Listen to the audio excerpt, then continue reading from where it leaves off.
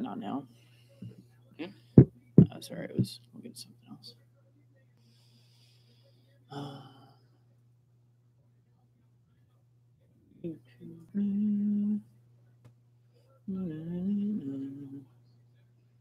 channel.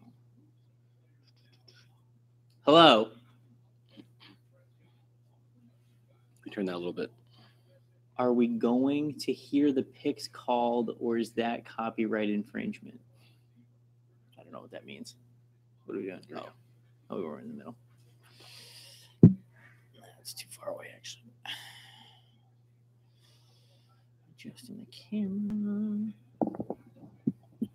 Gentleman, one of the two.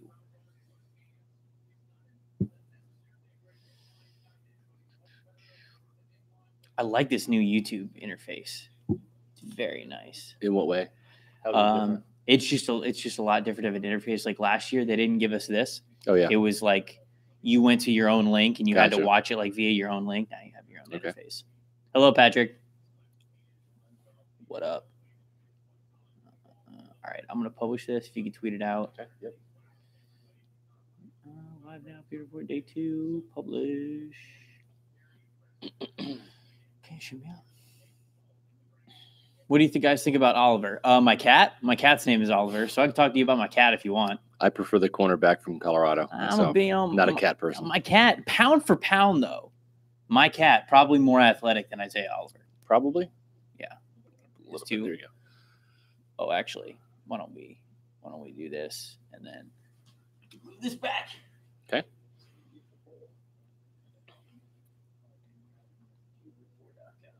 There we go.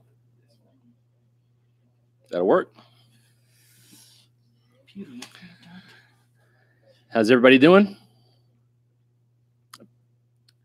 Do we get a running back at the first pick? Boy, guys, just getting right to it. Yeah. Just getting right down to business. Yeah. I like it. Would not be surprised if that's the case.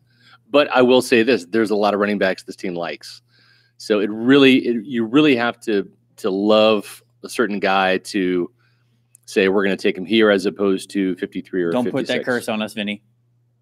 Guy's going right before Tampa Bay. Don't you put that curse on us. Daniel Jeremiah just said on NFL Network for everybody who was not watching.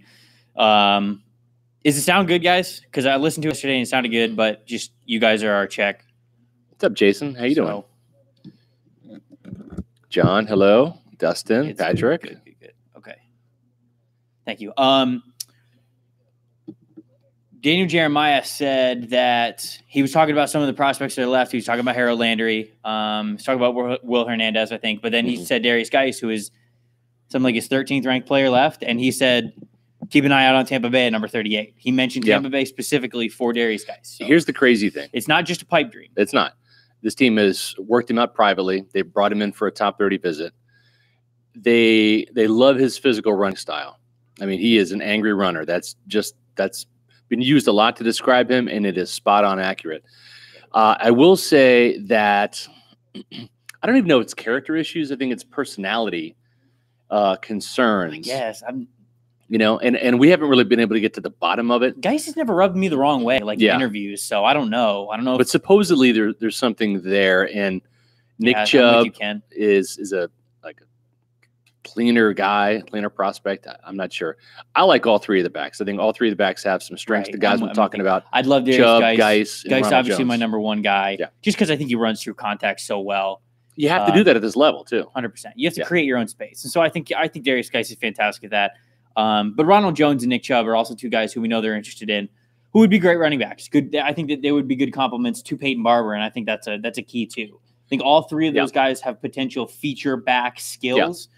But also, they're good compliments to Peyton Barber because we know Peyton Barber's still going to be involved in the north-south, Mack truck of a running back. You don't want to draft the same guy. So talk about Kerryon Johnson. Sorry, how do you feel about him? I don't love him. I don't love him either. And I think really, and not just with Tampa Bay, who needs a running back. I think Kerryon Johnson has been the ignored running back in this entire draft. This guy has got very little buzz going about him. I mean, he's a big dude. I think he moves kind of well. He's slippery. He reminds me of like a poor man's Le'Veon Bell. He's a slippery runner. He will sidestep. He's got some good acceleration. He's got some tackle breaking ability. I think he's good. I don't think he's great. Auburn's offense with him, I think, is kind of weird how they run things, certainly from shotgun, and then they do a lot of split zone concepts. And Wildcat too. And Wildcat. And so like sometimes you'll see Kerryon Johnson set up in normal situations, and the vision will just be like he'll like dance right around the line of scrimmage, and that's obviously something you can't do. That's something I didn't really like with Saquon Barkley. I thought he did it too much. So I was not a big fan of Kerryon Johnson. I'd rather have like John Kelly from Tennessee. Obviously, that's not a John Kelly fan. That's later. Well, you're wrong. I'm not a John Kelly fan. How are you not a John Kelly? I feel like you would be a John Kelly fan. I love what he does, 8 to 10 yards. The guy does not break long runs. Okay, but what he doesn't. So all right. And so and Peyton Barber doesn't either. Peyton Barber? Yeah, I want a guy to really complement Peyton Barber is a guy that has some speed, some bursts, some acceleration that can rip off some explosive plays, 20, 40-yard runs. Somebody brought up Royce Freeman. I don't mind Royce Freeman. A lot of miles on those tires. A ton of miles. But to counter that, a lot of really good production too. Certainly knows how to run the ball, knows what he's doing. I think Royce Freeman has good vision. The thing with Royce Freeman, though, is I thought when I watched him, I was going to see a much more fluid back for a guy that's more of a compact size, and just didn't see it. He seemed kind of stiff, doing like agility thing. He's a fine running back. But I wouldn't pick him in the second round. Probably wouldn't pick Freeman in the third round either, just because anytime you're limited like laterally athletically, being able to like cut quick, move quick, change direction, something like that, that's big in the NFL. Royce Freeman doesn't have a ton of that. So Rojo is amazing, but I don't think he's a great fit for us. I would say that in terms of fit, the big three, so we're talking about Ronald Jones, Nick Chubb, Darius Geis, I'd say that Ronald Jones is 3 in terms of fit. I think Geis would be 1, Chubb would be 2. Agreed. And then Jones would be 3. Jones not that he's not talented. Yeah, but I've tweeted out this a couple minutes ago. Ronald Jones has got his fans in the building. I'll say that he reminds dude in this building of Jamal Charles. Right. If you're going to compliment somebody with Peyton Barber, I get it. But when you compliment running backs, you've still got to make sure they know how to run behind the same system. Mm-hmm. Like you can't just block for power against one guy and then try to have your running backs block for zone or gap. And like, not that the linemen aren't going to know how to do it. They do, but continuity is a thing. Having your bread and butter is a thing. Mm-hmm. You know what I'm saying? Like being able to, hey, 3rd and 2, the offensive line, we're going to give them exactly what they want. We're going to let them block power and we're going to put a power back in. And sometimes you don't always have that luxury. You don't want to get too diverse because you have to think about all those things when you're talking about a running back by committee. So that's my thing there. Somebody said something about Walton. We had Walton as the best bet, did we not? Yes. Well, no, we actually had Mark Walton in the mock. Okay, so he was in the mock draft. We have Nyheim Hines and Chase Edmonds. Walton. And there's another guy right there. Jonathan Brown says, take Martez Carter in the 6th. I love Martez Carter. Big Martez Carter guy? I am. Okay. I am. He reminds me a little bit of Tarek Cohen. I think he's not as good, not as fast, but I think he's more physical. His contact balance is incredible. So he is a pinball. I've heard, and the guy can return kicks too, which this team desperately needs. I've heard Harrison, Ronnie Harrison from Alabama. A lot of Bucs fans are kind of talking about him. Mm-hmm. I don't think Ronnie Harrison is a legitimate option for this team, just because what we've heard, we've asked once or twice about Ronnie Harrison before, and it just doesn't seem like they're that big on him. Obviously, when you get lower in the draft, you can look at a guy for talent. I think they interviewed Harrison at the Combine. I believe that we kind of confirmed that they did that. And so when we kind of asked him about Harrison, like, hey, you guys met with Harrison at the Combine, it didn't seem as thrilled as other prospects that they've met with, I guess is all I'll say. Not that they don't like the guy. And, anytime something like this happens, I don't mean for it to – and it's the same thing with Harold Landry too. Yeah. Didn't really interview him.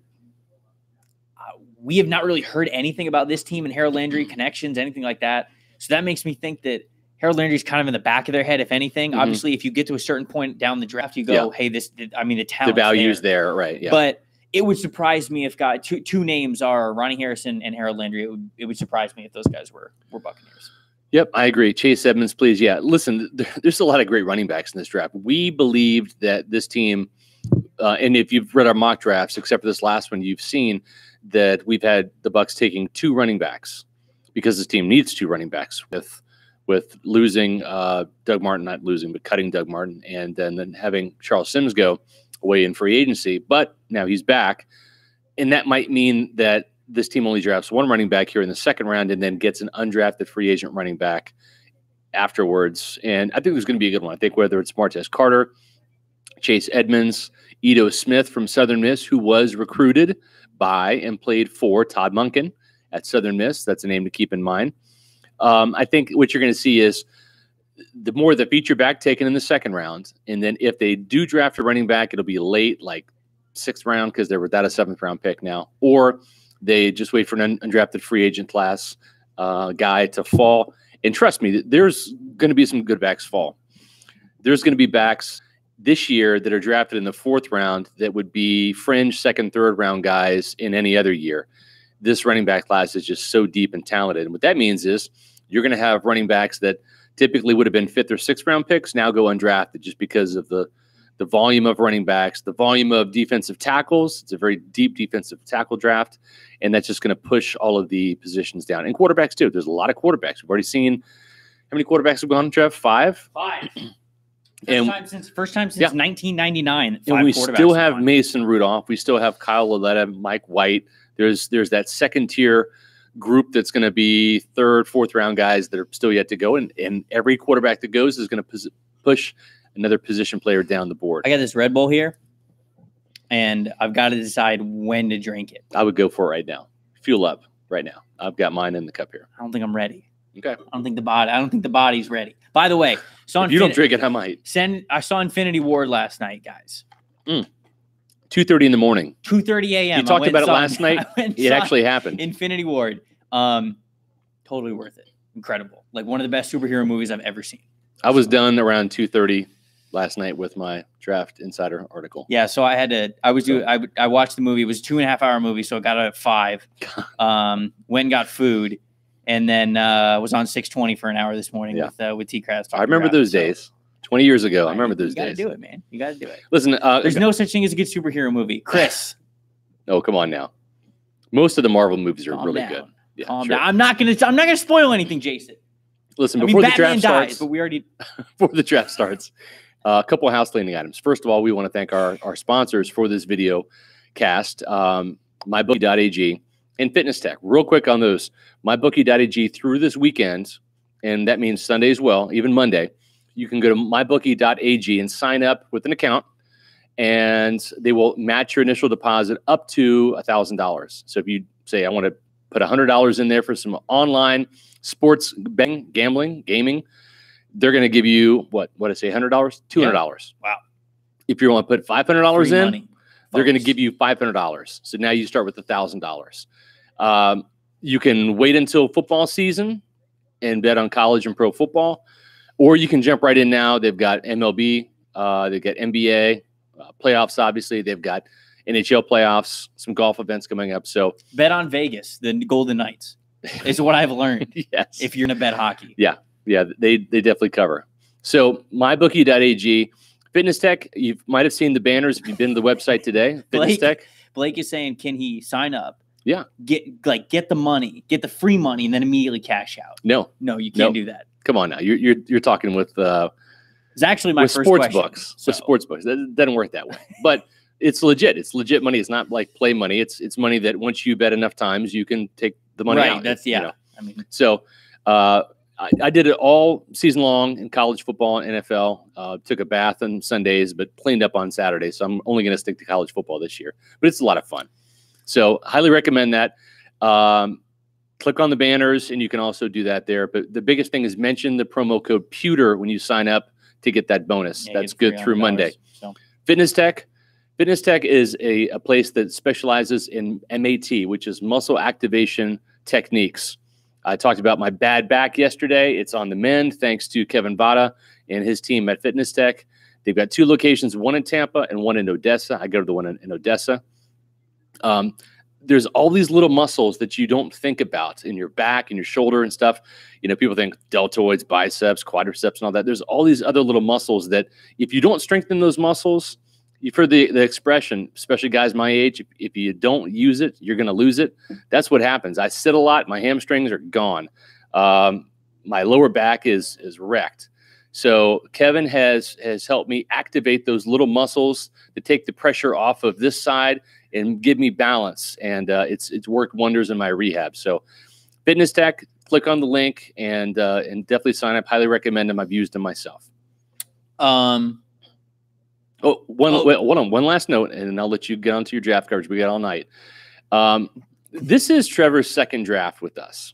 We hired him, and his very first game was the last game of the 2016 season. Yep. Which was the Bucs-Panthers game. They won 17-16. Yep. And then he went right into draft talk coverage. East-West Shrine, Senior Bowl, Combine, and all that. This is his second go-around, his second draft. When I told this guy, you're going to be a Pewter reporter, you're going to join our team, and speaking of superheroes, this is why I'm thinking about this. One of the things I told him was, listen, I've been doing this a long time, 20 plus years. I'm not looking for a sidekick. I'm looking for a fellow superhero. I'm looking for the Avenger, the X-Men, the Justice League, whatever you want to call it. That's what we're trying to build here. And right from day one, he's taken that attitude. His draft coverage has been top-notch and paralleled. And in short order, his cover 3 columns, which I know you guys are probably big fans of, the numbers that he's producing with these things, and he works hard at it. And just want to say I'm absolutely proud of this guy. He's not a sidekick. Appreciate he is a superhero doing a super job, and just really excited about, not just the draft stuff that we're doing this weekend, but it's going to be year 2 for this guy in football season as well. So really excited to have him aboard, and you guys have been great in terms of welcoming him and making him feel right at home in Pewter Report's realm, and he is definitely carrying his weight. No, I appreciate it. As long as I get to be Thor, that's my only request. I'm trying my best. You have the hair, the Nordic-looking hair, no doubt. No, about I appreciate it. Yeah. I appreciate it from you, and then obviously everybody else, all you guys in the chat, everybody who reads my cover 3s is in the comments when I write it, stuff like that, and even everybody that we interact with on Twitter, whatever. Y'all make this so much fun for me, for us, for everything. So I mean, the Draftcast, the cover 3s, the articles, whatever it is. Y'all seriously make this job so much fun. And I know we don't see eye to eye on all kinds of stuff, but I mean, that's kind of the beauty of sports, right? I mean, that's why we're here. We're here to watch and have opinions and talk about it and all that kinds of stuff. And so, yeah. I just want to let people know that this is the future of pewterreport.com. Easy. For real. No, really. Nobody die on me. All right. I'm only going to do this for about 23 more years. They need to know where the polos are. Because they're saying, where did they get one of these fresh polos? Yeah. We can make that happen. That's what, come on. Yeah, we can make that happen. The people want the merch. You know? Yeah. Somebody said when I was talking about Red Bull, he's like, just throw some vodka in there, and you got a good drink. And that's day 3. Who's to say that I'm not pulling a veteran move right here? That's day 3 for me. Yeah. So that's not. We'll get there. Day 3's got to have its own entertainment. It is Friday night though, Trevor. I'm just saying. It's true. It is. It's going to get light night. How much value does Trevor have since he's still in his rookie contract? Yeah, a lot of value. Yeah. Hey, there is a salary cap to everything. Oh yeah, young Almond. We're gonna get Riley on at some point. We need to get tomorrow. Him on. Yeah, we'll do him tomorrow. And Rick Stroud from the Tampa Bay Times will be joining us too. Oh, really? Cool. Yeah, talked to Rick today. He's going to come aboard. Wow. And all right. Listen, if you haven't listened to Rick's daily podcast that he does every morning for the Tampa Bay Times website, very, very well worth your time. Rick's a very insightful guy. He's been doing this as long as I had, maybe even a year or 2 longer. Knows the Bucs, well versed on the Rays and Lightning too. So definitely check out his podcast and follow Rick on Twitter.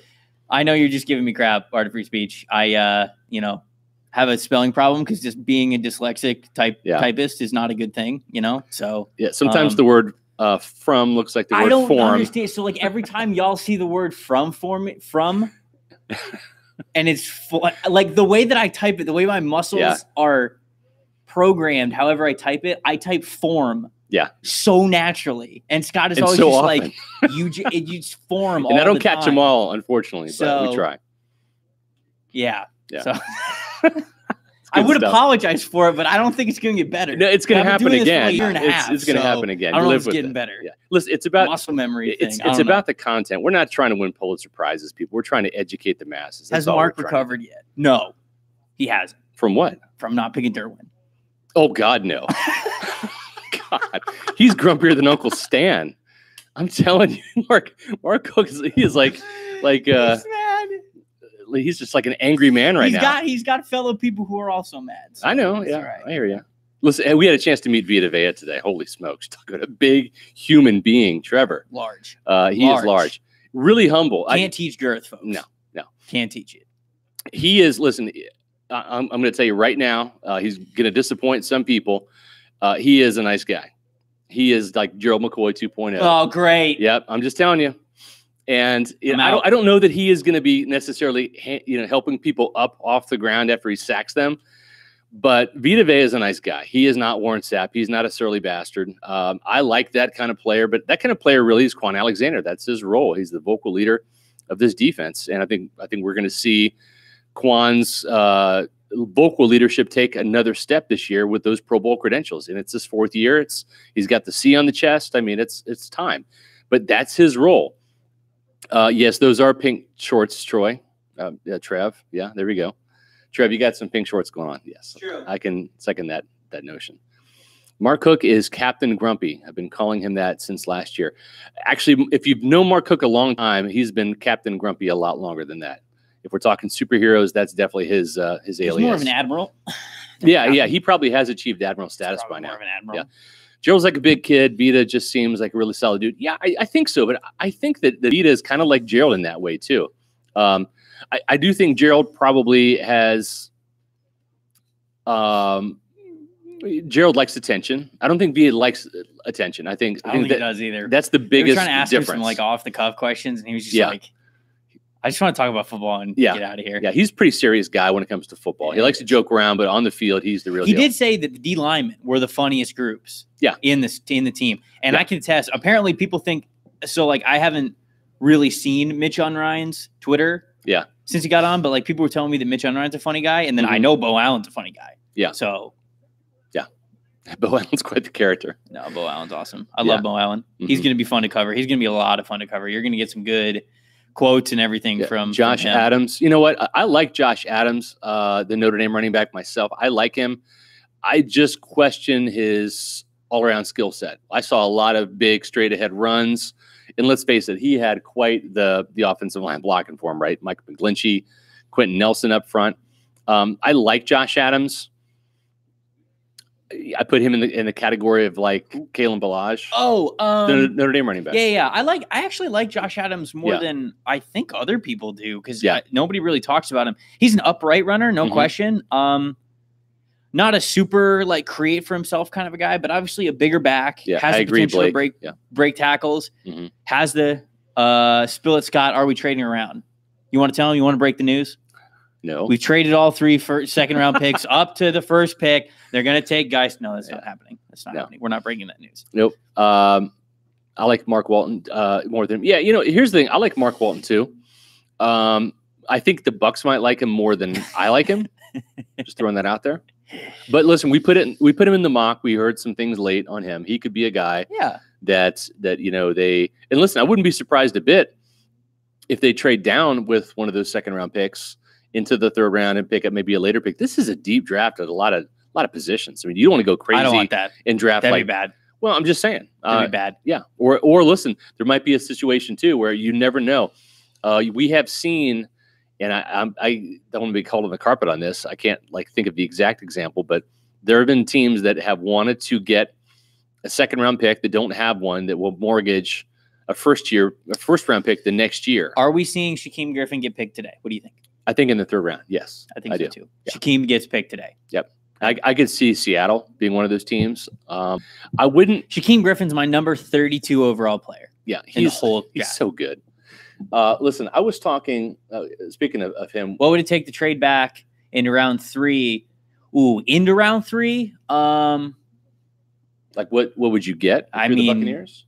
I mean, you would have to trade 98, which is the very start of the 4th round. And probably both 6th round picks, and you could jump back up into the 3rd and probably get Shaquem Griffin if he's still there. So that means that you could pick 1st round 3 times in the 2nd, 1 time in the 3rd, and call it a day. 1 time in the 5th. That's it. The 5th round. Yeah, and then that would be. That's a good draft. That's a great draft. That's a great draft. It really is in terms of value. Vinny, you should email that to Jason Light right now. See if he'll answer it.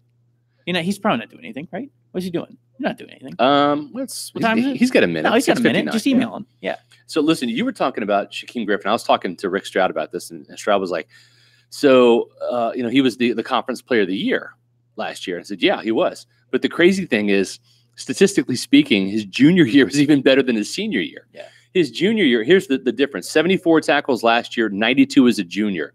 13.5 tackles for loss, 20 as a junior. 7 sacks last year as a senior, as the Golden Knights went under. I shouldn't say Golden Knights, sorry. That's old reference. The Vegas Golden Knights. The UCF Knights went undefeated. 7 sacks. Did they get mad? I think so. When you call them the Golden Knights? Yeah, I think some of them do. I mean, the word golden's fine. Yeah, well, I know. It's like Devil Rays. 7 sacks last year, 11.5 as a junior. He had a pick in each one of those years.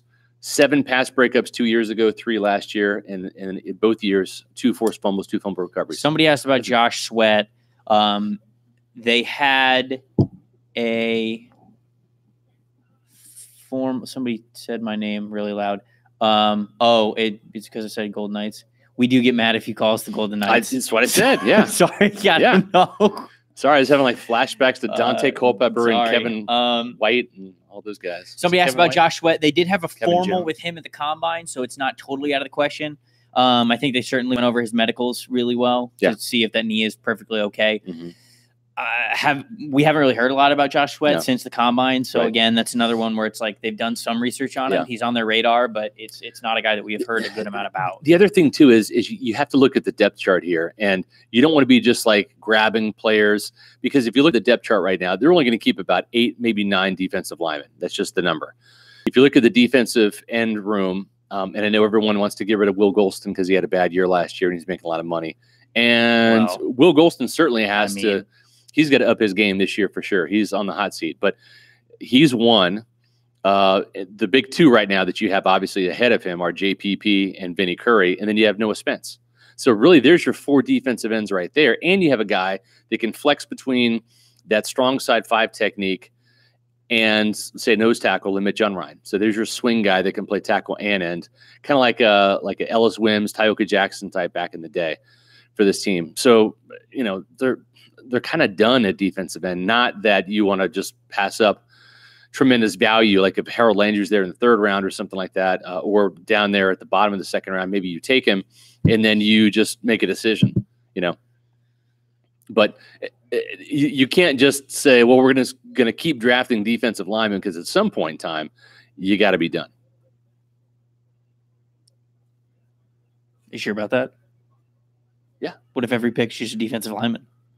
Tom Coughlin would can never have too much pass rush. Tom Coughlin would approve. Tom Coughlin would approve.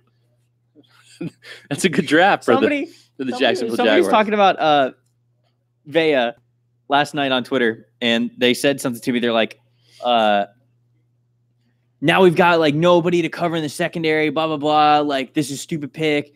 We still don't have corners. And I was going to take the mock draftable thing. And like the spider graphs that you guys see from like the combine results that we sometimes post in those cover 3s, you can put those, you could change the position and see the percentile from like different positions. And I'm going to take Vita Vea and I'm going to put him against corner. I'm going to say, well, you finally got your big corner. Hope you guys are happy now. Still a giant 6 foot, 350 pound corner. Yeah. Who would feel the need more than another defensive tackle? And angry Mark Cook has entered the room, folks, right here, live and in person. One of the first questions we had from multiple people was, how angry is Mark Cook? Is Mark Cook still angry today? Is Mark Cook a grumpy old man? Read my Twitter. You'll know how angry I am. I'm not angry. What's Twitter? Yeah. Y'all ever heard of it? Yeah. Salty Cook. Right. Somebody called you like Captain Grumpy, but I said you're more of an admiral at this point. Yeah. 5-star General Grumpy. General Grumpy. Man, look at Shaquem. He looks like a wise man from the like biblical times. Yeah. Doesn't he? Yeah. Riding in on a horse or a camel or a donkey or something. Yeah. Yeah, he's a great guy. Yeah, again, if you weren't listening last night, we had a chance to meet him at the Senior Bowl, at the podium and then also off the field. Just a genuine guy. And he wants to be a Buccaneer. Once I was talking to him after one of the practices, and I introduced myself, said I covered the Bucs for the pewterreport.com, and he's like, oh yeah, he's like Tampa. He's like, I want to stay in Florida, man. He's like, I want my mom's home cooking, and I'd love to be a Buccaneer. Hell yeah. Who was that, Derwin James? No, that was Shaquem Griffin. Jerwin? Yeah. Derwin James. What if they draft Jerwin Dames today? All right, here's some real inside All right, scoop Roger's for coming you. out. We're back. Here's some real inside scoop for you. Mark Cook has got a sense of seminal entitlement. In 2015, his wet dreams, or I should say his dreams, came true when they drafted Jameis Winston with the first overall pick. Okay. Ever since then, he has expected, wanted, demanded, felt entitled to receive a Seminole in the first round every year. Am I jonesing for Wildcats like that? I'm just saying. Out of the chair. That is ridiculously This false. just That is it's bunch some of rumors bullspit. that have been going Look. around one Buccaneer place. That's all I'm saying. Look, It's not just from me. I've heard it elsewhere. That's all I'm saying. and in 2016, who did I say the Buccaneers should draft with the number 9 pick that they ended up taking at number 11? You believe that the team was going to draft Vernon Hargreaves, Bingo. but Who also almost had a coronary when they drafted a kicker out of Florida State. well, I think you're just objecting to the kicker No. principle No. at round 2. It was Roberto Aguayo. You don't. Well, yes, you don't draft a kicker in the second Yeah, I round agree, ever Robert for any Jones. reason. There's no Kansas State player worth taking high at all. That helps. Yeah. That helps. No. Look, I don't. Atlas wants to know if you're getting paid endorsements for FSU. No. Guys, He's wearing his was that Hurley Rip curl. Rip curl? Look, Sorry, this is You're- what I'm he's getting wearing paid a, on Rip curl. Please Yeah. send me some free hats. he's getting paid Rip curl money, not Florida State money. Notice he doesn't have the Florida State hat on tonight. He only had that Trevor. on for Derwin James. Trevor, hand me my hat. Does that make you feel better? And with the 12th pick in the draft, the Buccaneers select Derwin Veda. All right. So how about Josh Sweat? What if he gets drafted in the second round? No. Nope. No. You don't want him here in No, Tampa? I don't want any more defensive linemen on this team ever. You just don't want to be disappointed. Look, I have not Right, Trevor? written one word about Josh Sweat, about Trey Marshall, about Matthew Thomas, about Tavares McFadden. Buccaneer Bruce wants to no. know, hey, Cook, did your son get his grades straightened out? Obviously, a Peter Nation podcast listener. Appreciate that. Yeah, he's doing better. He's doing better. He's eligible. They started spring football this week, and he told me today, he called me. He said he got in a scruffle. No, a scraffle. That's what he kept calling A it. Scrabble. I go, what, did you win a raffle in a scuffle? Right. Or did you play Scrabble Yeah. On the that you football won in field. a raffle? Right. But anyway, I was proud of him. You know, he's going from kicker to linebacker as a senior, not an easy thing to do. So he's having to earn the respect of the players. Yeah. And he caught a crackback as a linebacker, and he jumped up and got in the guy's face. Of course, he did the cardinal rule, which I told him you never do. Now I told him Admiral this. Grumpy. You don't punch a guy with his helmet on because your hand will hurt. Yeah. Wait till they take their helmet off before you punch him. Yeah. It's like, driving a smart car and getting in a wreck with a semi. You're Yeah. never going to win that. Not a good idea. Never going to win that Not battle. a good idea. But you know what? The coaches actually told him after practice they were proud of him. Hey, don't let those big guys pick on you. And You they were gotta impressed stand he up didn't to break them. his wrist or his hand. That's So, well, yeah. he did actually. Oh, he did? Okay. No, I'm kidding. He did. He didn't. Now, my son was a lot more angry about the lack of a Jerwin Dames pick last night. Yeah. Literally said, I hope they lose every game. Right. I can't stand this team.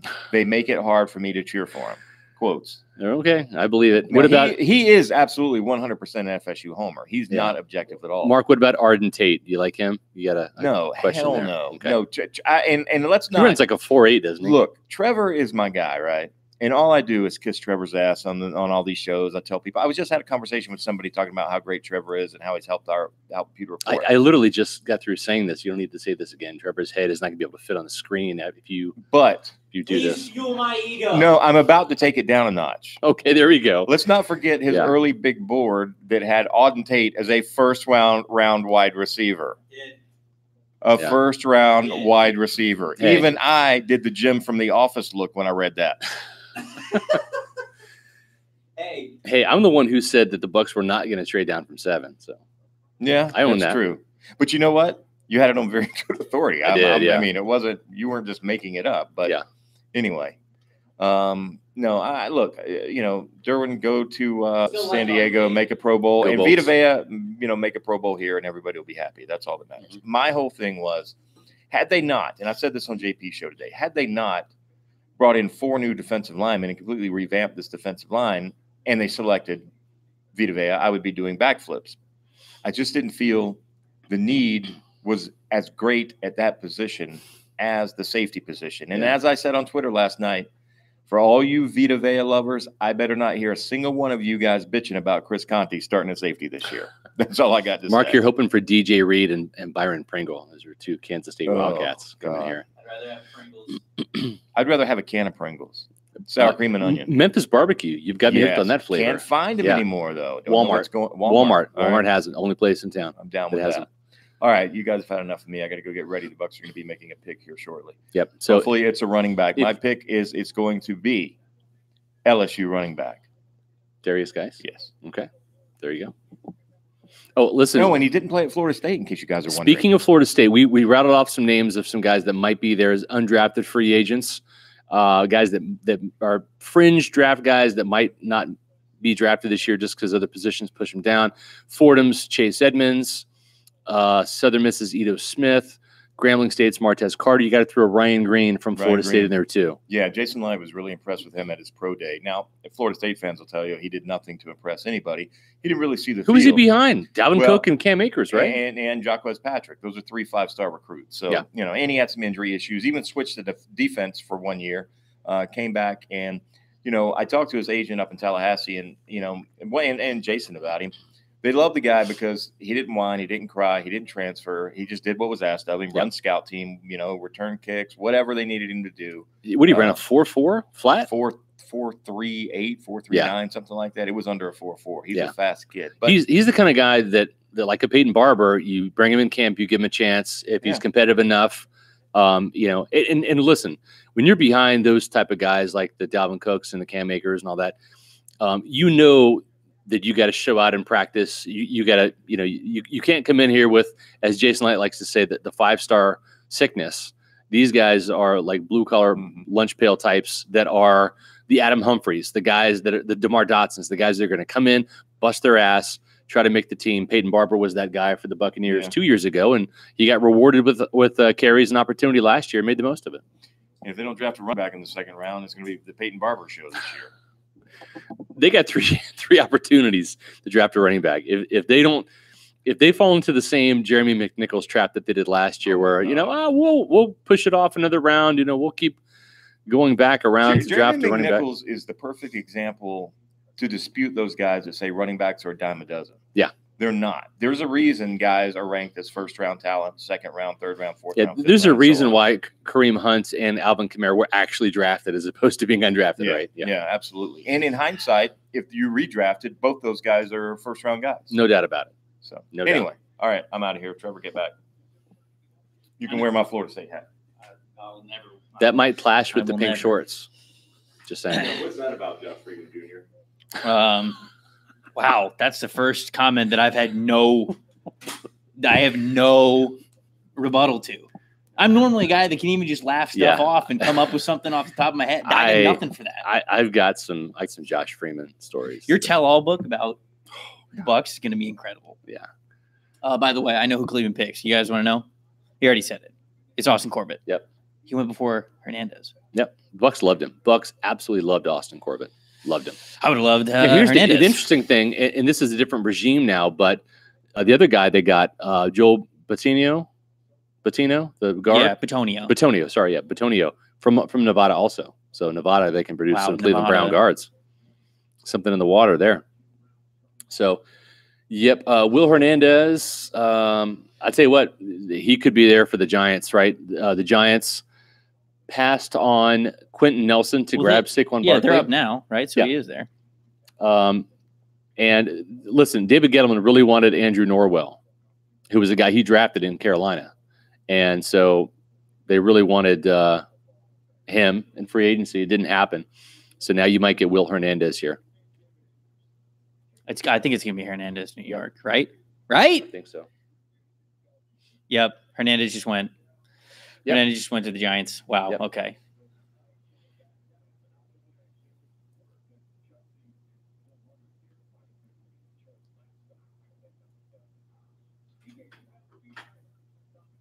What? Oh. So Two guards. Hernandez and Corbett just went. So those were actually the two guards that I would have hoped would be available for the Buccaneers to take if they were to take a guard. Yeah. Yeah. And Wyatt Teller from Virginia Tech is a guy probably on day 3 tomorrow that could be an option for this team. Alex Kappa is also a guy that I don't know where Kappa or Teller are going to go. I don't know if they're going to go in round I've 3 seen him or 3 to 5. Right. I don't really. Yeah. I'm not really sure because there's always those like offensive linemen who it's like they're lumped into an area and they're kind of like ranked, but then there's always those guys who are under them where they go, yeah, but I really like this guy on the upside. Yeah. So then why don't you pick him up here? Mhm. And then eventually like some team goes, oh, okay. Yeah. So then we hear all the time, hey, Teller's a 4th round pick, Mhm. Kappa's a 4th round pick, a 5th Right. round pick. Yep. And then all of a sudden the 3rd round rolls around and they go, boom. wait, Yeah. we actually like this guy better. So Yeah. we're going to take him. Yeah. So those are two guys where I could see. Yeah, so like those are guys who Braden Smith. I think Braden Smith would be at this point with no Hernandez Mhm. and no Corbett. He's a guy who you could think about a guard. Yeah. I like Corbett though. Corbett's really good. A lot of people. Connor really like Williams Corbett. still on the board. You know, is there value? Yeah, what Is there value yeah, in a tackle now in the 100 second round? 100% because Connor Williams is a really good offensive lineman. DeMar Dotson's not going to play forever. Tackle, but Williams is built more like a guard. Yeah. So you can actually put Connor Williams at guard. Yep. And then have him as a possible, we're going to put him at a tackle Yeah. eventually. So Or- actually, Connor Williams might be a really, really good pick for the Buccaneers in a couple of picks. I don't think it happens because we Yeah. didn't. Have we heard anything about? We've heard nothing about it. So, But it doesn't mean that it's not going to happen if there's value there. The interesting thing is this. The Buccaneers were all positioned to have Caleb Benenoch move to guard permanently and compete with J.R. Sweezy to play opposite Ali Marpet and next to DeMar Dotson and Ryan Jensen. Now, with DeMar Dotson's injury, that kind of shuffles the deck a little bit. It forces Caleb Benenoch to go outside to tackle for the offseason, which might stunt or slow his development at guard. If you draft a Connor Williams, put him at right tackle, Trevor, then you're in a situation where Caleb Benenoch is in there a guard, and then you don't have to draft a guard. You can just say, we got our offensive line set. We have, Benenoch and Sweezy battling at guard. You got Connor Williams, who can be your swing tackle with Leonard Wester. He can play left tackle for Donovan Smith. He can play right tackle for DeMar Dotson. I know the pick after the Giants. Should I say it? You want me to say it? Do you want me to say it, guys? I know the pick for Cleveland. It's not Geis. Let me see. Wow. Not surprised. It's Nick Chubb. Nick Chubb went before Darius Geis. Oh, man, Nick Chubb was so close.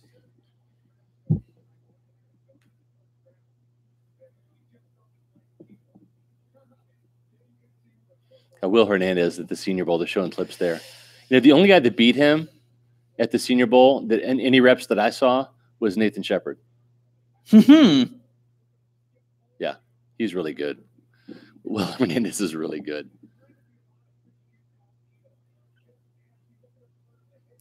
All right. I'm getting scared. Yeah, every time one of these guys comes off the board, it's a name that's been a potential for the Bucs. All 3 of those dudes were potential Bucs picks. So we're not having a lot of luck, I guess, if you want to call it that. Indy's got 2 picks back to back now, but might trade one of them to Atlanta. I read that. I'm not sure if that was actually happened, but Indy now has 2 picks back to back before Tampa Bay. So they already took Quentin Nelson from the Bucs once. Yep. Are they gonna do it again? They need a running back. I don't think that the USF kid Marlon Mack, yeah, I don't think he can carry the load. Yeah.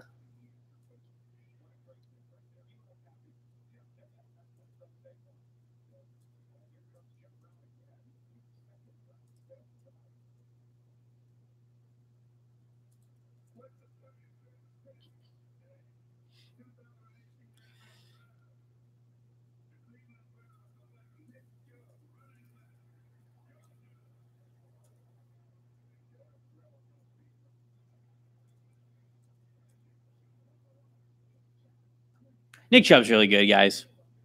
He's really good.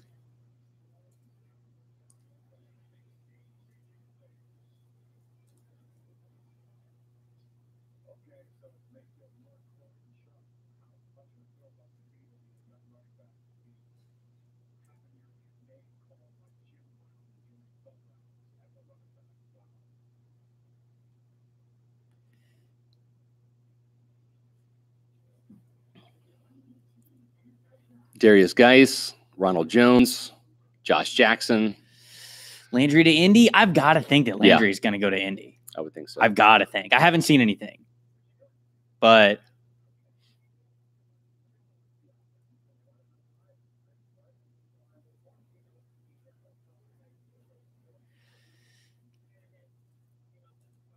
can you all do spoiler alert before you announce the pick? Sure, we will. But everybody on the chat kind of says it too at the same time. So I can't. Atlas, I can't, because like people in the chat are going to say it. So I will. I don't know.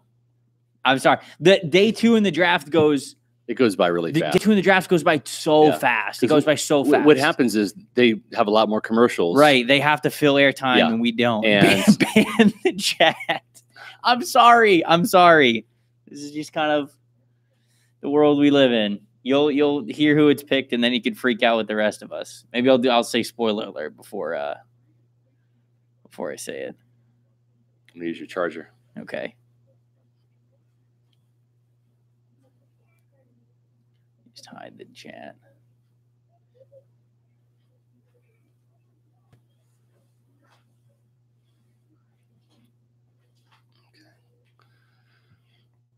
We having fun? This is exciting, right? I think people are more nervous than having fun at this point. I love day 2. Day 2 is always crazy. My favorite because. Are you guys doing this from $1? Yes, we are. Yeah, we're live at $1. The interview room is right over there. What? Wow. What? Wow. Wow. What? Dang. All right, the Colts picked. You're not going to guess it. You're not going to guess it. I love this guy. I really do. It's not Darius Geis. That's all I'll say. I had him in a. Is it Pinheiro? Yeah. I had him in day 3 in one of the mock drafts. He was at the Senior Bowl. Yep.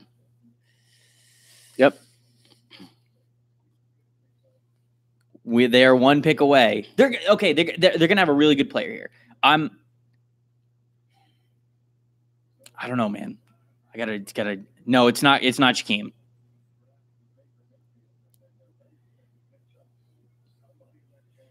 Man, they're gonna have their options here. They're gonna have their options.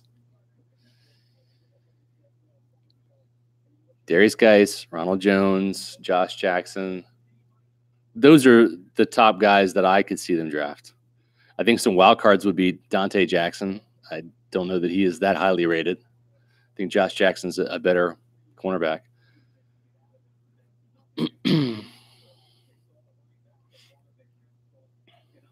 Really want Geis. Got to go cornerback. Jackson over Geis.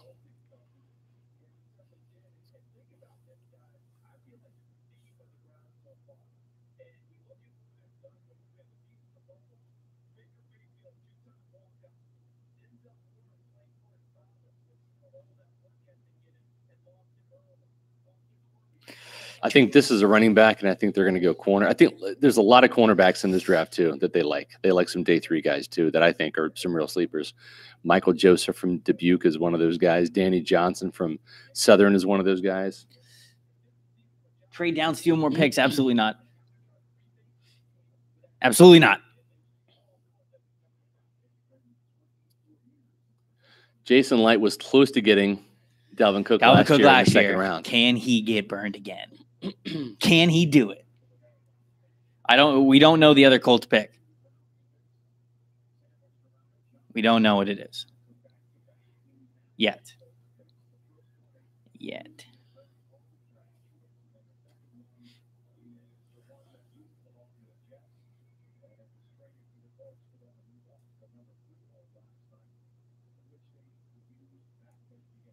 I like Leonard a lot, but I don't know about him as a second round pick.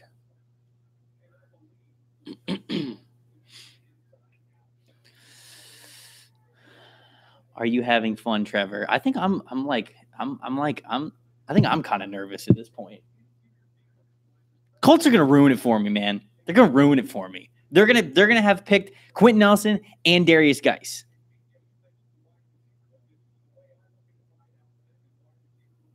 They're gonna ruin it for me. Braden Smith to the Colts, Ronald Jones to the Buccaneers. Wow, really? Yep. There it is. There's a reason why we had a picture of him in that insider today. There's a reason why we had that video of him, because we knew that. Who did the Colts pick with their pick? Braden Smith. Wow. Now, remember what we said? Remember what we said before? They picked you. Oh, they picked Rojo over Geis. Oh, man. Listen, I'm just saying. I like Rojo. Rashad Penny got picked ahead of Geis. Nick Chubb got picked ahead of Geis. Ronald Jones got picked ahead of Geis. Is there something with Darius Geis? I mean, there has to be now. I like Rojo. Rojo's good. Rojo's going to be good. And Rojo is also a really good compliment. We talked about this before the show. Yep. Rojo is a really good compliment to Peyton Barber. Yep.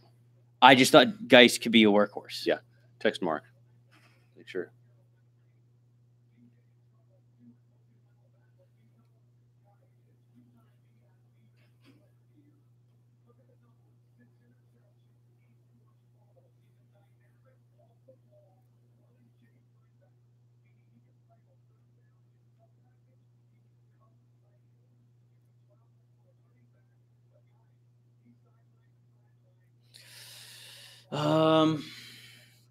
Character matters.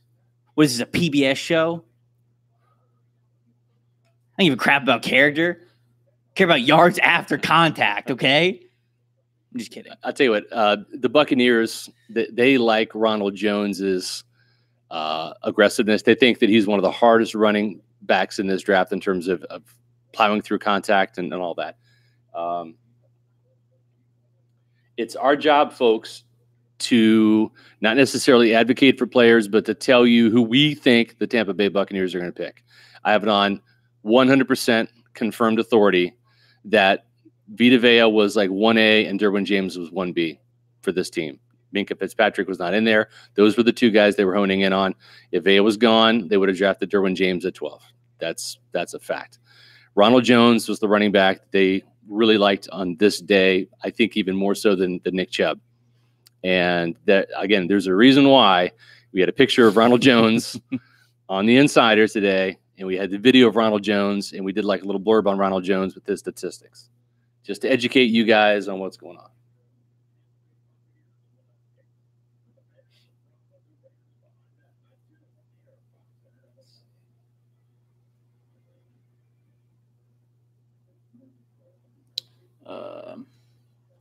Why can't I find this now? Are you doing it? No, Mark is doing it. I'm trying to find my folder for pictures. Where did they go? There we go. Yeah, no, Ronald Jones is, I mean, he was way better. He was way faster than his combine. Jason Light likes West Coast dudes. Yeah. Right? Like, well, it's two Pac-12 guys back to back. Right? Like we can. No, I mean he picked Vita Vea. No, he picked all like East Coast dudes last year. Yeah. And two Pac-12 dudes. I don't know. I love Rojo. Rojo's gonna be a lot of fun. He's gonna be a good compliment, I think. Rojo took a giant step up this year from where he was the year before. And boy, this year, when I watched his tape this year, I saw a back who, now this doesn't always happen. Normally, like how athletic you are in high school, like, oh, I see it. Yep. Yeah. RIP. Normally, like how athletic you are in high school, like you can get stronger to an extent. Like when you go to college, obviously you have a better strength and conditioning coach. You can get more out of your athleticism. But a lot of times the path of athleticism that you're on in high school will tell you kind of what your ceiling is, like if you're near it. Ronald Jones was 2 years into his college career, not this year, but the year before, and I was watching his tape, and he was good. He had speed, but 2017, he got so much faster. That rarely happens, and so you saw a true home run hitter with Ronald Jones. Heck, I think him and Saquon Barkley do a lot of the same crap, and I would take I would take Ronald Jones, I think, in the second round as a running back over spending the second overall pick on Saquon Barkley. So, yeah, I mean, if we're just talking about in terms of value and all of that, value. Did he put it up? He did. I'm gonna switch out the picture real quick, but hold on, let me just check the URL, Trevor. Just tweet it out immediately. You did? No, you, please, because it's the fastest way for me to grab it. Okay. What if they draft guys for their next pick? Hey, can never have too many running backs. You know what I'm saying?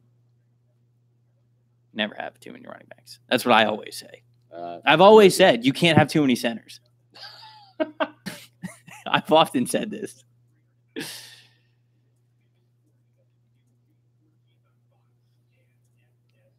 Something's got to be. What's up with Geis, man?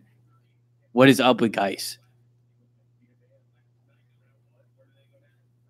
All right, it's up. Okay, did you tweet it out? Yep.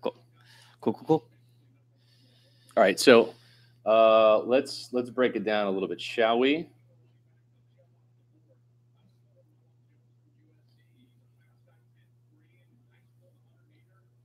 Joel Klatt, look at that, Mr.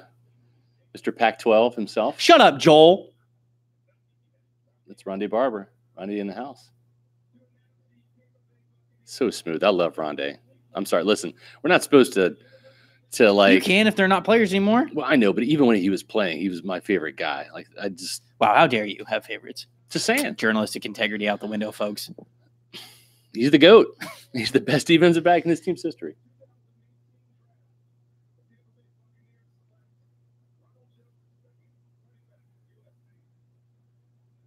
There you go.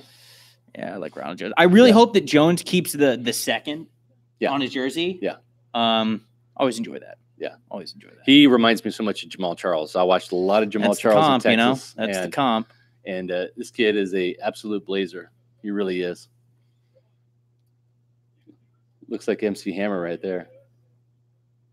Do you know who MC Hammer is? Yes. I'm not talking about the guy that does the commercials for Command Strips. Oh, my like gosh. Get out of here. 1990s Get out of here. Guy. So cool. He's going to be a good player. All right. So let's talk about Ronald Jones. The Trojan had 14 100-yard games, 13 explosive plays. That's 12 runs, 1 catch of 40 yards or more in college. I'll tell you what, I liked Rashad Penny a lot because he was a run to daylight kind of guy. Ronald Jones is the same type of run to daylight kind of player, but he is a tackle breaker. He will take on contact. He will be very aggressive and hard charging and all of that. 7 of those explosive plays traveled 60 yards or more. So he is legit game breaker.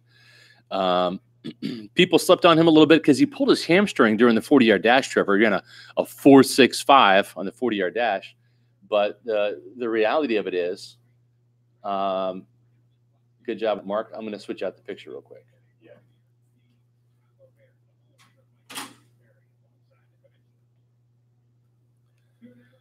So, and he can catch the ball too. He didn't have crazy receiving yards.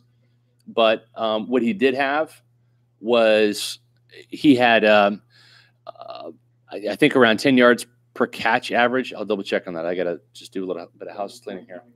He pulled his hamstring on his time. So his pro day was around 4.5.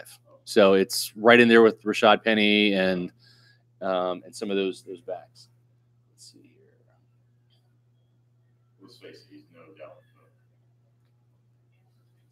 People hate you.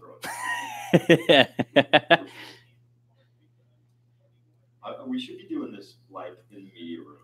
It is amazing. Why? Well, disparage anybody, but it's funny listening to him. Like, who's that guy? Yeah. What? I never heard of him. Read the story on PeterReport.com. Y'all can read the story on PeterReport.com if you would have, Not Ronald Jones, some of the guards that were taken the first two. Yeah.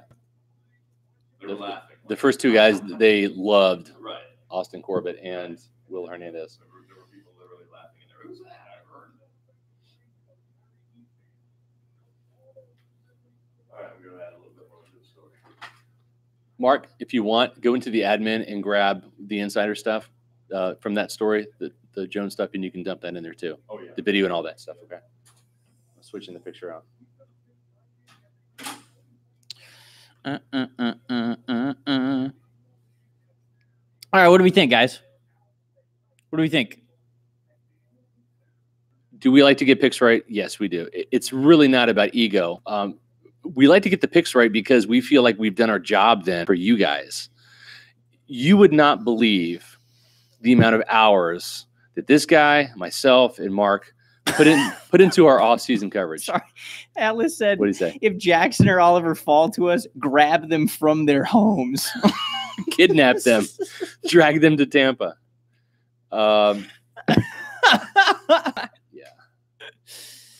No, seriously, we do so much work. Trevor and I, especially during college football season, we're covering the Buccaneers. He's pumping out cover threes. I'm doing Fab Fives. We're doing daily One Buccaneer grind. We do games on Sunday, obviously from the stadium.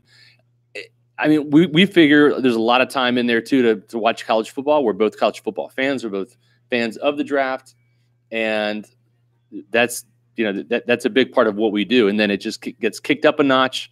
East-West Shrine, Senior Bowl, Scouting Combine, talking to sources. Oh my gosh, league sources, media people, team sources, you name it. We spend an inordinate amount of time, weekends, nights, working on our draft coverage, trying to get these right. Not for us, not to sit there and say, oh, look, we did this right. We do give ourselves credit because that helps credibility. And there's still Buccaneer fans that don't know about PeterReport.com, and they say, wow, these guys were kind of right on the money. They talked about Vita Vea an awful lot, had him in the first round of 2 mocks, and Ronald Jones was in the mix as well, and in that Insider article. Great. We want as many Buccaneer fans to enjoy our content as possible and to get educated, and that's what we try to do. To take what we know, pass it along to you guys. So you guys are the most informed Buccaneer fans in your home, at work, in the stadium, wherever, at the sports bars, hanging out with your buddies. Hey, Scott, you sure got that Bucks won't trade down right? Yeah, that's right. And I admitted I was wrong, and I'll have you do it again. Not 100%. My initials aren't JC, they're SR, so I'm not perfect. No doubt about it. You think Kappa can play guard? Yes, I do. I think in the Senior Bowl, Alex Kappa played left tackle, right tackle, and left guard. And actually, he played, I take that back, he played left tackle, left guard, and right guard. And I thought he was a much better guard. PR, the draft day, is one of my favorite things. You'll help us out with a lot of things you do. Really, thank you. Thank you, Garrett. Appreciate that very much. Listen, as the VP of the company, one thing I will say, if you want to tip us, if you want to say, attaboy, good job and stuff, the comments are great. We love them. We appreciate them. It fuels our fire. It makes us want to stay up later at night, get up earlier in the morning, bang these stories out for you, dig for content on the weekends, at nights, all that stuff. That's great. Do us a favor. We also work hard with our advertising partners. Click on the banner ads of our sponsors. Patron those businesses. The vast majority of PeterReport.com advertising partners are Buccaneer fans just like you, and they want your business. That's why they advertise on PeterReport.com. The more business you give them, the more support they give us. That allows us the resources to travel, to go to away games, to go to the Senior Bowl, the Combine, all these things, to hire people like Trevor Sikkema right here. So it all goes towards the bottom line and helps out. So if you want to show us the best thumbs up you can give us, click on the banners for our sponsors and give them your business, because they're going to appreciate it. We're going to appreciate it. And they're Buck fans just like you. So back in February, on February 16th, I was walking downtown Tampa, and there's a place, look at this. There's a place called Rojo's Tacos, and I tweeted at him. I said, hey, if you get drafted by the Bucks, we already got your spot. That's awesome. So if you guys want to go see that, it's the last thing that I tweeted. I just retweeted it. There's literally a place in downtown Tampa that already has the banner that says Rojo's Tacos, and I tweeted at him in February, said if you get drafted by Tampa, we already got the spot.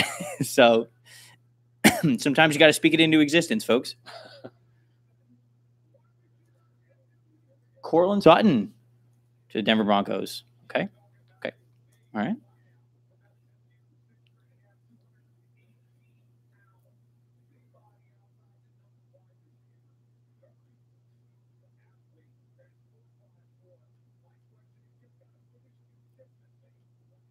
James Daniels went right before that. I missed that to the Bears. So the Bears have James Daniels and Roquan Smith. That's a great draft. Yep. Love it so far. Love the Bears draft so far.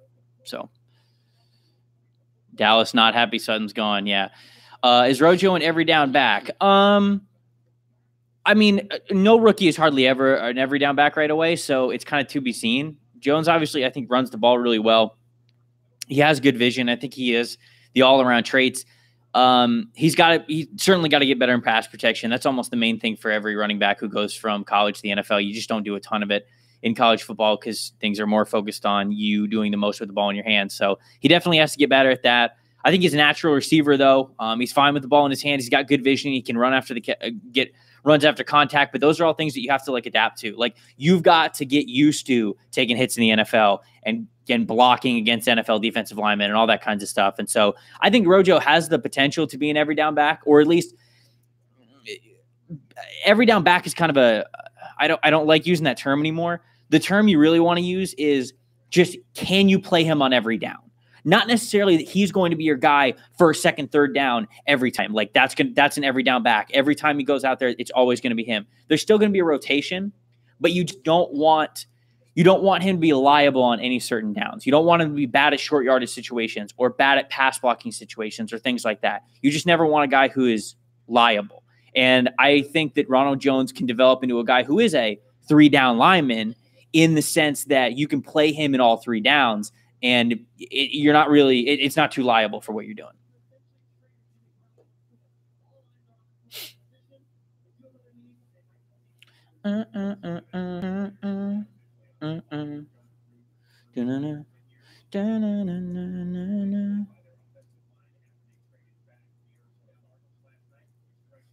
Okay.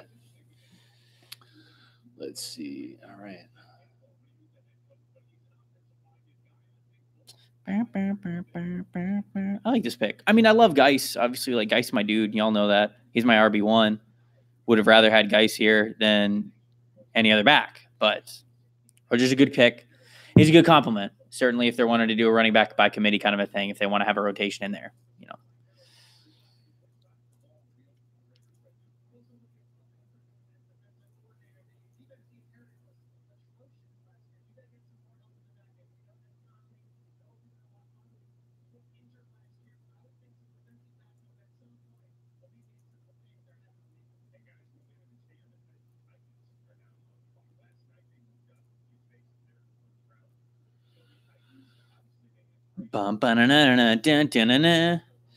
Who needs a CB between us and 53? Miami could use one. New England could probably use one. Who did Green Bay take yesterday? Jair. So no, they're not going to take one. Cincy doesn't really need one. Arizona doesn't really need one. The Chargers don't really need one. Indy sort of might need one. Dallas needs a safety. Detroit doesn't really need one. Philly kind of does need one. So there you go. There's a lot of teams that might.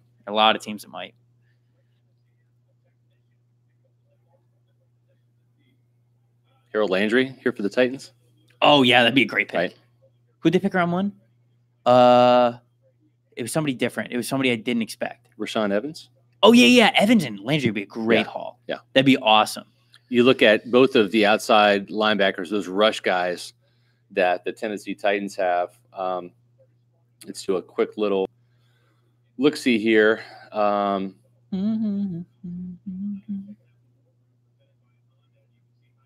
Derek Morgan, 29 years old. Brian Arakpo, 30 years old. Both those guys have had some miles on the tires. Yeah. And you want to get a younger guy in that mix that can really bring some juice, get after the quarterback on 3rd down. I think that's one of the things that was missing from them. They've got a really good inside guy in Wesley Woodyard, and now you have Rashaan Evans in there next to him. That linebacking core with Mike Vrabel is going to be pretty stout. Going to be great. Let's see who they got. Yep, Harold Landry, called it. John Robinson can draft, folks. I'm telling you, he can draft. I like what Tennessee's done over the last couple of years. I was a big fan of Kevin Byard when he was coming out, and he's been quite the pick for the Tennessee Titans in the secondary. I loved him as a safety.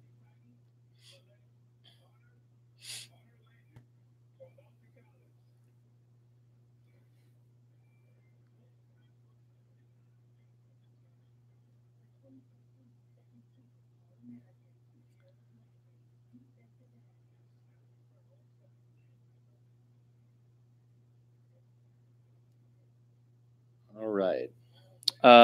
Who did Cleveland take at the top there? Corbett, Austin Corbett. Oh, yeah. New England's always a wild card. Philly could go Geis. Yep.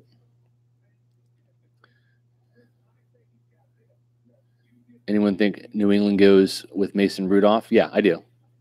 I thought they would go Mason Rudolph at the end of the first round, to be honest. I see some similarity between Mason Rudolph and Jimmy Garoppolo. That's where I get that from. If you go back to my mock draft when we did our mock, Mark, Trevor, and I. Did Vince Young just call him Honor Landry? Yeah, that was awful. It was terrible. Honor? He called him Honor Landry. Honor? Yeah. Like Connor. Harold. Harold is not a difficult name to say. Harold. Honor. Harold. Honored. I don't know. I think it was Honored. There might have been a D at the end of it, too. Honored Landry.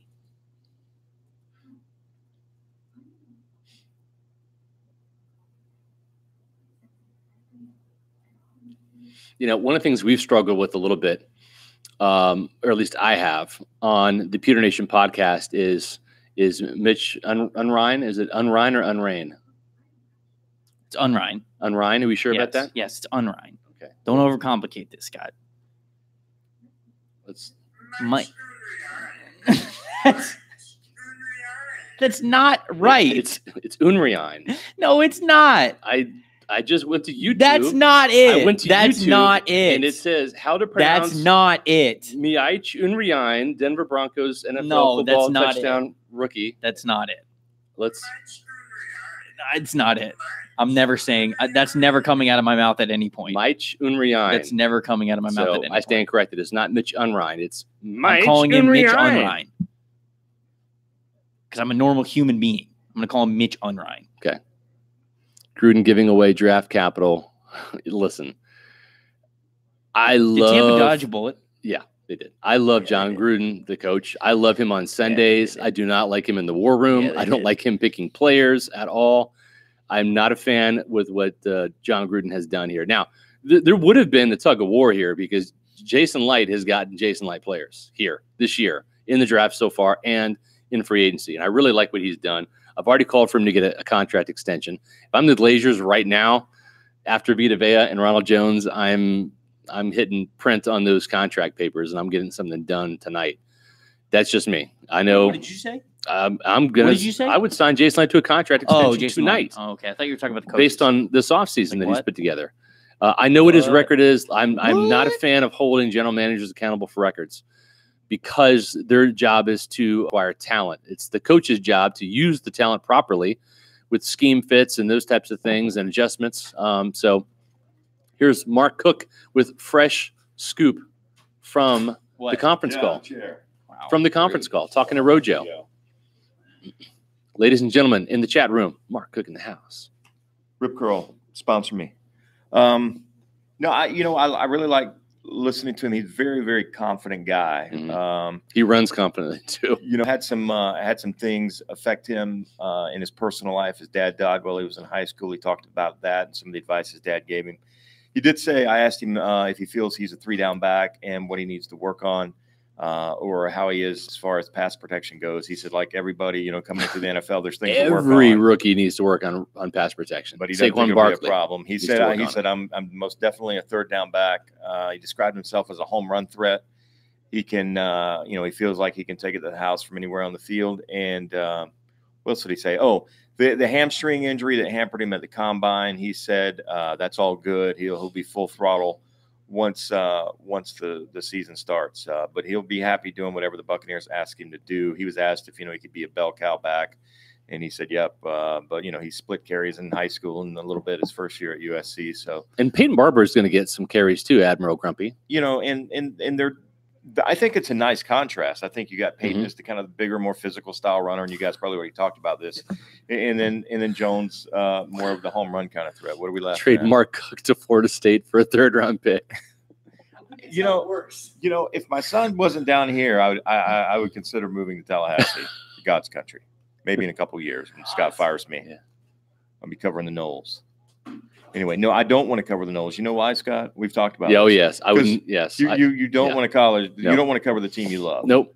Because it's a job. Yeah. And you have to be objective. I love Saturdays. I get to watch college football. I don't have a computer in my lap. Don't have to write a damn thing. Exactly. I get to watch college football, be a football fan. Cuss, scream, be completely irrational on Twitter. I get that way whenever Kansas State's on. Yes. You know, yell at your wife, your girlfriend, sometimes both. And, you know, every year there's certain like pet teams that I latch onto because I start watching, you know, San Diego State. I watched almost every San Diego State game this year. I remember watching the Arizona State, San Diego State game, which was a huge, it was my first huge money winner. I bet the money line. San Diego State was a big underdog at Arizona State. They actually upset the Sun Devils. That was Rashad Penny's coming out party. I won big on my bookie.ag. Let's put things in perspective, Scott. Big for you is $40. $40. I won $40. You're damn right. Big for me and Trevor's $400,000. That's fine, baller. I'm saying I got 4 kids and a wife to feed. So, I didn't say that I'd be able to cover it if I lost, but I also don't intend on losing. Buccaneer Bruce says, Scott, I work with a bunch of K-Staters. What was your point? I missed that. A bunch? Yeah. Where are you at? In Manhattan? He must be in God's country. Because there's no way he works with a bunch of Kansas State people in Florida. You're probably in Kansas City. You might be the only Kansas State grad in. I've seen a couple of Kansas State people in the last week or two around town. It's pretty cool. And they're just like, oh, my God, no way you went to Kansas State. Yes, I did. Yep. I remember when you told me when I first met you in 1995 that, you know, you went to school in Manhattan. And I'm like, what, you went to Columbia? Yeah. I mean, where did you go to school in Manhattan? I didn't understand. The Little Apple, not the Big Apple. Oh, it's little, all right. It is. Tumbleweed. Overland Park. Yeah. Isn't that's that right, where, Buccaneer Bruce, Overland Park. My old stomping ground. Isn't that where Gunsmoke was filmed? No. Oh, Dodge City. Yeah, it was Dodge City. Right next door. I've been to Dodge City. True story. Dodge City. Stop by and see Miss Kitty. Dodge City. Trevor has no idea. Their high school. One of their high schools. Their mascot is the Buffaloes, and they actually have a Buffalo mascot. It's not just University of Colorado that has this. And so what happens is the Buffalo, they bring it out, and I guess they feed it something or whatever, and they run it along the opponent's sidelines, and it like leaves buffalo crap all over the opposing team's sidelines, and other teams know this. Like the division teams know this. Can they do that? Yes. Shouldn't they? It's kind of unsportsmanlike, but like it's the wild, wild west. That's what happens out there. So. Dodge I mean, City. I guess it's better than shooting your opponent, like having a duel at the 50-yard line. Yeah, they don't do that anymore. That's what they should do for like the coin toss. Like 10 paces. In this day and age, I don't think guns and schools mix. With So I'm just saying. paintball. Come on. A paintball, maybe different story. But what they do is the division opponents know, and they bring a whole bunch of towels out. So when the buffalo crap's all on the sidelines, they lay towels down, and then you're not having to fish it out of your cleats or whatever. But it's still not smelling good. Correct. But the other teams that come in, like from Colorado and the teams that are not in their division, you know, maybe out of state or whatever, they have no idea. And so they're stepping in, and they're mired in buffalo crap, buffalo chips, as they call them out there in the West. Now, if the Seminoles were playing this team, they would like grab the chip and like smell it and be able to start tracking the buffalo, and they would literally throw a spear and kill the buffalo. And hunt the buffalo. Kill it, Take it, make a tent out of it, and some clothes while they're at it too, and eat the buffalo heart, because that's what real Knowles do. Do you ever sprain your thumbs or fingers? Not yet, at least. You're going to get arthritis. I'm telling you. Johnson just got picked before Darius Guys. I'm telling you, something's up with Darius Guys. Yeah, something's up. I'll tell you what's up. Can I tell him what's up? Yes, tell him what's up. He's crazy. Yeah, there's something in the personality that is amiss, that rubs teams the wrong ways. That's concerning. Yes, agreed. Because listen, and this is a big thing, right? I know some people are going to say, "Well, look at the tape, look at the talent." That's fine. One thing Jason Light always says, and I think a lot of NFL GM successful ones, when you miss on a pick, you typically miss on the person and not the player. Because if you draft a guy, especially in the second round, the tape is good enough usually to say you're worth picking high. But it's the player. It's Like with Roberto Aguayo, like I don't fault Jason Licht for taking a kicker, especially a really good one with credentials, but he missed on the player. Roberto Aguayo was not good. He did not have a lot of confidence. He was a little wacky, and that wasn't good. Which is crazy because in college, he didn't have any confidence issues at all. It's just so weird that when he got up here to the NFL. But I mean, look, pressure's pressure, and each person deals with it differently. I still completely disagree with that pick. I would never, ever, ever, ever, ever. Who's the best kicker in NFL history? Sebastian Janikowski, first-round draft pick at Florida State. Not even close. Not even close. You know, Adam Vinatieri, right? Adam Vinatieri. Vinatieri, Eddie Murray, those guys. Nick Lowry was my guy. Even some of the greatest ones in the world, I would still not take in the second round. Yeah. Christian Kirk available? Yes. So far, yes. Geis going to the Skins watch. Yep. I agree, Mac Brown. I think Colin O'Connell just typed something and I Jan Stenerud. There you go. Yep. Transposed the T for an F. And I was like, why is he calling us that? Jan Stenerud. Yeah. Ja, von Totenhassen. You know, I never played. Well, who's that? Montag Loven. It's not true. He said, I like it when Mark Cook played somebody in Lord of the Rings. I can't see that far. I don't know what Lord of the Rings is. Is that another one of those comic book movies that you nerds like to go to at 2:30 in the morning? Gimel? I think, actually, Scott, is Lorenzo Carter worth a second-round pick? No, he's not. He is a very good athlete, very raw.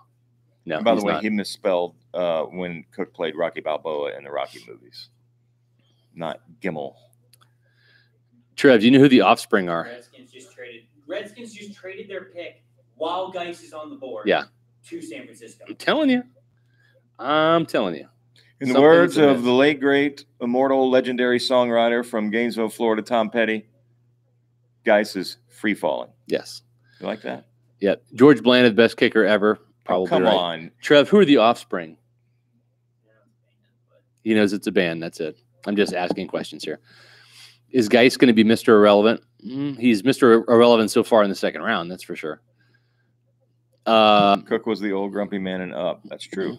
Yeah. About the same height. There are days when Cook gives Uncle Stan a run for his money. I'm just saying. I learned from Geis' off-field concerns must be huge. Yeah. And sorry, Blake Johnson / best, second best behind Ronnie Van Zant, but close. And Jim Morrison's in there too because Jim was born in Melbourne. Sorry. Tom Petty's definitely top 5 Florida musician for sure.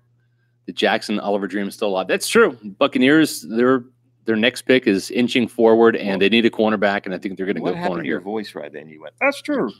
Huh? Did you notice that, Trevor? No, I did not. What are you talking about? Yeah. We're talking like this.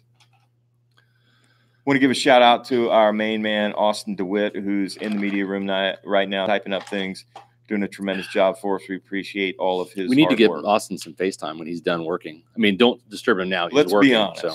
Austin has the personality of, wet paint drying on a wall. That's why I want to get him on camera because he's already awkwardly shy. Let's just take that to the next level. Really, really bad. Yeah, he deserves some FaceTime. I mean, he does a lot of good work for us. He's working right now where we're talking. Look, Robert Jones, who the Bucs just drafted, commented, "Oh wait, that's Ronald Jones, and this is Robert Jones. Yeah, it's a different person." TMZ story on Geis, Trevor. It just happened. I don't know. Is there? I don't know. 49ers just picked Dante Pettis. That was one of our Bucs' best bets at wide receiver. The Bucs liked him, but probably not going to draft him in the second round. Did you have him as an early round best bet? Yep. Yeah, which I don't think they're going to draft a wide receiver in this. Bleacher Report round. Or some. Who does Matt Miller write for? Bleacher Report. Right? Yeah, Bleacher Report. They had the Bucs taking a tight end in the second round in their second round mock. Who? I don't even know. Like Andrews or Gesicki or I don't. It doesn't matter if it's Antonio Gates. Is Dallas Goedert the Bucs still on were the not board? going to take? Yes. Oh, yeah, Goddard. Yeah, I said Goedert. I meant Goddard. Merton Hanks. The neck. The gray beard. Gosh, we're getting old. Remember when he played?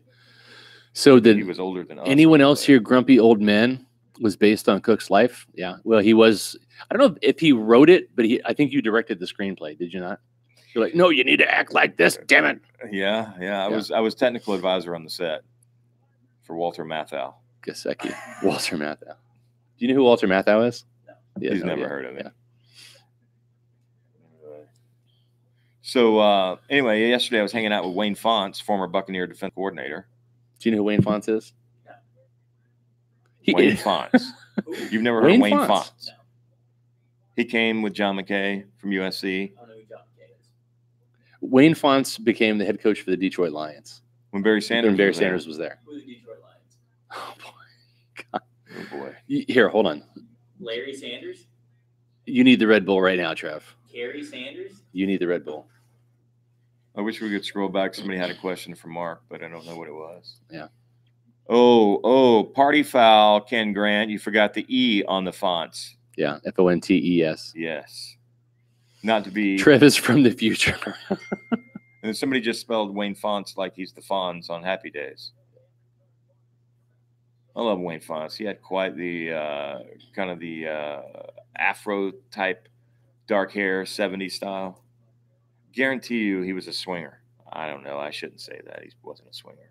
But I bet he had a gold chain and he wore like lycra shirts unbuttoned down to like his navel when he went out to Tampa clubs in the late 70s. I hate when they leave me alone because I really have nothing to talk about. Did you update the Rojo story? No, I'm getting ready to do that Okay. right now. I was going to add the quotes from Ronald Jones. So going to go back in right now, add some quotes from Ronald Jones from his conference call that we just had with him. Make sure to go to pewterreport.com and check that out. Make sure to follow us also on Instagram. TMZ says they're holding a bombshell story about Darius Geis. Darius Geis, bombshell story from TMZ. They're holding it right now. So anyway. Because that's not going to hurt his draft status, right? I mean, No. Now somebody just said TMZ denied that there is any bombshell story that they have about Darius Geis. Okay. So that's just a rumor. Yeah. Blake Johnson, you're the man. Packers you just I'm drafted real cornerback Josh Jackson. Oh, so they took back-to-back corners? Oh, those sons of guns. You can say Man. son of a, maybe not. Son of a cheesehead. There you go.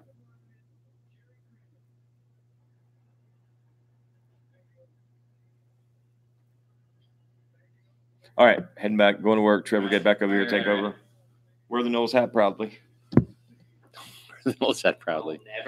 Never. Yeah, we picked 6 picks. Yeah, getting close. I think part of the reason why I like the day Isaiah 2. Oliver or bust. Or bust. Dante Jackson. No. Dante Jackson. No. Just saying. This team, Trevor, this team likes short cornerbacks. They like undersized little pipsqueak cornerbacks. Wow. Just saying. It's not a good thing, though. You're saying I'm not saying it's a good thing. Like it's a good thing. I'm not advocating for it at all. I'm just stating what we know. That's our job. Please listen. I love Isaiah Oliver. Yeah. I don't know. I don't know what they're gonna take. Connor Williams would be a phenomenal pick here. I don't really know about his knee. Yeah, I guess. Yeah, it might be so like he lost thing. time, but I know he came back and he played from it, so I'm pretty sure he's fine. But Kucherov's not a Hart finalist. What? Who is Vinny? Who is? What? Are you kidding me?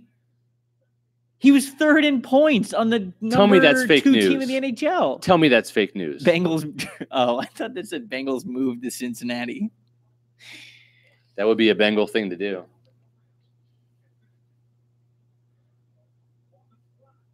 You know what? Listen, there was a time when somebody named Rondé Barber was snubbed by the Pro Bowl in 2002.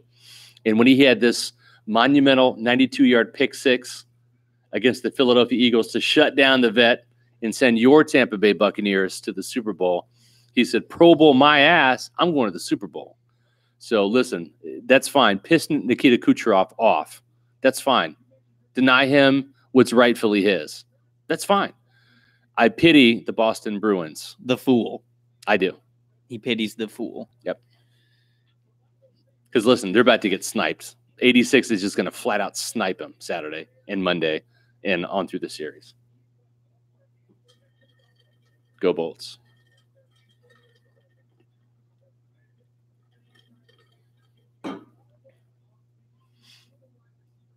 Kansas City taking a corner. Yep, you're going to see the run on corners right here. I wouldn't be surprised if this is Isaiah Oliver to Kansas City. Nope. Christian Kirk. Oops. Did I say that out loud? They pick Christian Kirk? Yep. All right. So somebody said double down and take Geis. He's there at the next pick. So you got Rojo and Geis. Look, man, Rojo and Geis is hell of a backfield. Yeah. God, people would be so mad if they pick Geis. People would be so mad. They'd be so the mad. Carolina Panthers, the Atlanta Falcons, and New Orleans so Saints mad. would be so mad. That's for damn sure. Hey, listen, we saw how Jason Light got shell-shocked, Trevor, by not having enough quality defensive linemen. Man, same thing with running back. Same thing with running back. And it was just a couple years ago, right? Doug Martin went down. No, the Chiefs didn't take Kirk. Where'd you see that? Here, one of these guys. No. Chiefs took Breland Speaks, D-liner from Ole Miss. That's an extreme reach. That is. Extreme. Like, here's a reach. This is that pick. Extreme reach. And then this is the Terrell Edmonds pick from yesterday. That's where we are. Here's reach. Here's Speaks. This is Terrell Edmonds. Just giving you guys a little visual there.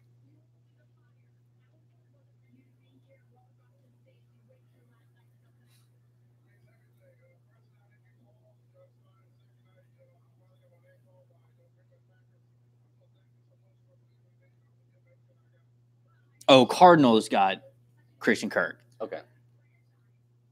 So I guess you were right.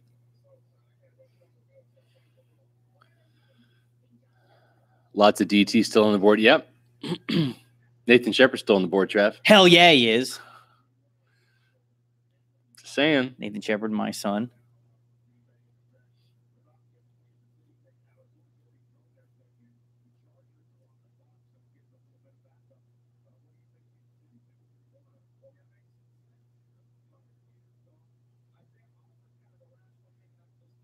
Man, Isaiah Oliver would be a good pick. Yep. The Bucs wouldn't take another DT, would they? Oh, yes, sir. Never tell me the odds. They like Nathan Shepard and they like PJ Hall. I don't know how much now after drafting Vita Vea, but those are two guys. I'm telling you, those are two guys. And they also like the North Carolina State guys, BJ Hill and Justin Jones. But I think they like Shepard and Hall better. We shall see. Trevor, how many picks away are we right now? 1, 2, 3, 4, 5, 6. 6 picks away. That will be here before you know it.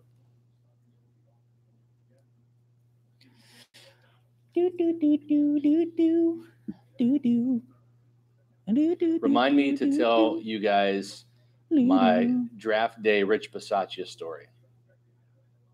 Okay. All right. Hold me to that.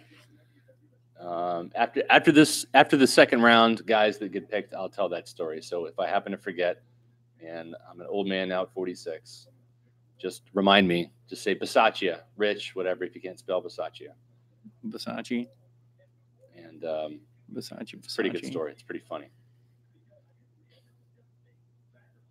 Rich Bisaccia is an intense dude. He's a New Jersey guy. And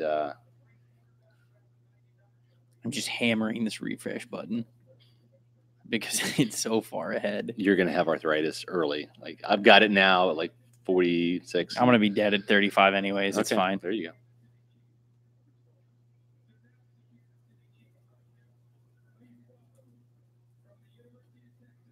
You have a hard time spelling from because it comes out form. Yeah.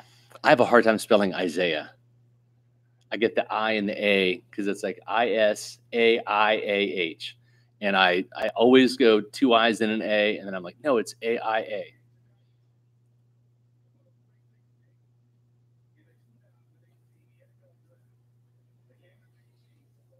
Select.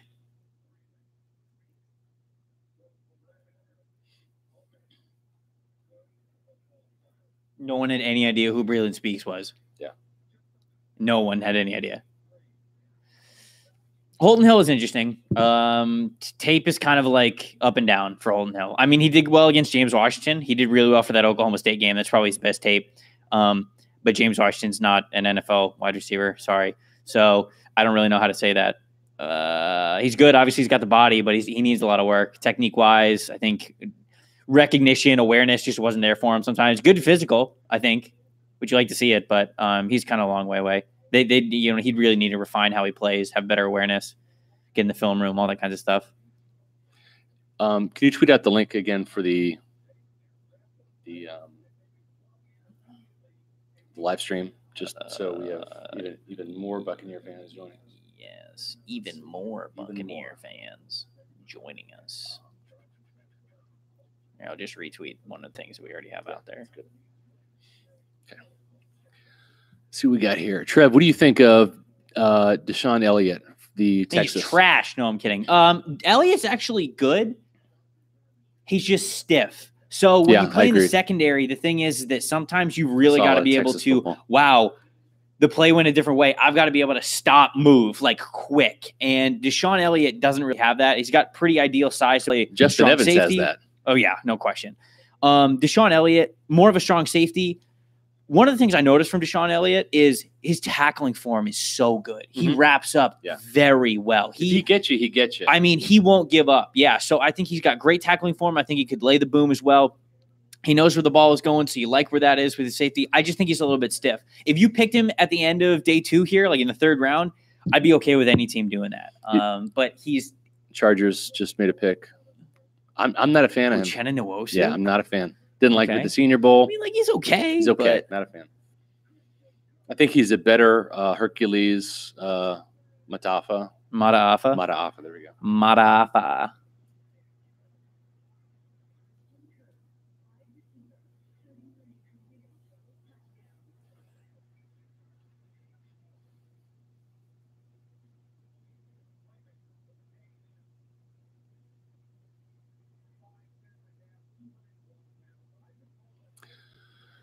Let's see here.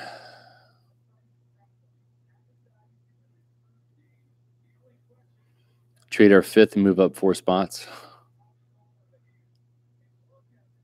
Always wanted to trade. Hey, you got it. And listen, I love the fact that when the Buccaneers traded down from 7, they didn't just say, "Who did all right." The Chargers select? Oh, Uchenna. Yeah, they didn't just say, "All right, we're gonna we're gonna take both the Buffalo's 1st round picks." I like the fact they got both the 2nd round picks and Buffalo's 1st. That to me had a lot more value. So go into the war room and yell Isaiah Oliver at light. I could text him that.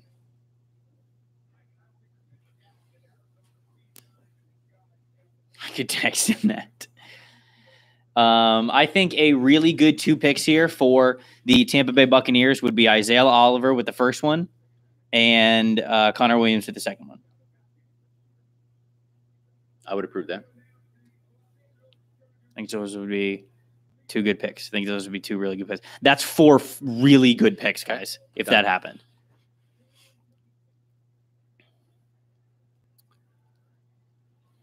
LT, the GOAT. Never forget. Yeah, as long as the medical turns out okay on Connor Williams, he could really be a steal in the 2nd round, I believe. Yeah, man. Yeah. Really good back.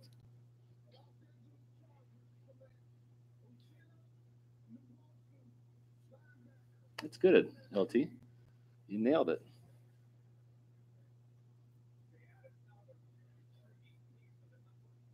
How many more picks for the Bucks? 4 or 5, wherever it is.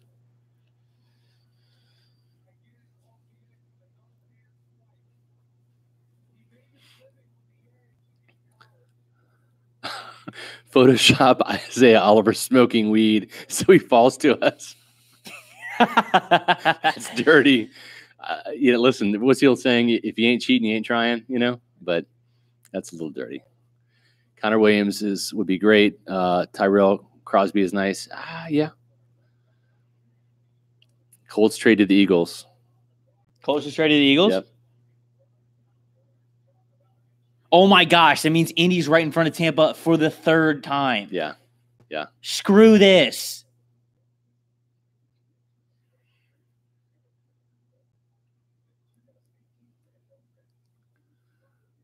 Eagles getting Geis, maybe? Yeah, gotta be. Right?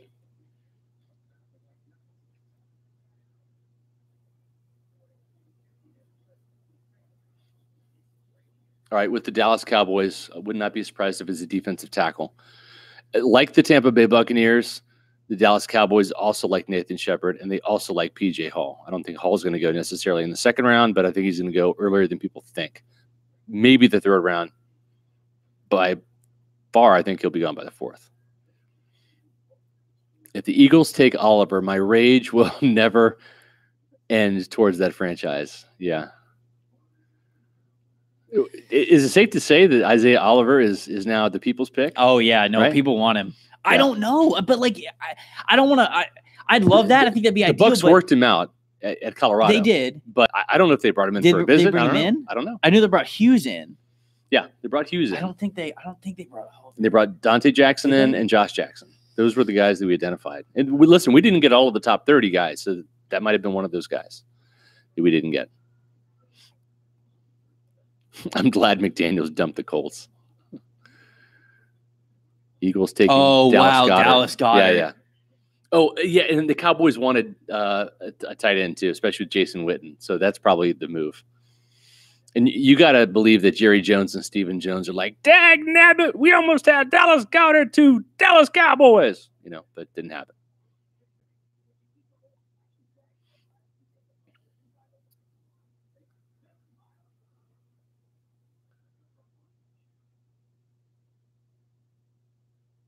Whoever says SR, we're getting. Well, so far so good. But listen, as these picks go on, they're getting to be more like throwing darts for real because they could go so many ways. Scott, good Jerry Jones impression. Yeah.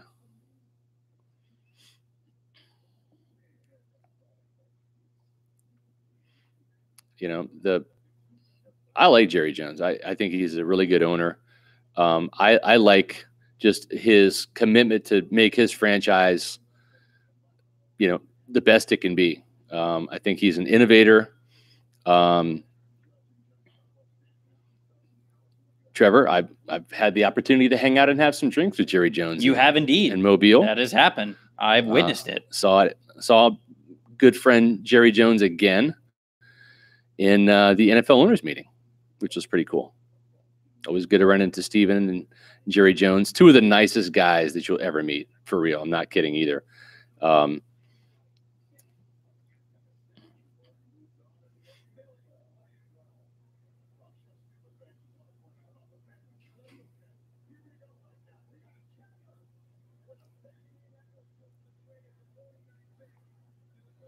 Eagles taking Goddard.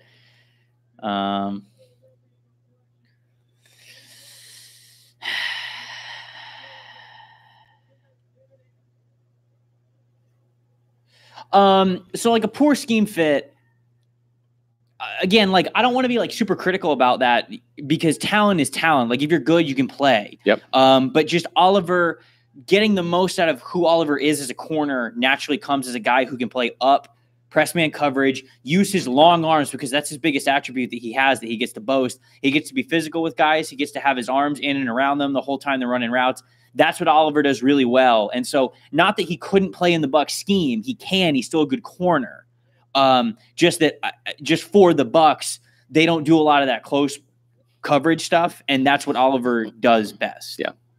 I don't think they can see that. Here's me and Jerry. You gotta maybe they can't see that. Jerry and I hanging out at the NFL owners meeting. No problem, Dimash. Be here all night, literally. Stephen Jones and I hanging out. Great guys. I mean, seriously. I mean, I'm not a Cowboys fan by any means. I actually grew up. That's not Photoshop. It's real. I can go back and find the ones from the Senior Bowl too from years ago. Not a Cowboys fan. I actually grew up a Redskins fan when I was a little itty bitty kid. Grew up in Alexandria, Virginia till I was 6 years old. Moved to Kansas City. Then I kind of latched onto the Chiefs while I was growing up. So my first football team was Joe Theismann, John Riggins, the Fun Bunch, Dexter Manley, Dave Butts, the Redskins. The old Super Bowl Redskins were my original team. So I grew up hating the Dallas Cowboys. I have no allegiances toward the Redskins now. But I did name my dog Manley after Dexter Manley. So actually had two dogs, Manley and Jackson. And do you know who Jackson was named after? No. Tyoka Jackson. Actually named after Tyoka Jackson. He was a really cool guy. Really. Damn it. The Cowboys took Williams. Who'd they take? Connor Williams. That makes sense. That sucks. Yeah. Hey, he played right down the road at Texas. That sucks. So Oliver's happening. Pound. Oliver's happening. Yeah, they could. We are closing in on. I think it's going to be Dante Jackson over Isaiah Oliver, but we'll see. Much to your chagrin. Yeah. But here's the thing. Dante Jackson is really a slot corner, is he not, at the next level due to his frame? Who? Dante Jackson. Yeah, Dante Jackson is a slot corner. Right. And so if you're saying that we like Vernon Hargreaves inside at nickel, then you're forcing him to play outside. You're saying Vernon outside, you're playing corner outside, and you better be good, or we're going to lose football games. Yeah. It's going to be a risk if they. I'm telling you right now. Dante Jackson. All right, here's the thing. Dante Jackson can play outside. I mean, with speed, but one of the guys we've had in the mock. I mean, Julio Jones will eat that man alive. My day 3 guy that you will see me like jump out of the chair for if they end up picking him is Michael Joseph. Patriots traded to the Bears. He's a developmental corner, but I think he's really good. 6'1", he's got some size, he's got some length. He can go up against the Julio Joneses a lot better than the 5'10" cornerbacks they have on this team. Once he learns the ins and outs, but the guy had 15 interceptions at Dubuque, really showed he could play at the Senior Bowl. One of those guys where small school guy goes to the Senior Bowl, goes up against elite FBS competition, and shows he can hang with those guys. Very much like Ali Marpet did, going from Hobart College up to the Senior Bowl, shows he can hang with those guys. Boom, Buccaneers second round. So I do like Michael Joseph, who's a hell of a cornerback. So we shall see. Justin Reed, instant upgrade from Conti, says George Rivera. Trevor, you agree? Who is? Oh, God, no question. Yeah. Justin Reed? Yeah. Yeah, easy. No question.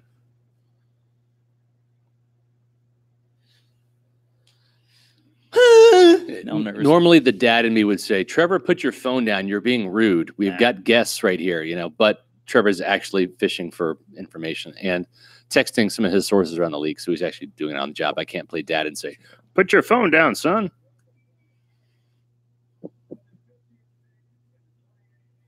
Wait. Yep. So the Patriots traded up just to trade back? What?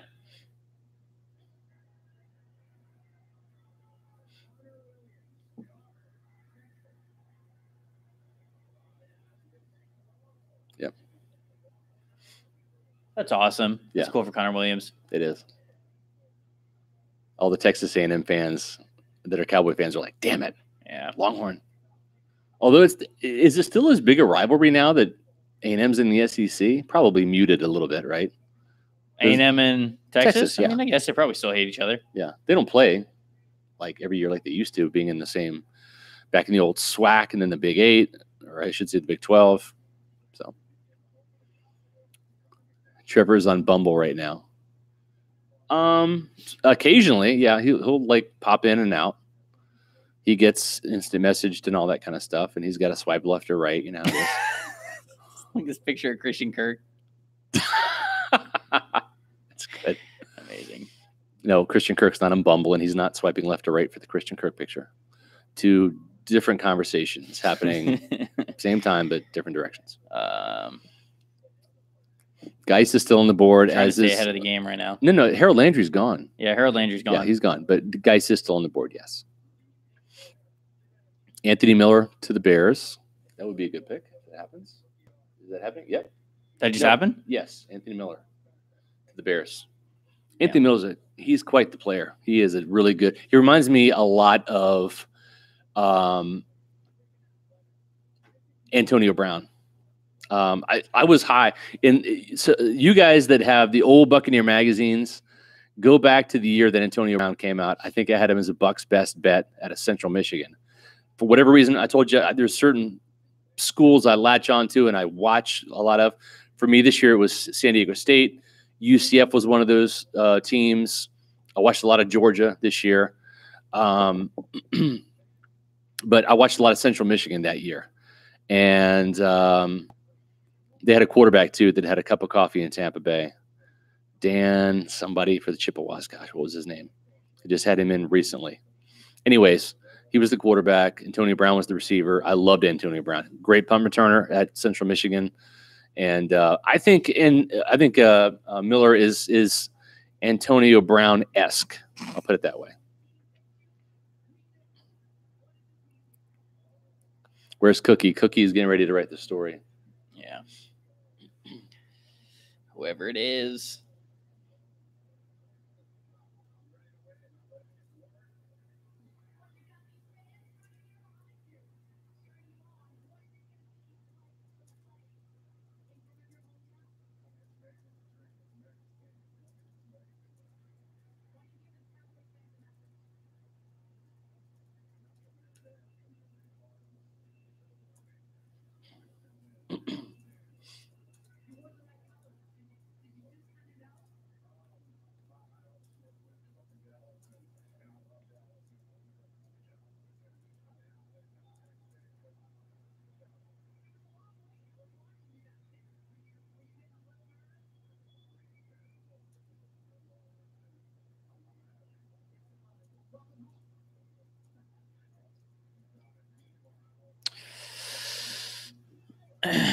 Just got to remember Isaiah Oliver no matter what.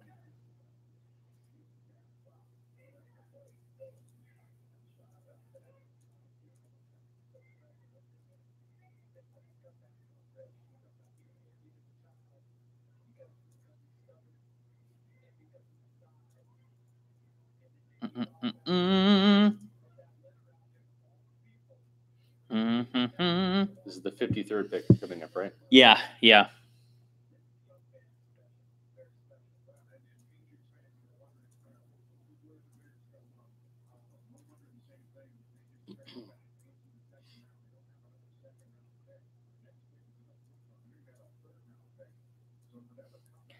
Indy picking in front of him for the third time, man. Colts got Kimoko Ture. So the Bucs have all of the corners that they would want available. Dante, Oliver, we'll see who they pick. I don't know. Maybe a safety? Justin Reed? I don't know. Ture, though, it's a really good pick by the Colts. I like Ture. I'm not a fan. I like the athlete. I don't like the production.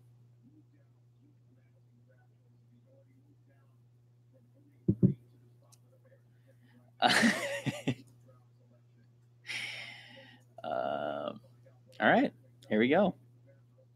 Buccaneers are up.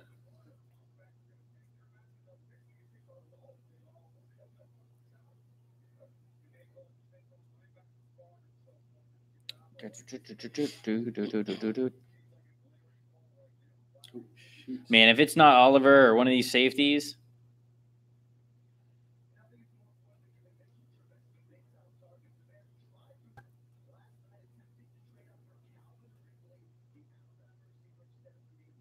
Is that right? Nope. The pick or the tweet? No, the tweet was not correct. Is it the other one? Huh? Is it the other one? Don't know yet. Getting some information in a second here. Tell me yes or no.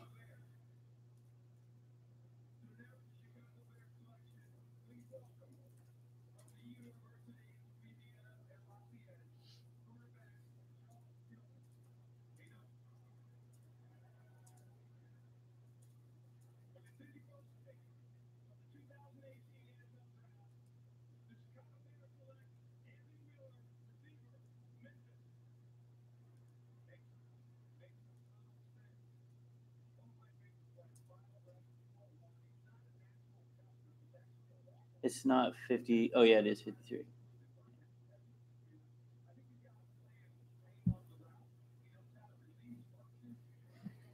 It's going to be one of these corners.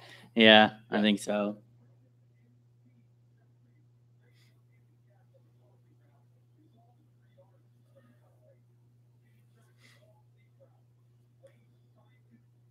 You know that, or you just think that? You know that, or you think it's going to be one of the corners? I think it's going to be one of the corners. He thinks that. I've got a pretty good He's got a pretty good inclination. Just waiting on a text.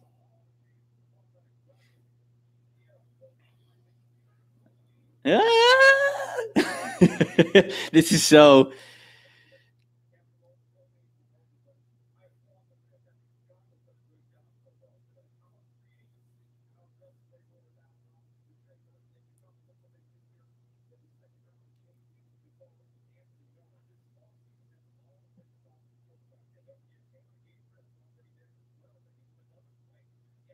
The suspense of day 2, right? We didn't know. The tweet we had about before wasn't correct. Correct. We don't know who it is yet. We don't know who it is yet.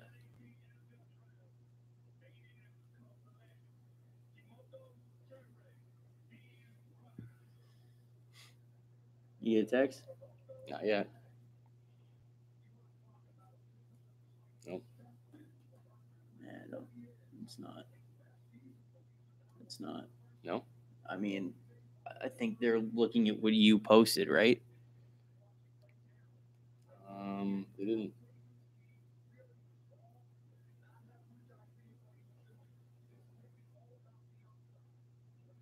I would think it's going to be Dante Jackson. I think it's going to be Dante Jackson too, but yeah.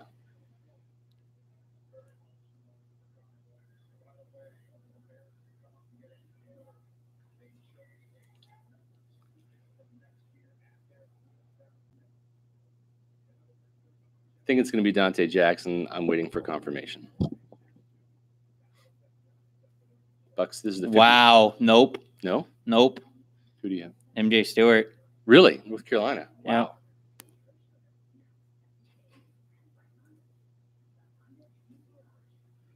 Oh, come on, phone. You got that for sure, Trevor? That's what somebody said. Okay. Go with it. I've not got a text yet, so. That's what that Slater dude says, and he's never been wrong, so. Okay. But I'll wait. Slater said MJ Stewart, but.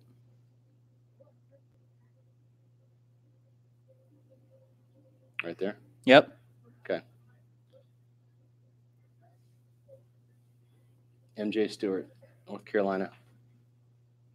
So it was MJ Stewart. It wasn't Oliver. They picked the corner.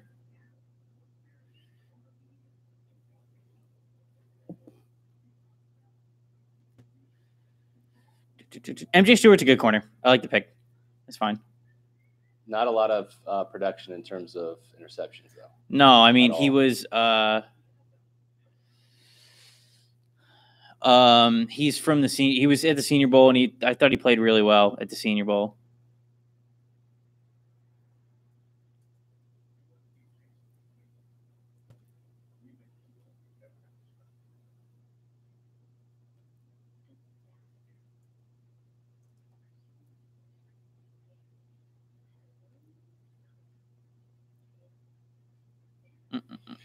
MJ Stewart was actually deemed the best practice player. He was awarded with that honor at the Senior Bowl. Yeah, no, he was back. Dude, he was great in the Senior Bowl. He was really great in the Senior Bowl. I mean, like, this is a dude that y'all probably haven't heard a lot about, but like MJ Stewart's fine. He's good. At least I thought at the Senior Bowl. Now that's kind of all I've really watched him. So that's all I could say. But I mean, like at the Senior Bowl, I thought he was fine. I'll say this: Tampa picks and 2 more picks. So don't get the pitchforks out yet. Wait to get the pitchforks out.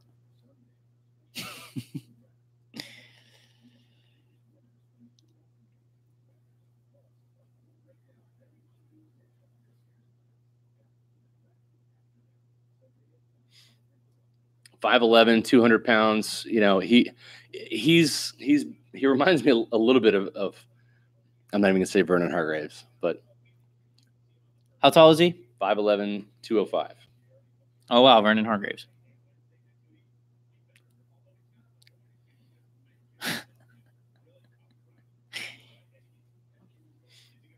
I would not have picked Stewart here. I wouldn't have either. I would not have picked Stewart here. I wouldn't have picked Dante Jackson here either. I would have picked either probably Quentin Meeks or. But you know the thing is, we like Isaiah Oliver, but we've also said, like in our discussions, that he's not a scheme fit for the Buccaneers. Sure, yeah, he should be. Sure, right. But he really isn't. Right. Because they run a soft scheme. But anyways, but I digress. That's also why Derwin wasn't a great fit for the Buccaneers either, because Derwin's a walk-up, which is great when you play an aggressive defense, but.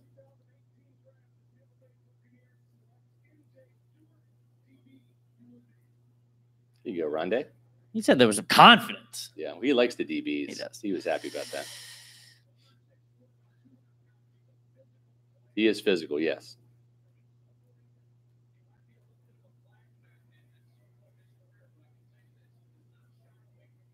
No, I like Stewart. I think Stewart's fine. There probably would have been corners I would have picked over him. That's all. I don't know that he's a second-round corner in my opinion. Yeah, Stewart's fine. I think Stewart's fine, but there are corners I would have taken over him. Do we play him at safety? No. I don't know. You would have to ask Jason Light that, or we will for you if we get Jason Light. He's a corner.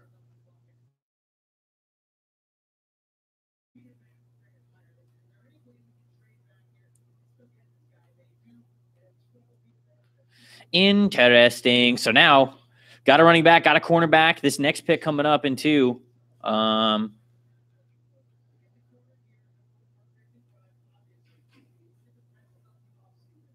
MJ Stewart is an outside corner, though. That is good news.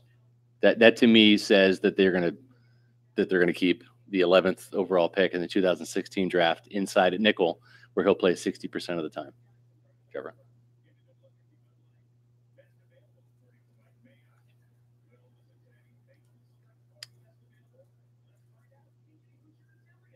Oh, the Bengals took Jesse Bates.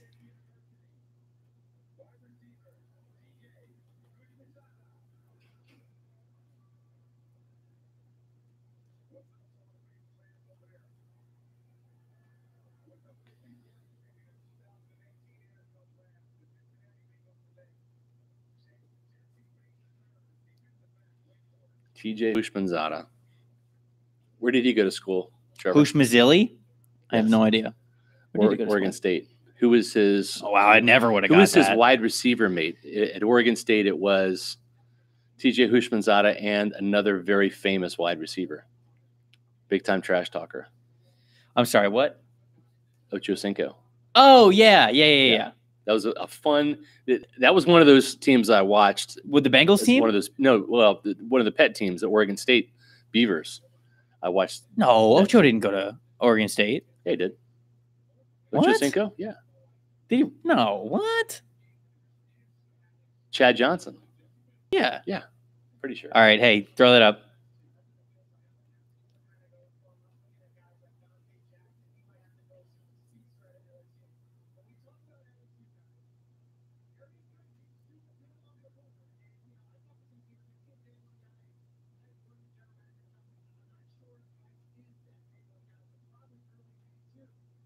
Panthers just took Dante Jackson at 55, so the Bucs are back on the clock.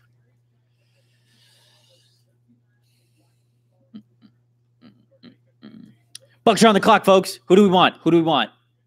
We get the corner. The corner's been picked. The running back's been picked. Isaiah Bucs Oliver. are on the clock. What do y'all want? Isaiah Oliver, right? Still want Oliver? Y'all want Oliver? Okay. All right. Yeah, somebody wants Reed. Oh, dude, Justin Reed would be great. Yeah. Oh, Justin Reed would be a heck of a draft. I mean, I think it's a little bit of an overdraft for MJ Stewart, but you get Justin Reed here. That's a hell of a draft. I don't think they're going to pick Harrison. Maybe they will, but I don't know.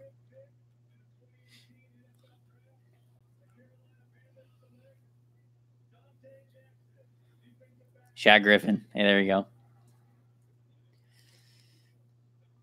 The 56th overall pick.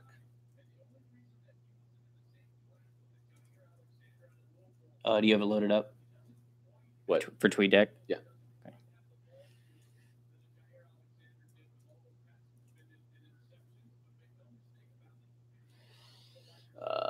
Here, I'll just watch yours then. Dun, dun, dun, dun, dun, dun. Still have to.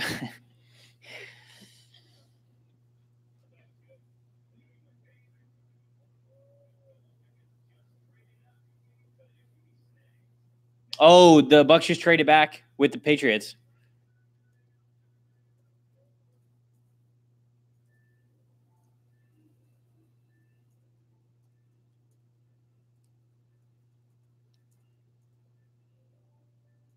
God, I was literally just about to say, like 60 seconds ago, Jason's totally trading this pick back. Yeah. Jason doesn't want to pick twice in 3 minutes. Yeah. He's just not that kind of GM. Oh man, I saw this coming from a mile away, dude. So are they going to get a 3rd round pick now? Jason just doesn't see it. I mean, yeah. Right. So they'll have a 2nd round pick and a 3rd round pick, maybe.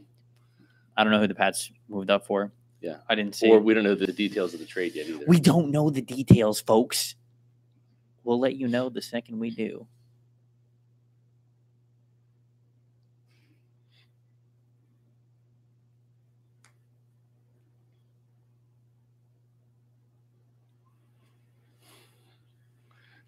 I'd love to see him get Nathan Shepard and have you just like jump out of the gym right here. I will, man. Yeah. That'll be fun. I don't think it's going to happen, but I don't think it's going to happen.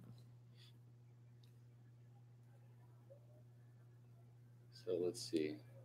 Whoa, Pat's traded up for Duke Dawson. Wow. Okay. All right. So, all right. So look at this, Trevor. Did the Patriots then trade this pick to the Buccaneers? Is that all they have? I mean, it's got to be. Well, unless it's the third round, right? There's no way they moved They haven't updated that far right? back. Why would Jason move any farther back than that? That'd be terrible. Yeah, he didn't. I think There's no they way. haven't updated this yet, so it's all right. So it looks like the Bucs will be picking 63, but I'm not sure what they gave up. But the Patriots gave up for the Buccaneers. Right. So the Buccaneers, we're being told the Buccaneers get picks number 63, second round, and pick number 117. Yep. So 63 and 117. What is that? That's a fourth round pick? No, it's a fourth round. Right? Let me just double check. Fourth round. Yep. Patriots 117. Correct.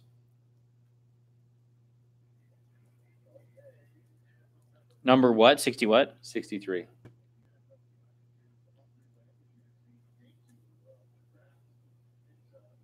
And what was the other one? 117? Yep. In the fourth round? Mm-hmm.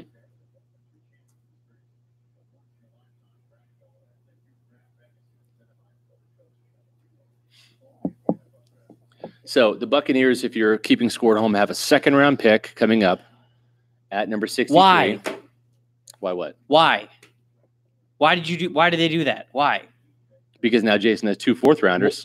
So what? Because good football players are sitting right here. Yes, Pick them. And pick them. There is a pool of players that the Buccaneers have right now. I might eat my words here, depending on who's left on the board, depending on who falls. But like 56, Justin Reed's sitting right here. Justin Reed is like the perfect safety for them. He could play free. He could play strong. He's smart. He understands chemistry. He understands schematics. He understands other defensive roles. The Buccaneers are going to use one of those fourth round picks to pick Eddie Pinheiro. Shut up. I just They're not. I'm just kidding. That's not scoop. Like I don't. Justin Reed is right there. Okay. Pick him. All right.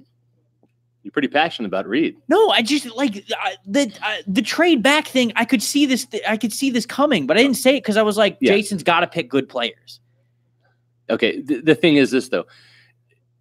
There's pools of players. Okay. The Buccaneers say with this pick there are 8 players. I just think that Jason loves all these picks because he's a draft dude and he likes to pick so much. But like, yeah. Well, you're at 56. He's getting an extra player. Okay, the Buccaneers have a lot of holes. So what? This is a deep draft. The Buccaneers do not have a lot of holes. No, the Buccaneers do not have a lot of holes. No, they do not. They need another cornerback. Brent Grimes isn't going to be here forever. I don't know if Ryan Smith is anything more than a special teamer. If you're telling and Vernon Hargraves me that might be in his last leg in Tampa Bay, and 3 second-round picks isn't enough for you, then don't tell me you're close to getting to the playoffs. I'm not saying that they're far away from the playoffs. I'm saying that this team has some holes, and that could be depth too. Really trust your scouting staff if you think trading back into the fourth round and you get a fourth rounder is going to work out. But Quan Alexander was a fourth rounder. I get it. I know. I get it. And you have some ammunition now. If you want to package a fourth. For what? For a player that you wanted to go up that you could have picked anyways. Well, yeah, but now you have a pick in the third. Otherwise you pick him now and then you're not picking until the fourth round. You're done on day 2. Now why don't you just take the early fourth round pick and use both of your 6th round picks you picked up an extra player. Round. You picked up an extra player by doing this now. What's the percentage of these guys being on the team? The farther you trade back, pretty good. The farther you trade back, the worse percentage you have of this guy even making the team. That's true. So if you have 3 second-round picks, take a guy. They're going to at number 63. I think their whole strategy all along was we're going to use 2 of these picks and we're going to trade back from one of them. Yeah, that's right. That's exactly what they've done. I don't like it. I don't like it. I just don't like it. I feel like it was a predetermined strategy, whether or not a guy was on the board. It's kind of my thing, but whatever. Maybe somebody got picked maybe they were going to pick Dante Jackson right there and he got picked right for him. I don't know, but I don't like it. I don't like it. If they get Reed with 63, sure. I guess. There you go. Right. I guess. But that's also you're putting a lot of luck in your hands. And I definitely understand that the game of the NFL draft, trading back to where you can still get your guys and still get the maximum value. Like that's why I love it. Yeah. That's why you love it. It's the game of manipulating other teams. So maybe it all works out in the end. But in this situation, I just thought they're good players that they could have picked. And sometimes you get too cute with it, right? No, Stewart pick was all Mike Smith. I don't think the coaches are making these picks at all. I think it's Jason and the scouting staff. Pretty sure that's the case. I like Stewart at the Senior Bowl, so I'm going to do a review of him again. Do you publish it? Yeah. Oh, okay. Sorry, I'm probably way late on that. That's fine. Doesn't matter. I don't. Yeah. I'm not going to eat these. Yeah, he was the Senior Bowl defensive back player of the week in practice. He had a really good Senior Bowl. He was good. Commentators, who's the one guy? Jeremiah? No, what's his face? Just on TV. See him on? Anyway, said there's some character issues in 2015. Yeah. But they think he's wow, PJ Hall going to the Raiders. Sam Houston State. Gruden's out of his goddamn mind. Second. Now listen, I like PJ Hall, but Gruden's out of his goddamn mind. PJ Hall, second round. I tell you right now, it's like I had this guy in Tampa Bay called Warren Sapp, and I see a lot of Warren Sapp in PJ Hall. Yeah. You guys got all the trade stuff, right? Yep.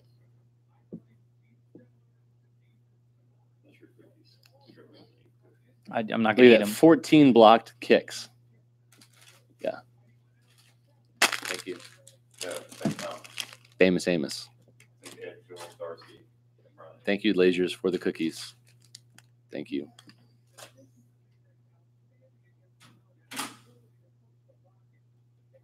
All right, here's my biggest question mark when it comes to MJ Stewart.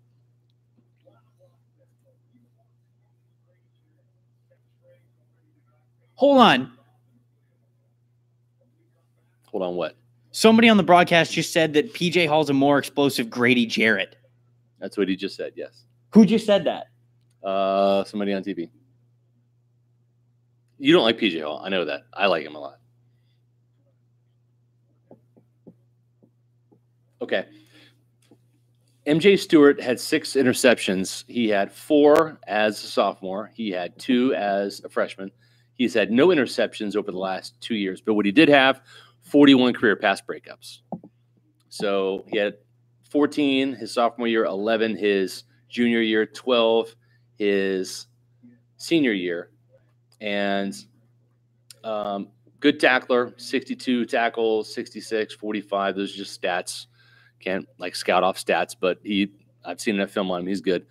Scott, don't bring up cookies unless you have enough for everyone. But I can't give these to you. That's the problem, you know. And it would only be one each, and you know who only wants one little cookie. So, you know, the ball skills thing. He hasn't had an interception in 2 years. That's a little scary, especially when he's been tested, right? I mean, over the last 2 years, he's had 23 pass breakups, but no picks. Probably didn't have the best hands, probably why he's not a wide receiver. So where are we at right now, Trev? Do not know. Okay. 58, the Falcons. Falcons.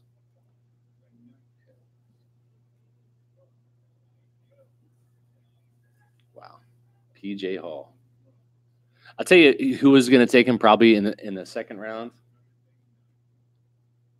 Let me go to it and see. Let me see what this person says here.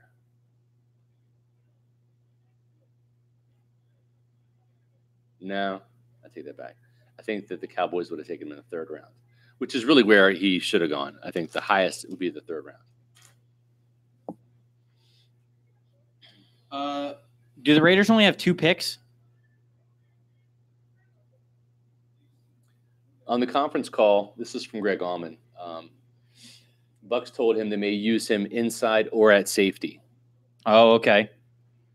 He's also played. Man, they just. Oh no, they're just so fluid with their safeties, man. It's just not even. You played corner, but we're not even roles. Make you a safety, and they already have Justin Evans. Yeah, that's weird. Yeah, I don't know that he's a strong safety. They just. I mean, the Bucs don't really do. They don't really do free and strong safety. It's a lot of the same stuff. Well, I think Justin Evans played more single high when they went cover 3. Cover 1. Go Bolts. Folks, I would be remiss as we're waiting for this pick if I didn't tell you about mybookie.ag, the sponsor of this video cast. Mm-hmm. If you use the code word pewter when you sign up, PEWTER, they're going to double your initial deposit. So if you want to get in on online sports gaming, betting, mybookie.ag is the one we recommend for sure. Isaiah Oliver to the Atlanta Falcons. Here you go, Trevor. Who did? Atlanta Falcons, Isaiah Oliver, right here. Oh, wow. Falcons picking good football players. What do you know? So we encourage you to sign up. You only put in $20 if you want. You can put in 100, put 500 in. I don't care. Your money. But they're going to double it, whatever you put in. So you put in 100, they're going to start you with $200. Put in $500, they're going to start you with $1,000. They're going to match your deposit 100% if you just mention the code word pewter when you sign up. That offer is good between now and Monday. So even if you're considering playing in the football season, that's when you want to do your wagering. You can still set up an account now. Your money is going to sit there and wait for you for football season. If you want to bet on NBA playoffs, if you want to bet on NHL playoffs, if you want to bet on Major League Baseball, go ahead. Sign up for mybookie.ag. Tell them Pewter Report sent you by mentioning the code word pewter, and they're going to double your initial deposit. And we are waiting for the Buccaneers pick. Are they up? Not yet. Oh. But it's coming. It's like, wait, what? Benjamin Albright says Geis is going to be picked coming up. Oh, okay. So his slide will stop at some point. Is Tampa Bay going to pick him? It's got to be Washington. Yeah, right. It's got to be Washington. We should be good, actually. So they have 2 4th-round picks now, right? Yes. So they have 2 4ths, a 5th, 2 6th. And that's it. They traded their 7th-round pick. Okay, right. Okay. So Tampa Bay Buccaneers still, as of right now, 2, 4, 5. They have 6 picks coming up as it stands right now. 6. It feels like the draft's halfway over, but a lot of dudes that aren't going to make the roster. True. Competition, Trevor. That's what it's all about. Plus, listen, hey, you know Jason Light's going to pick a player. He's going to have a training camp injury, and he's going to get stashed in the practice squad. Oh, yeah. I think a lot of these guys are. Yeah. Stevie Tuiakalawatu. The redshirt year. It happened to... so, is Stevie making the team? I don't know. That's up to him. It happened to Stevie Tuiakalawatu last year. It happened to Dante Bond the year before. It happened to Kenny Bell the year before that. One of these draft picks always seems to get hurt in training camp. And hold on, wait, what am I wrong about? The injured reserve list, which is really practice. Lighters had far too few picks historically. Yeah, but historically, I'm talking about now. Blake Johnson is not approve of Jason Light's picks in the second round here. Listen, I'm telling you right now, I'm not afraid to admit when I'm wrong. First aid in the NFL average. Okay, I'm not. One of the players. More picks equals a better draft. Not necessarily. What? Quality over quantity, but yeah, what? No. The player, and this is true. Pick good football players. In 2015, the player that I was least excited about on draft day was Quan Alexander. I mean, I didn't like Kendall Beckwith last year. Yeah.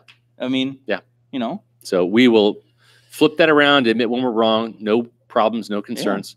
Yeah. And I'll say this. This has got to be Geis, right?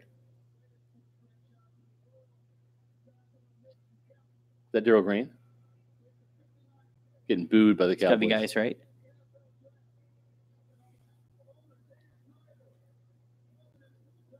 Yep.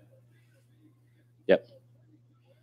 The angry runner just got even more pissed having to wait this far. Jesus, dude, just say the pick.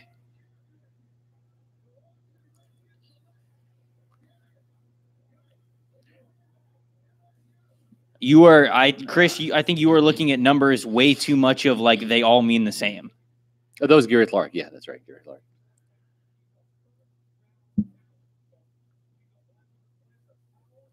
I'd rather play the percentages with guys at the top of the draft than play percentages with picks at the end of the draft. That's just me. And that's not like an all-time philosophy thing. Like I'm not like always trying to trade up or whatever, but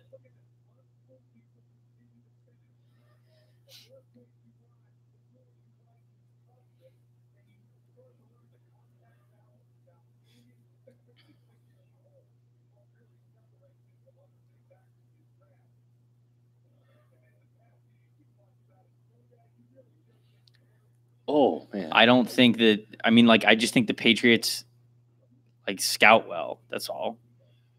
I don't think that like this. The Patriots have the luxury of trading back because they have Gronkowski and Tom Brady. Yeah, like they can. The Patriots have had the luxury to do whatever they want. I mean, look at the Patriots players. You're talking about like drafting good players. Okay, the Patriots are full of a roster of guys that wouldn't be good on other teams. Yeah. So, like, to say that the Patriots have good players and succeed, I get it, but listen, when it comes, the draft is a giant crapshoot. So why wouldn't you play the percentages of the higher picks? Quantity does not make up for. If you have would you rather have 4 6th-round picks or 1 2nd-round pick? I'd rather have 1 2nd-round pick. I hear you, but I will say this: the thing is and good coaches. Yeah, when you look at the draft, and Mark can attest this, I'll repeat it again. The player that we were least excited about at a 2015 draft class was Quan Alexander. Yeah. You know, and it's fine to make snap judgments on draft day and say, I don't like the pick here, I don't like the pick there and stuff. And that's fine. That's what we do. That's what you do. That's what makes the draft fun. But you need to go into it with an open mind that whatever the player did at whatever school he was at is now it's what happens at the NFL level. And Mark and I saw right out of the gate at the rookie minicamp, Quan Alexander flashed, and we're like, oh, I get it. And really Kendall Beckwith to a degree last year. Well, yeah, this is what Trevor said. Guys, you know, we were a little surprised about. Just got off a conference call with MJ. Again, another very confident guy. He said he's matured a lot since those incidents at North Carolina. They were both fraternity hazing type of situations. It wasn't like assault and battery and, you know, like he was out robbing stores or anything like that. Who hasn't? I mean, we haze Trevor all the time. Yeah, but who hasn't hazed a pledge before? I mean, I did that. And I wasn't even in a fraternity. Yeah. What was her name? Hey-o. Just kidding. It said fraternity, not a sorority. Sorry, I didn't know. All right, it's your gender right. But anyway, you know, he said that, you know, he really got to know Coach Hoke through this process well, really bonded with him. Shaq Griffin. That would be interesting, right? And he said that no, I'm just saying, wouldn't that be interesting? Go ahead, Mark, continue. And he said you know, he's really glad. He didn't know if he was going to go anywhere between the 2nd and the 4th round. He was excited when the Buccaneers called him. Talked to him about playing inside a little bit, maybe even some safety. So we'll kind of see what the Buccaneers have plans for. Yeah. You know, you got to think that they're going to let Vernon and Ryan compete on that other outside spot opposite of Grimes. The loser maybe goes inside, Hargraves, and you've got JV and Elliott, and now that you've got Stewart in the mix there a little bit as well too. I don't think they. Do you think they drafted him to compete for that?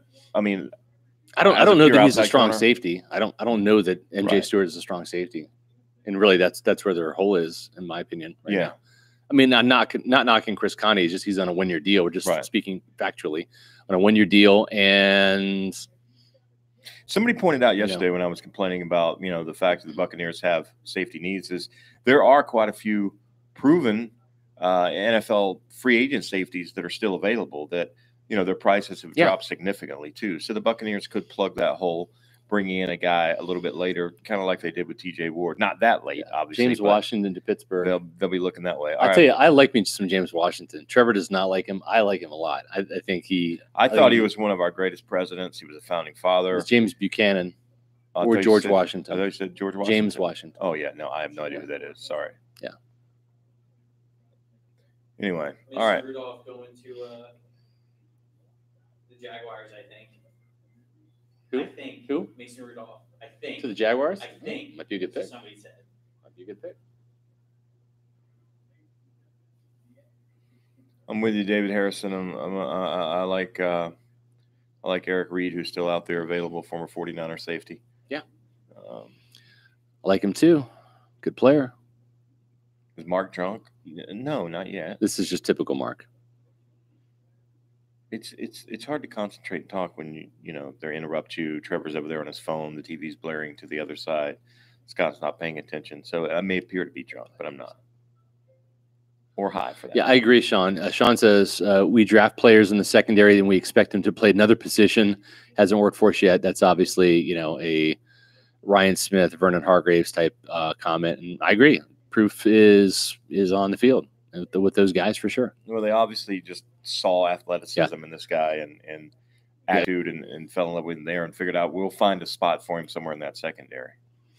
DJ Chark to the Jaguars. Oh, DJ Chark? Yeah. Oh, okay. Yep. But don't they have that player in D.D. Westbrook? Yes. So they have two of those guys now. Yes. Two of the same player. Okay. You know what they need? They need a bigger receiver. They need a big-bodied receiver, in my opinion. Not another slender, fast guy. And I say that only because Blake Bortles is not the most accurate quarterback. What? You want a guy that you can throw the ball up to down the field and go up and get it. Win those 50-50 balls. DJ Chark. Okay, so we're getting close now. 2 picks away, Mark. If you want to head on back, we have the Minnesota Vikings and then your Tampa Bay Buccaneers.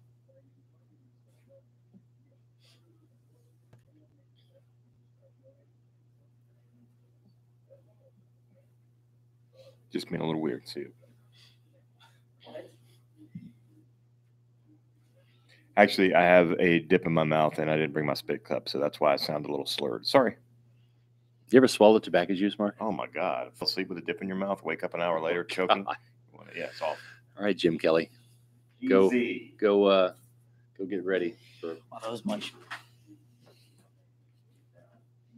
All right, Justin Reed. All right, Chris, I'm back. Let's fight again. I'm just kidding. Justin Reed redeems Jason Light, in your opinion, right? If he gets drafted here, Stanford? Do you already know they pick him? I'm just saying. Yeah, I guess. I don't know.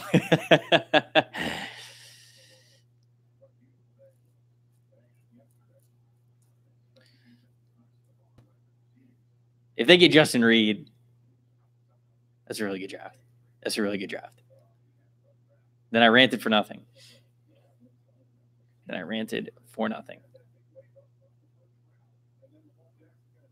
Well, actually, I'm still okay with the rant, but it worked out well. Yeah. It just means that Jason Light gets paid a lot more money to do what he does than I do, and rightfully so. Yeah. He's a magician. He's like, we're going to pick this player, but we're going to get an extra pick while we're doing it.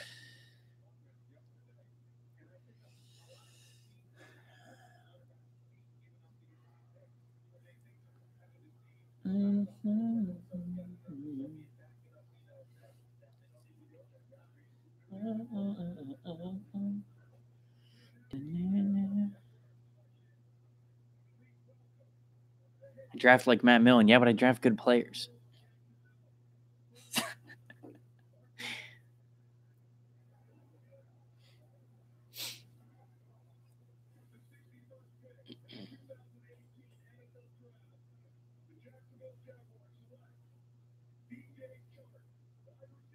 DJ Chark had a really good Senior Bowl. Really good Senior Bowl.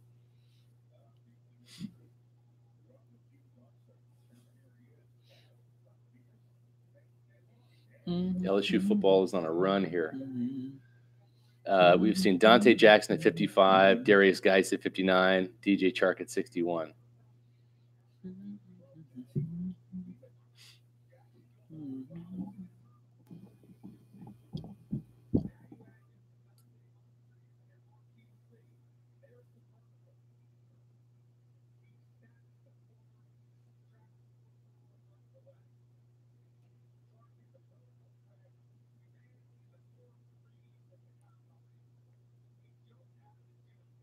DJ Chark's one of those players that, unfortunately, he's still not going to have a quarterback. He didn't really have one at LSU.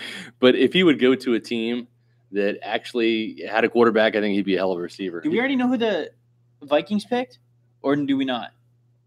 The Vikings? Somebody just said the Bucs are up. Yeah, because the Vikings picked. No. Pittsburgh. Okay. All right.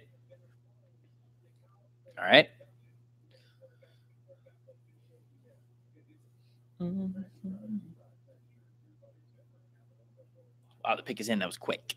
It was very quick. They knew who they were taking. Yep. All right. Yeah, if they go safety here, they're really, taking care of the secondary.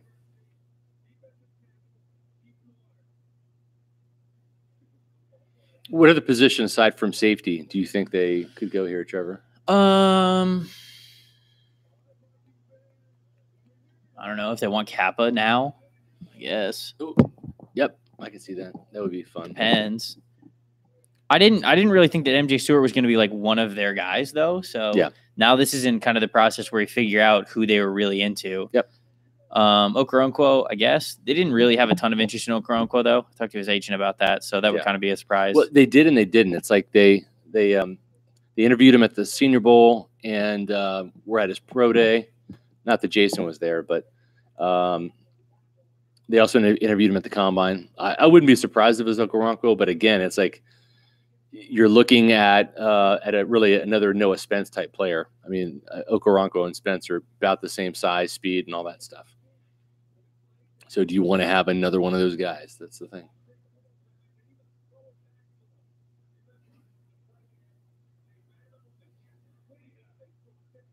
And then here's the other thing, Trevor. I mean, we're entering the third round now.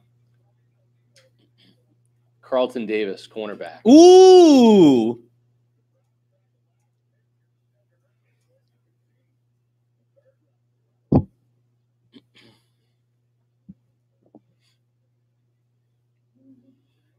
I'll tell you what, Carlton Davis. That's not a Buccaneer player. Yeah, that longer corner. Let's go. Physical guy. All right, I see you guys. Reminds me of Brian Kelly. I see you. Reminds me of Brian Kelly. Yeah, you did say that. You said that yesterday. Yep. You said that. I like that. And I like it just because it's different. And I like it because you have acquired you've obviously I thought they did good in trading back from 7 to 12 to get the picks they did in the second round. And then you have the 2 extra ones there. You're able to use it on kind of the needs that you have. And then you spend the third one kind of almost taking a risk, like taking a player that might not fit you exactly, but, has got the talent. So you're like, hey, we'll try it out. We'll get one of these guys on the roster, Yeah. I mean, physicality too. Yeah. MJ Stewart and Carlton Davis, 2 very physical corners. Yes. So that's the theme there. So it works. I guess it worked out.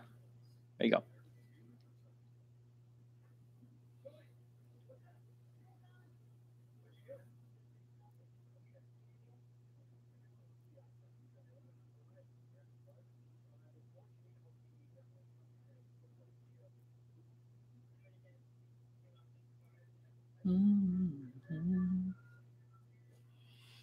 My son Logan's an Auburn fan, so he'll thumbs up that move.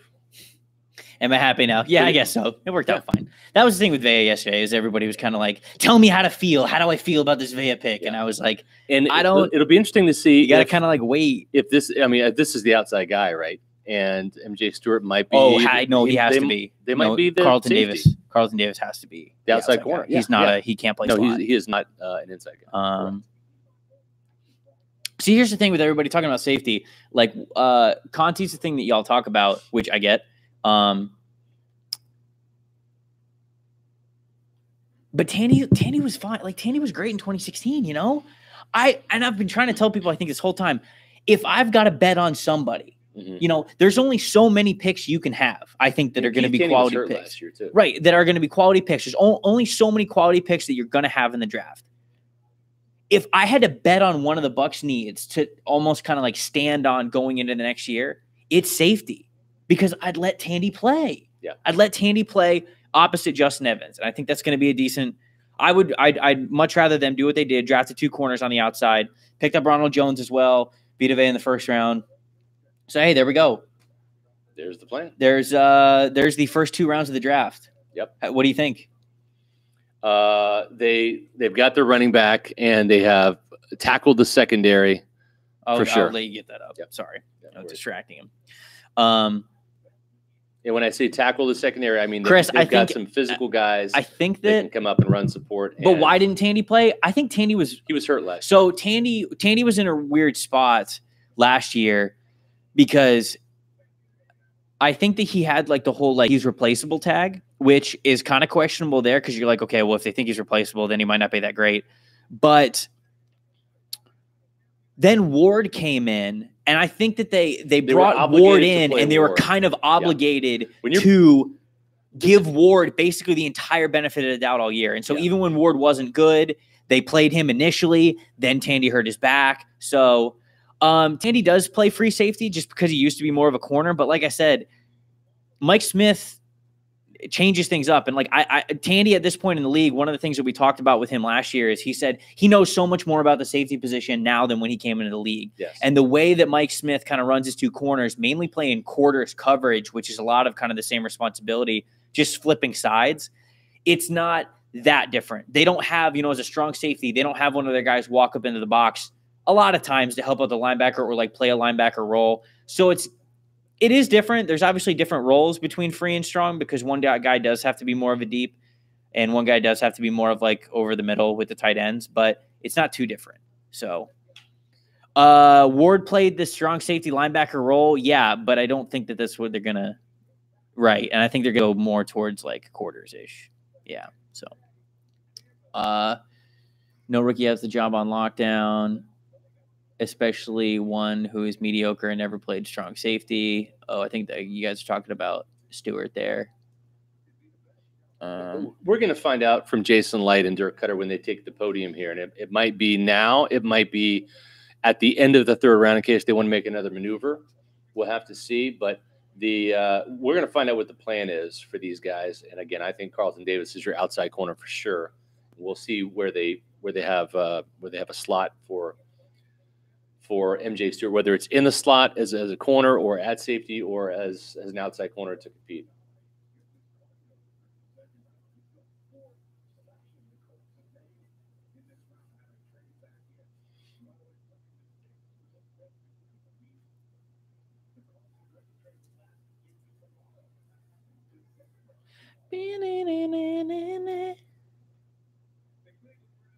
Yeah, I think that's the point of what Chris just said. I just looked up and he's like, how happy is everybody? Because this draft, the way that this draft is gone, it's pointing towards a new mentality in the defense. And I think that's a big thing. Is that over the last 2 years, I've already kind of talked about how I thought 2016 was fool's gold there. Yeah. 2017, you find out that the defense was absolutely soft as baby crap. And now this year, they're bringing Vita Vea, and the 2 corners that they bring in are physical corners. And so I think that they're going to play much more of a brand of defensive football that's more tight. And see, the thing when I talk about Oliver and Carlton Davis and MJ Stewart and all these guys, all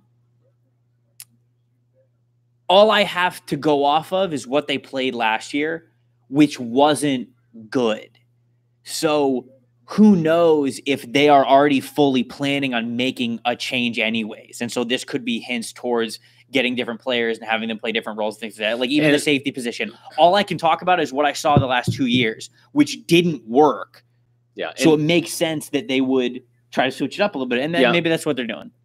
And I think, too, they were caught between a rock and a hard place because when you have young corners, unproven guys like Ryan Smith and Vernon Hargraves, who had to start, both those guys had to start in week 2 against the Minnesota Vikings because Brent Grimes wasn't there, right? And then you don't have a pass rush on top of that.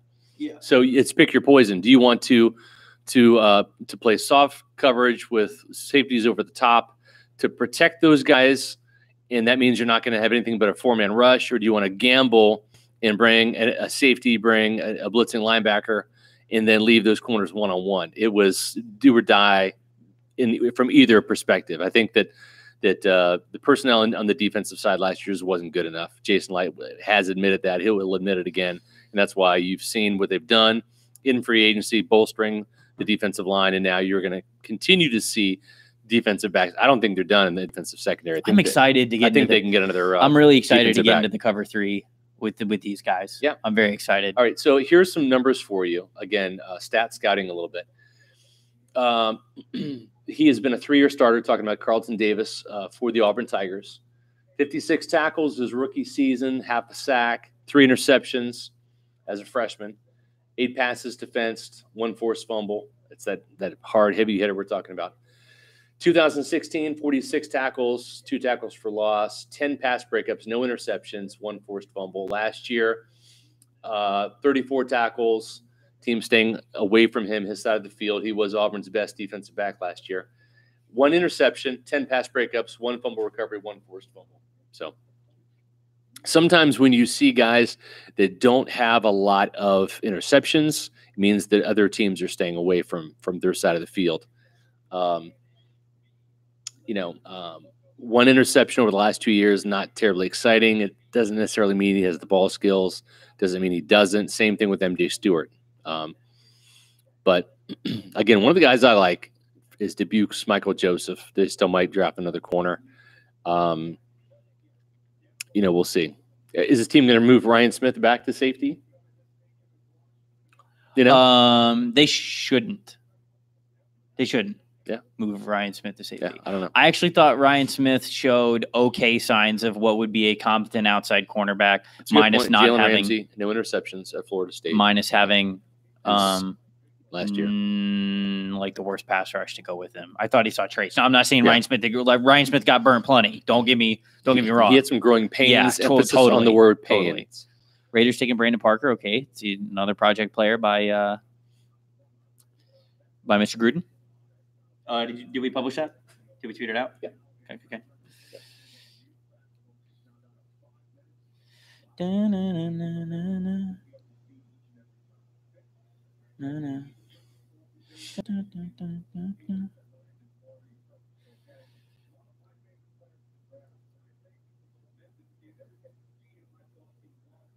Mark said, "Don't doubt me." I'm not doubting you. I don't know if he's watching the stream. I don't know.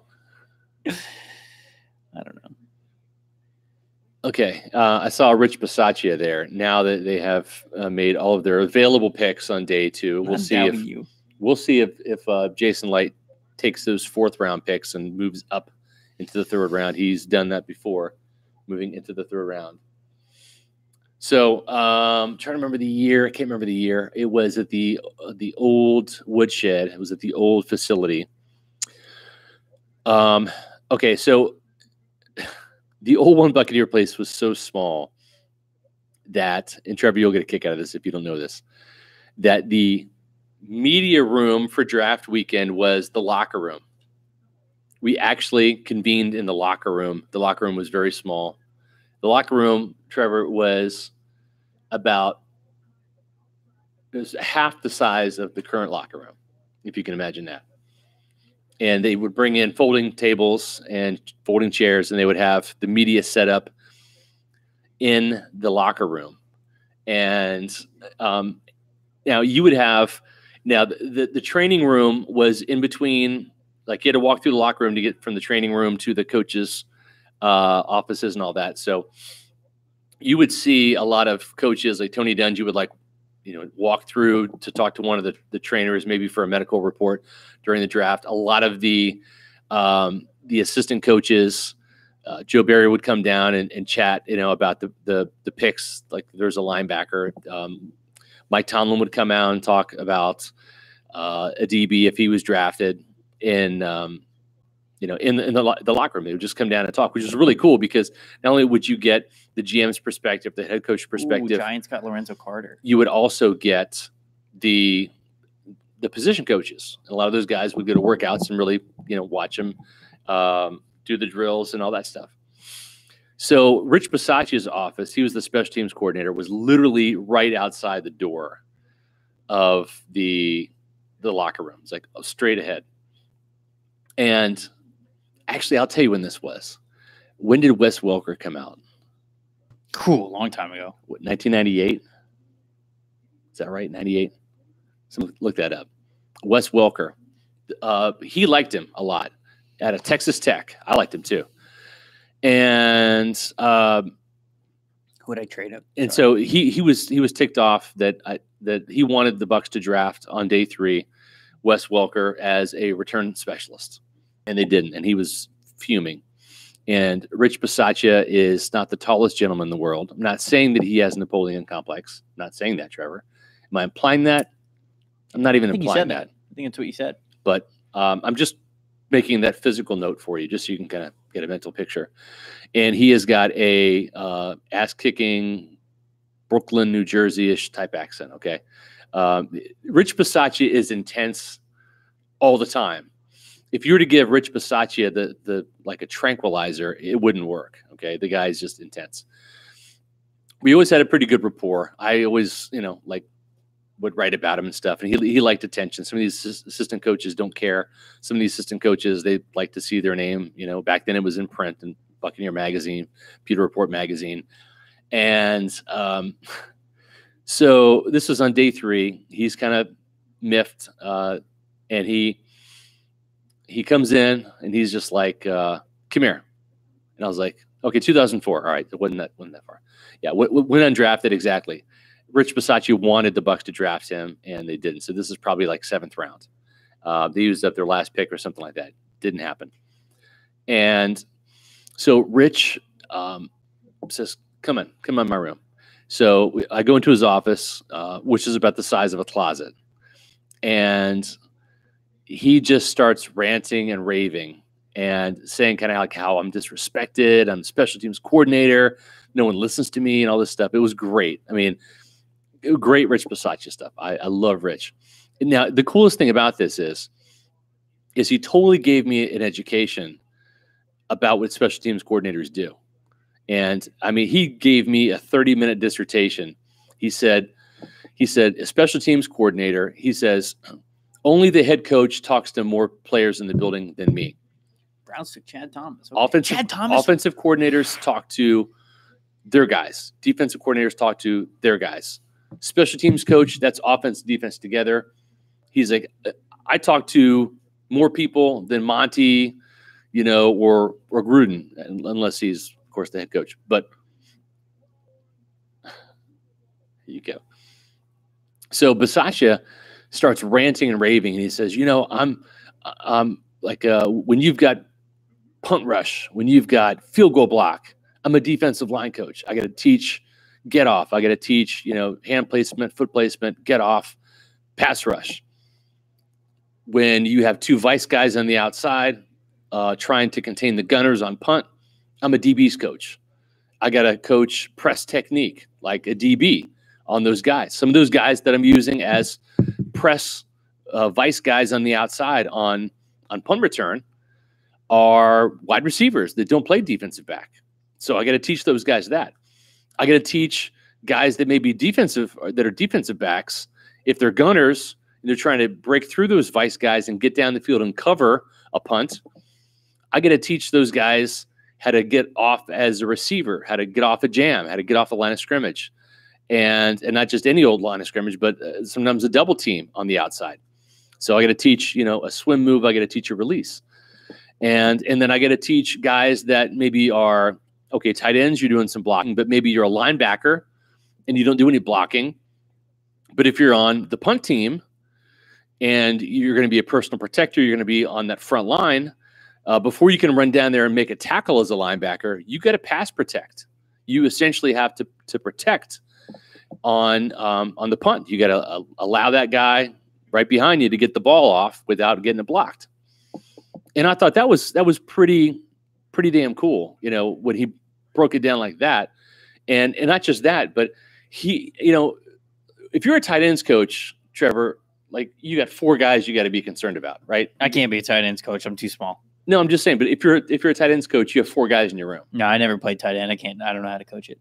I'm just saying, if you are a tight ends coach like Ben Steele, I'm sure somebody's more qualified than me to coach. He's got 4 guys that he has to really worry about. That's the whole point. Yeah. Okay. If you're Rich Bisaccia, you have 40 guys you got to worry about, because some of those guys are going to be on your field goal block, on your field goal protection. punt coverage, kickoff team, kickoff return. And it's offense and defensive guys, and you're teaching them all these different things. And it was a crazy impromptu education that I got about the special teams coach, done in a very high-strung capacity. I was enlightened and scared all at the same time because Rich Bisaccia was about to blow. But easily one of my favorite coaches I've ever had the chance to cover. Phenomenal guy. Dallas Cowboys have a great one in Bisaccia. I love that guy.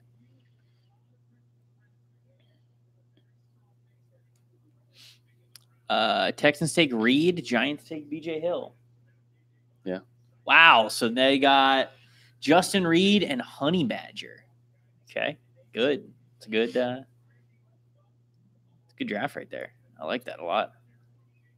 How about Benny Hill, Trevor? What do you think about Benny Hill? Like Ben Hill Griffin Stadium? No, he's a great Benny man. Hill. No, he's a great man. Benny Hill. We named the stadium after him. You think so? Talking about the old British comedian? Nah, no idea. Really? Nah, he's a scrub. Okay. Nah, he's a scrub. The Benny Hill show helped me grow up as a young boy. Just saying. Trevor doesn't know Benny Hill. You're right. I don't. Wait. Benny Hill. The Benny Hill show. Hold on. I'm going to pull it up. Wait, somebody just said Yakety Sax. Is that the dude? Huh? What? Why'd somebody just say Yakety Sax? That's Benny Hill. It was like risque British comedy. Ooh, 49ers got Warner. Look.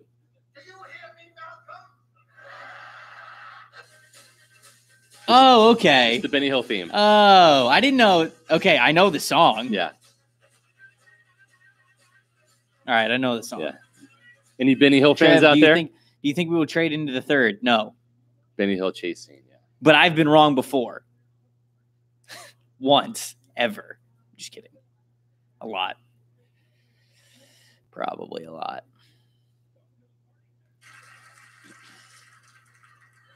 Fred Warner's a good pick.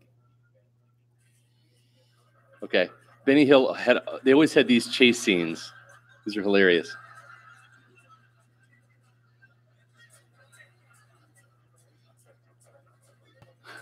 It's good stuff. Royce Freeman to the Broncos. That's quite heck. We are 3 picks ahead now. Man. All right, can you turn that off, Jesus? Yeah. Sorry, I was reliving my childhood there a little bit.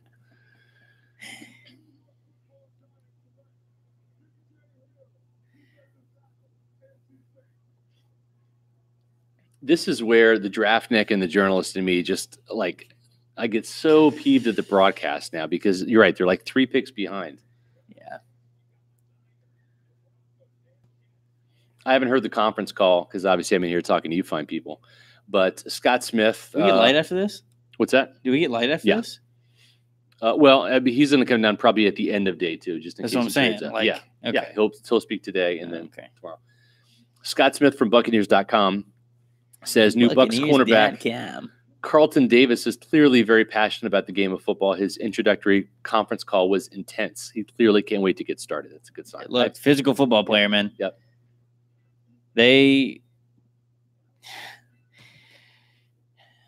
Jason Lay took a look at that locker room and went, nope. Yeah. Going into 2018, I think one word. Yeah. I think he walked in the locker room, looked at the names on top of the locker, and just went, nope. Yeah. And now, Vinny Curry, Bo Allen, Mitch Unrein, Jason Pierre-Paul, Vita Vea, Carlton Davis. One word, toughness. He wants basically a tough roster. Toughness. Yeah. All over the place. Yeah, whatever word you want to use for it. Up front, in the defensive backfield. Physical and aggressive. That's how you win. Intense conference call, right? Dude, this guy. Yeah. Let's talk. He's my new favorite. Let's talk. Who? Right now. Carlton Davis? Yeah. Let's talk about it. Yeah. No, you sure everything? Oh, me? Okay. All right. Stretch the old legs. Okay. The old, all right. Let's talk about Carlton Davis. This is your starter opposite Brett Grimes. He said so anyway. He said, make no mistake, I will be on the field day one. Love it. He says, I came to Auburn as a true freshman. I didn't enroll early. I was a starter. I'll be a starter in Tampa Bay. I love football. Speak it into existence. I mean, love it. This is the exact mentality you have to have as a cornerback. Awesome. And he's still going on right now. He won't stop talking. He's just amped up. He's excited. He said, I'm the best cornerback in the draft, hands down. He says, well, he actually plays his hands up. But I'm in the he said, I made it in the second round. I'm where, you know, it happened for a reason. I'm in Tampa for a reason. And literally as a junior too. Right? Yeah. Right. You know, he was all SEC last year. You know, he's a very confident guy. I mean, just listening to him talk, I mean, I'm excited. I mean, Carlton Davis stays for senior. He's probably a late first rounder, I would think. I mean, maybe. I mean, he was a second rounder this year, so yeah, maybe. I don't know. Yeah, but I'm just telling you, from a mentality standpoint, that's awesome. Man, this is the guy. That's awesome.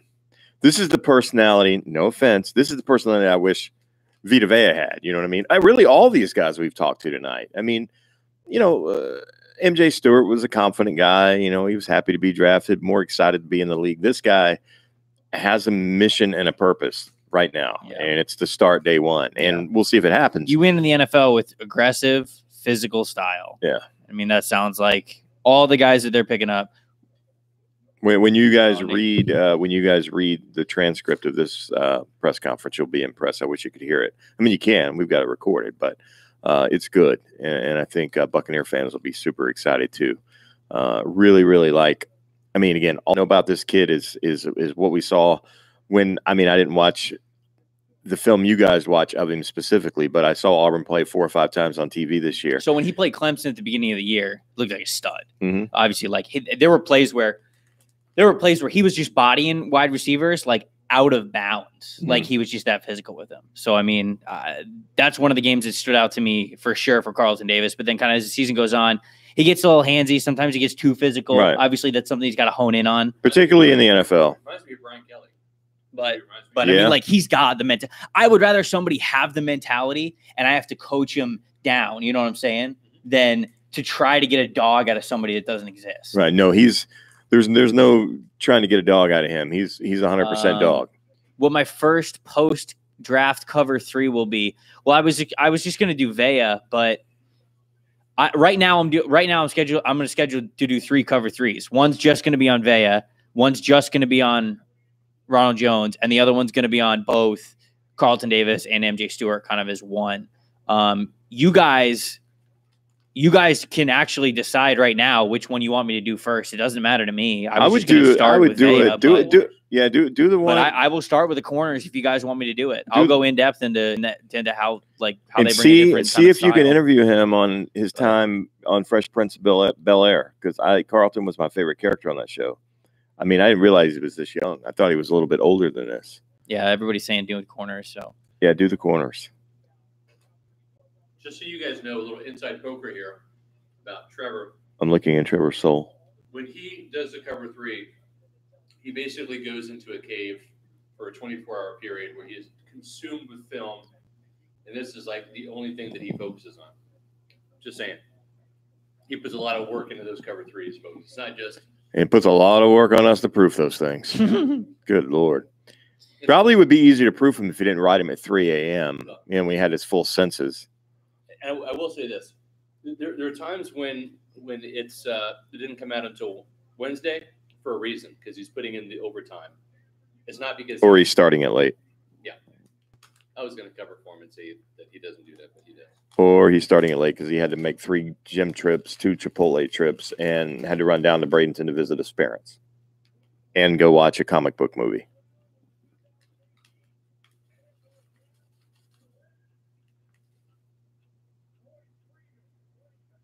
Yeah. Royce Freeman. We knew about that pick about 30 minutes ago. Yeah, for real.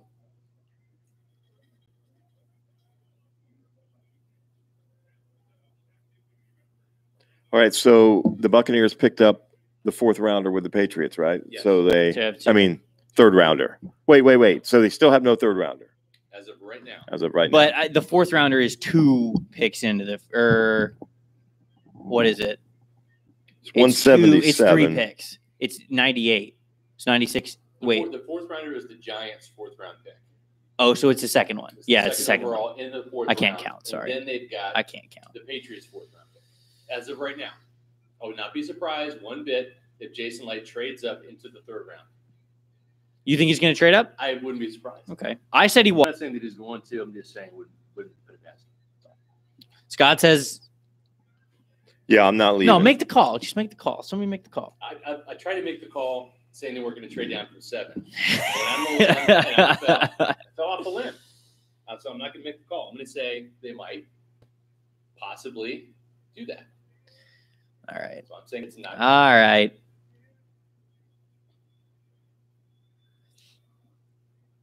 Hey, I fired my shot with Ronald Jones. Okay. Trade both these guys up and get Shaq Griffin. Yeah.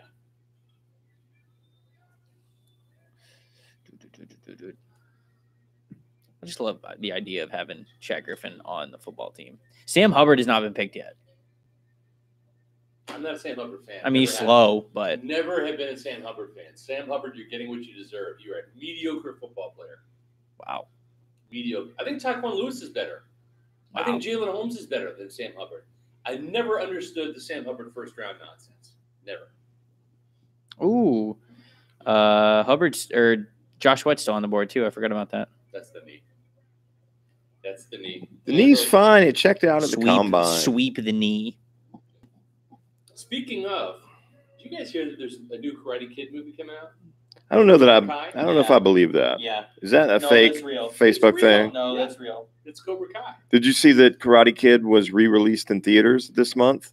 One night only show? No. I was going to go, but it was literally like $14 or something like that. The Jets. Trevor. I saw it. Yeah. I saw it. You're not telling Trevor anything he doesn't already know. My son. My large adult son, Nathan Shepard. All right. I got to run out of my car and grab my phone charger. It's almost dead. Take care of him, Jet. Take care of him, Jets.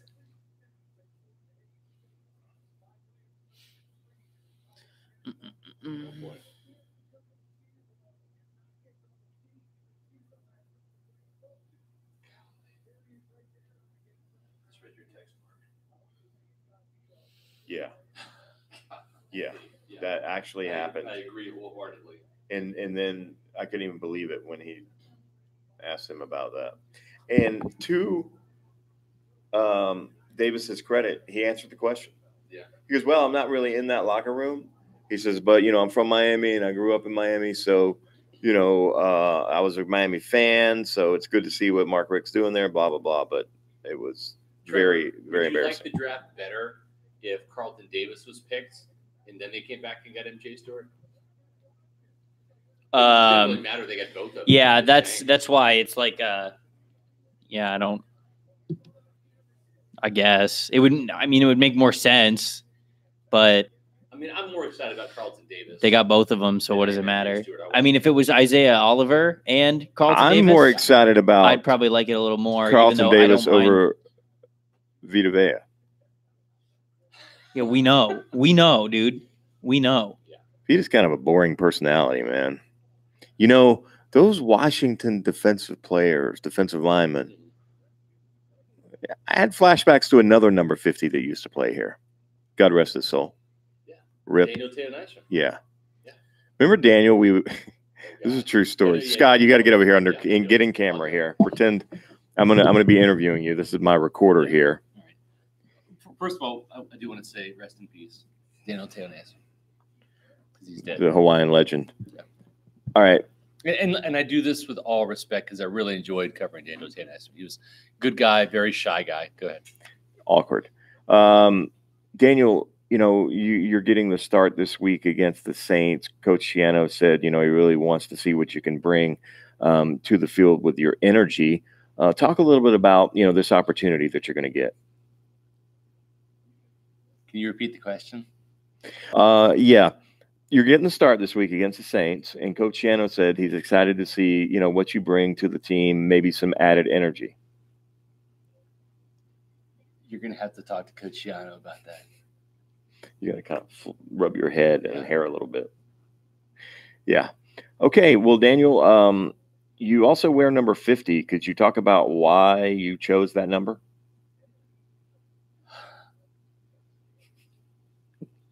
Can you repeat the question? I'm having like eerie flashbacks right now. Can you repeat the question? Yeah. Number 50, the number that's on your shirt right now.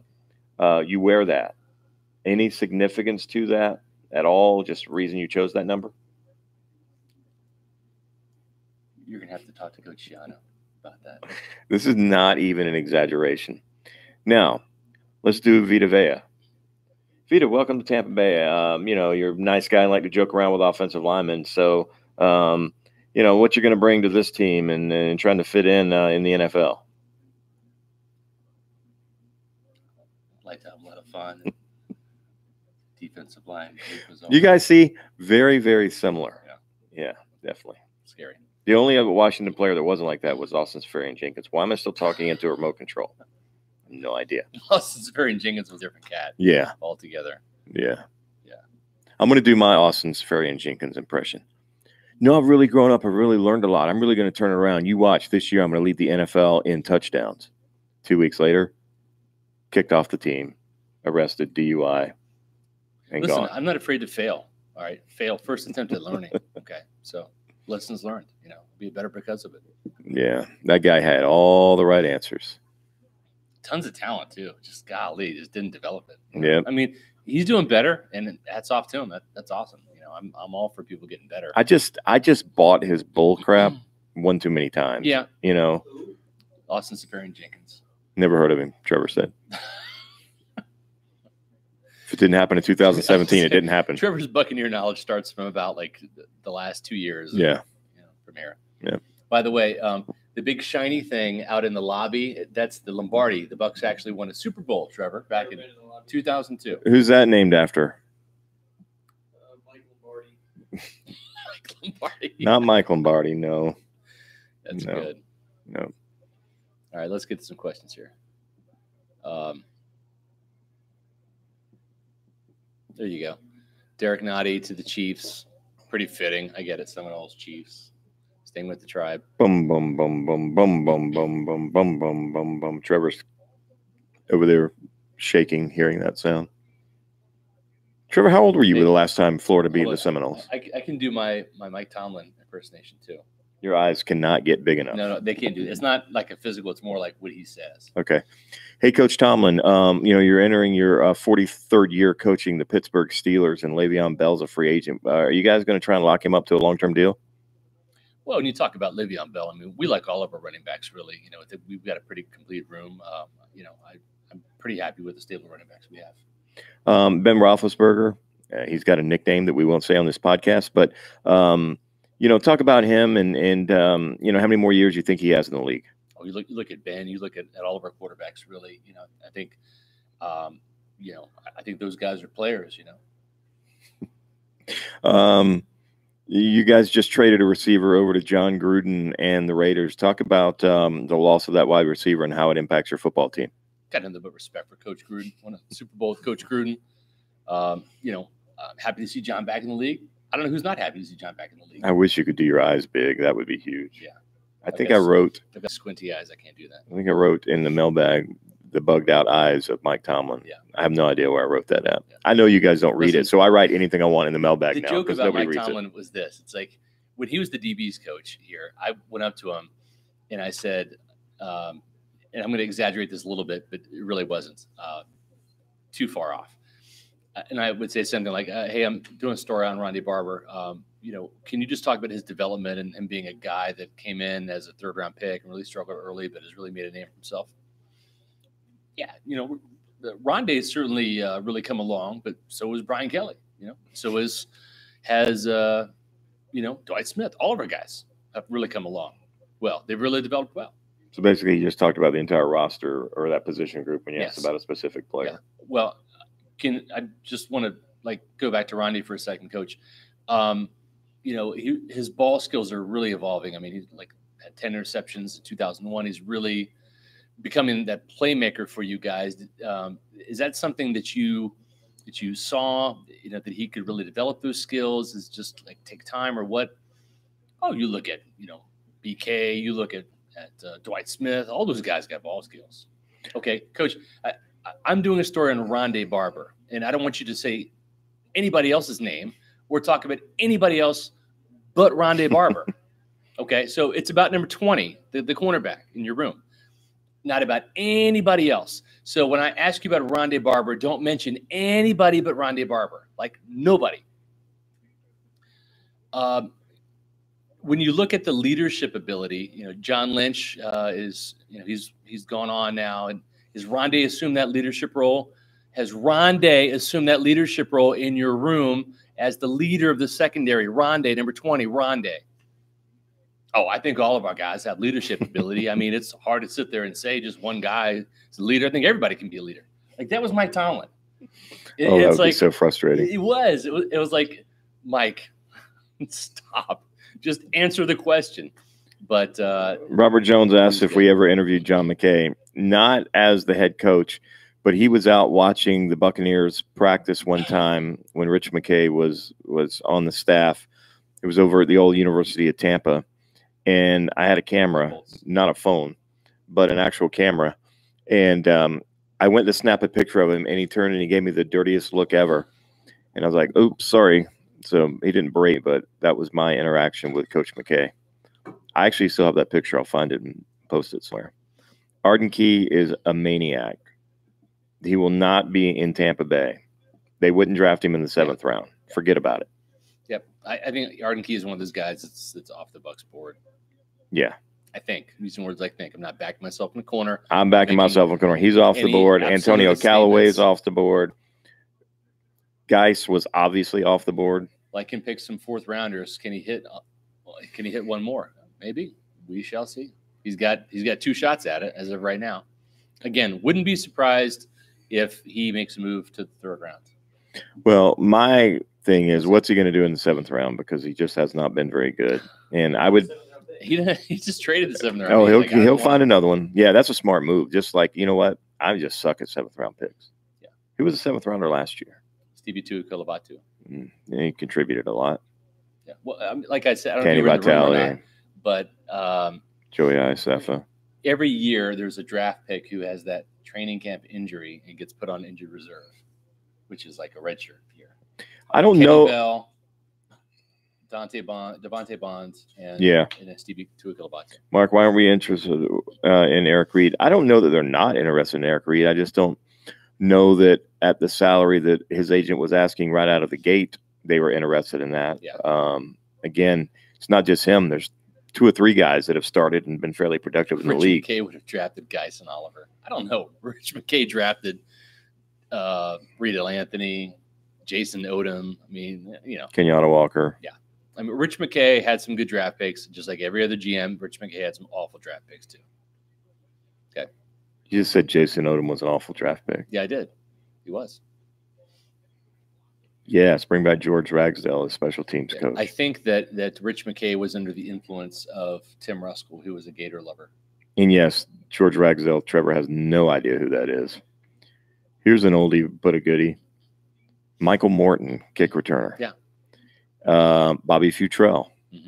And the player who holds the NFL record for not having a fair catch as a punt returner in the entire season, 1979's Danny Reese, refused a fair catch. He also averaged about 4.6 yards a carry because he got murdered virtually every time he caught the ball. Yeah. So if he had a 15-yard run, it was negated on the next one right. because he would lose 1 yard.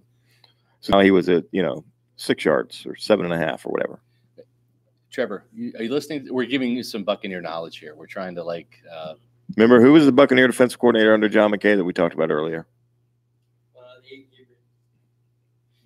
No, he was the defensive line coach. Maybe he was the coordinator first year. No, that was Tom Bass, I think. But Wayne Fonts. All right, who succeeded Wayne Fonts? Rusty Plummer. Yep. That's true. Not a real name. It's true. Not a real name. And when Rusty Plummer got fired, it was Floyd Peters. Then they hired that Irish guy, but they fired him right before the season. What was his name? Yeah. Pat McCrotch? No, it was Barry McCockiner. I think. You remember Barry McCockiner? It's late, boys. Yeah, it is a Friday night. Yeah. Actually, it's not. It's only I know. 9:50. Well, again, for us, in our late 40s, it's late. I had 3 hours sleep last night. I was doing the Insider, folks. So. Yeah. Let's come up with some just. The Steelers have drafted James Washington and Mason. There you go. That's it. They like the connection. I'm telling you. Don't sleep on Okie State. I saw them. They. Big 12 is alive. Mm-hmm. It's alive. No, it is alive. It's a lie. No. It is a fraud conference. It's a fraud conference. It's not a fraud conference. It's a fraud conference. Baker Mayfield. It's a basketball conference. 3. Huh? They rushed 3. Who? Every team. No, that's not. No, true. that's not true, Trevor. Other than Kansas, They play 8-on-8, is what it is. It's arena football. They do in Western Kansas. They play 8-on-8 football. We did 8-on-8 Little League in the spring. That was fun. Not really. All right. So who was a better returner? Dick Trickle. No. Listen, Vernon Turner or Kenny Kitchen? That's a tough one. Let's ask Trevor. Trevor, who was the better Bucks returner in terms of punt returns? Vernon Turner or Kenny Kitchen?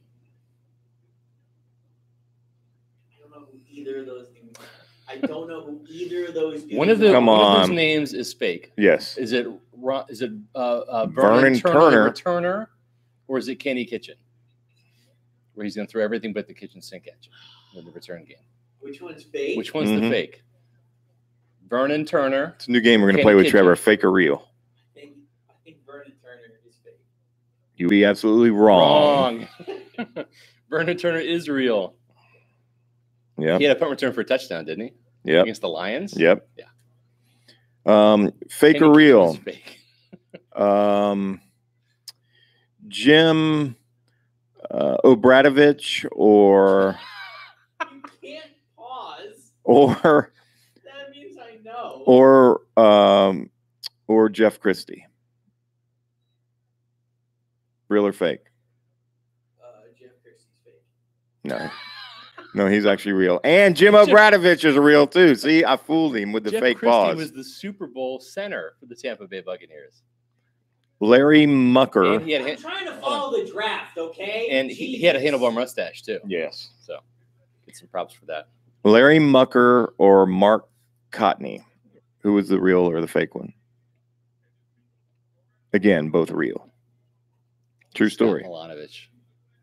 All right. Fake or real? I got a new spit cup, whoever this says belongs to. That's fine. Reagan Upshaw Or Marcus Jones. Yeah. Reagan Upshaw is real. Is Marcus Jones real? There's somebody in the world named Marcus Jones, yes. Who was also Marcus Jones play for the Tampa Bay Buccaneers? Yes. Wow. Okay. All right. That was a guess. A complete guess. Both first-round draft picks in 1996. True story. In my very first issue of Buccaneer magazine that I was the editor-in-chief of was the draft issue, and I nailed the first-round pick. In the mock draft, I said they would draft Reagan Upshaw. That's right. I still have a copy of that autographed by you. Did they autograph it? No, I don't think Okay, so. good. The only autograph I got from you embarrassed was a if I Pete did. Pearson autograph. What did I sign? Did I sign Pete's name? Yeah, you did. I did? Okay. Yeah.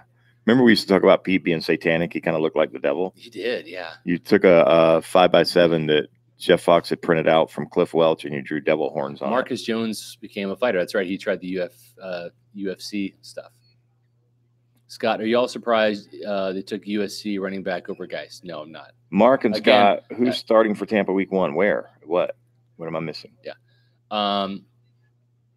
If you read the Insider and saw the big picture of Ronald Jones, that was kind of a hint. Plus, I talked about him more than the other running backs in the story. So that was your And I mentioned him on 620 earlier today. There you go. People got to listen Keith to us. McCants, Marcus Jones, yeah. Yeah, there's Okay, all right. True story about Marcus Jones. In 1996, a part of our we had an agreement with the Buccaneers back in the day. We don't have that now. But if you remember the old Buccaneer magazine, we actually had a sub-license agreement where we could use the name Buccaneer in the helmet, which was on the front of Buccaneer magazine. Part of the deal that was negotiated was we actually had 2 seats on the team plane for a couple of years. I think 96 was the last year. Well, the first time I rode on the team plane, and we're like way in the back. The players are up front with the coaches and stuff. We're on the back with the trainers and all that stuff. And there's like a couple other media members on there, but not many media members. Marcus Jones was a rookie that year, and he was deathly afraid of flying. And Marcus Jones, I think you would admit, probably one of the most physically imposing football players of all time. Yeah, he was a beast. Yeah, he is like he's the prototype of what you look for physically in a defensive end. 6'6", 285 pounds, chiseled, just looks like Tarzan. Kind of played like Jane a little bit. He had some good year, I guess. Really good guy, really nice guy. Deathly afraid of flying. Okay, deathly afraid. And I happened to be sitting like on the right side. Marcus Jones was like on the left side, kind of like I could kind of diagonally see him. And he's sitting here, and this is when the plane is just on the tarmac, getting ready to taxi to the runway. He's like, oh my God, oh my God, oh my God, oh my God, oh my God, oh my God, oh my God, oh my God. Just completely freaking out. Then once the plane starts moving, he's like, like this. And I felt bad, but at the same time, it was a little funny. Okay. So then the plane starts like going down the runway and it's going to take off. And Eric Rhett was on the plane. I think this was right after his holdout. And so I guess Marcus had been doing this for a while now. This wasn't like his first plane ride with the Buccaneers. I guess it was an annual thing. But Eric was like cracking up and sitting right behind him. And he started shaking Marcus Jones' seat as they were getting some turbulence as we were like getting ready to top. You need to get that this and you just start taking off. He starts shaking Marcus Jones' seat. He's like, we're going down. We're going down. And keep in mind, we're still on the ground. We haven't taken off yet. And Marcus Jones is losing his mind, okay? Just completely going berserk. So, and I felt bad. And I wanted to like look back at one of the doctors and say, y'all aren't playing until tomorrow. Can we get the guy a tranquilizer? Right? Can we just like knock him out for this plane ride? So I go to interview him the next year. And we're sitting at the lobby at the old One Buccaneer place, and I'm interviewing him, and we're having a nice chat. And I said, Marcus, it's kind of notable that you had this fear of flying. And I said, I remember going on some of the flights last year, and and I noticed that. I'm sitting across from Marcus Jones, and as soon as I say the word flying, he starts just dripping sweat down his face, like complete instant perspiration. And he had like dreadlocks. I think they were like down here at the time. And it's like just complete buckets of sweat. And he's like, I'm not my favorite thing. Can we maybe just change the subject? I'm like, I know that there's an airport right behind us. I mean, we're at the old Buccaneer headquarters, but just talking about that, he starts just completely getting drenched in sweat. I felt so bad. I was like, oh shit. Like, okay, yeah, never mind. Let's talk about sacking the quarterback or pass rush or Rod Marinelli or something, right? It was one of the funniest things. Totally didn't expect that, right? I expected him to kind of say, yeah, I kind of get ribbed a lot, and Eric Redd pokes a lot of fun at me, blah, blah, blah. Like laughing it off, right? Because it's, no, this is like I have to deal with this 10 times a year. They make me get on a plane and fly to an away city to play a team.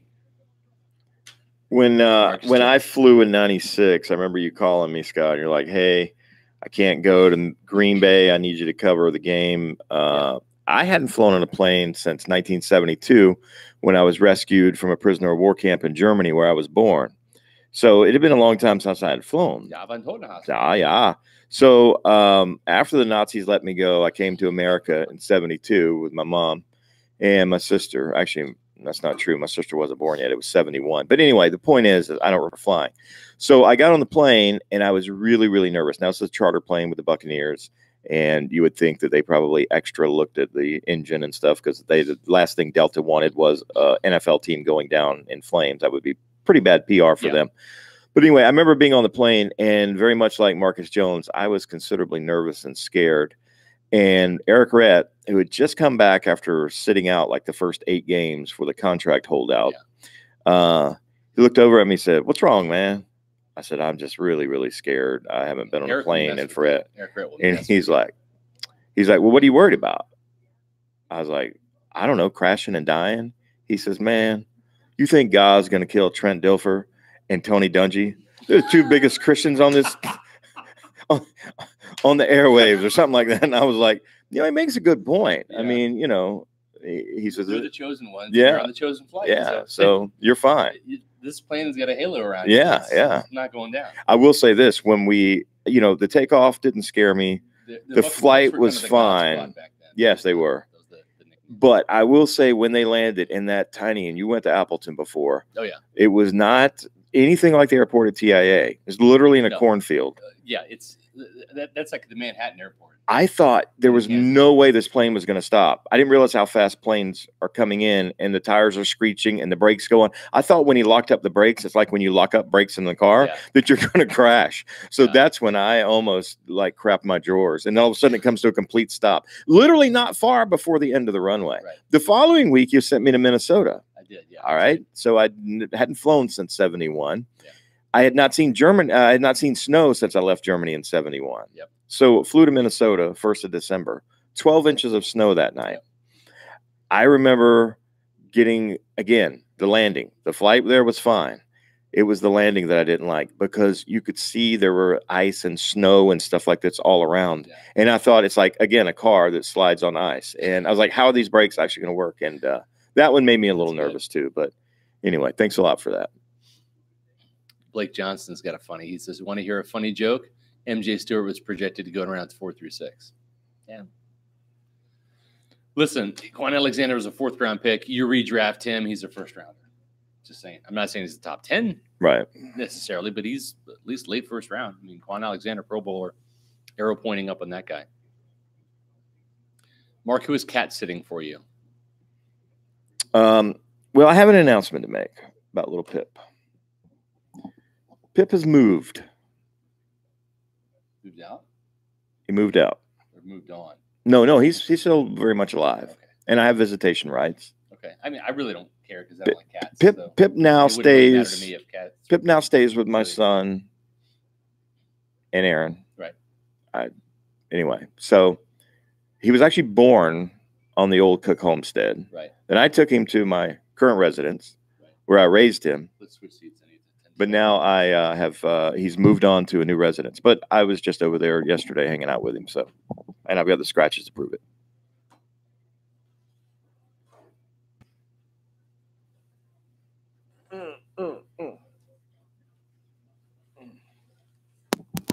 Folks, I see you hanging in there, and I don't blame you because this draft isn't over yet, and I wouldn't be surprised if Jason Light likes a player. He might go up and get him in the 3rd round. Not saying it's going to happen. Ravens just took Orlando Brown. Interesting. But we shall see. Let's see here.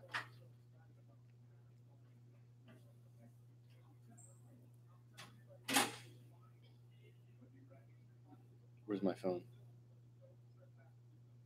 Can you grab my phone over there? Is that mine?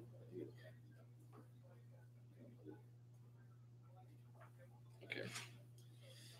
I'd love to find out if we're going to have any more action tonight. So let me send a few texts and find out.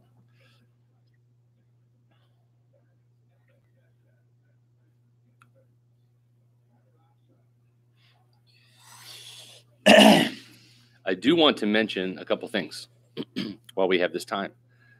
While we're anxiously awaiting with bated breath what the Buccaneers are going to do.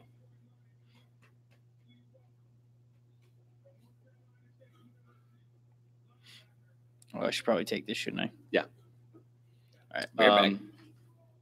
So I do want to say, want to thank our sponsors again, mybookie.ag. The numbers are pretty simple. If we get a couple dozen signups, mybookie.ag continues to advertise with us. And actually, they're going to anyways, but they take it up another level. So we could certainly appreciate some support and some signups. And they're going to match your initial deposit. If you mention the code word pewter, go to mybookie.ag. They're legit. They have the fastest payouts in the league. I should say not the league, but anywhere on the World Wide Web. They're a very reputable company. I spent the entire football season last year gaming every single Saturday and sometimes Sunday. And I wish I hadn't Sunday. I'm going to stick with college football this year because I cleaned up. But you can bet the money line. You can bet.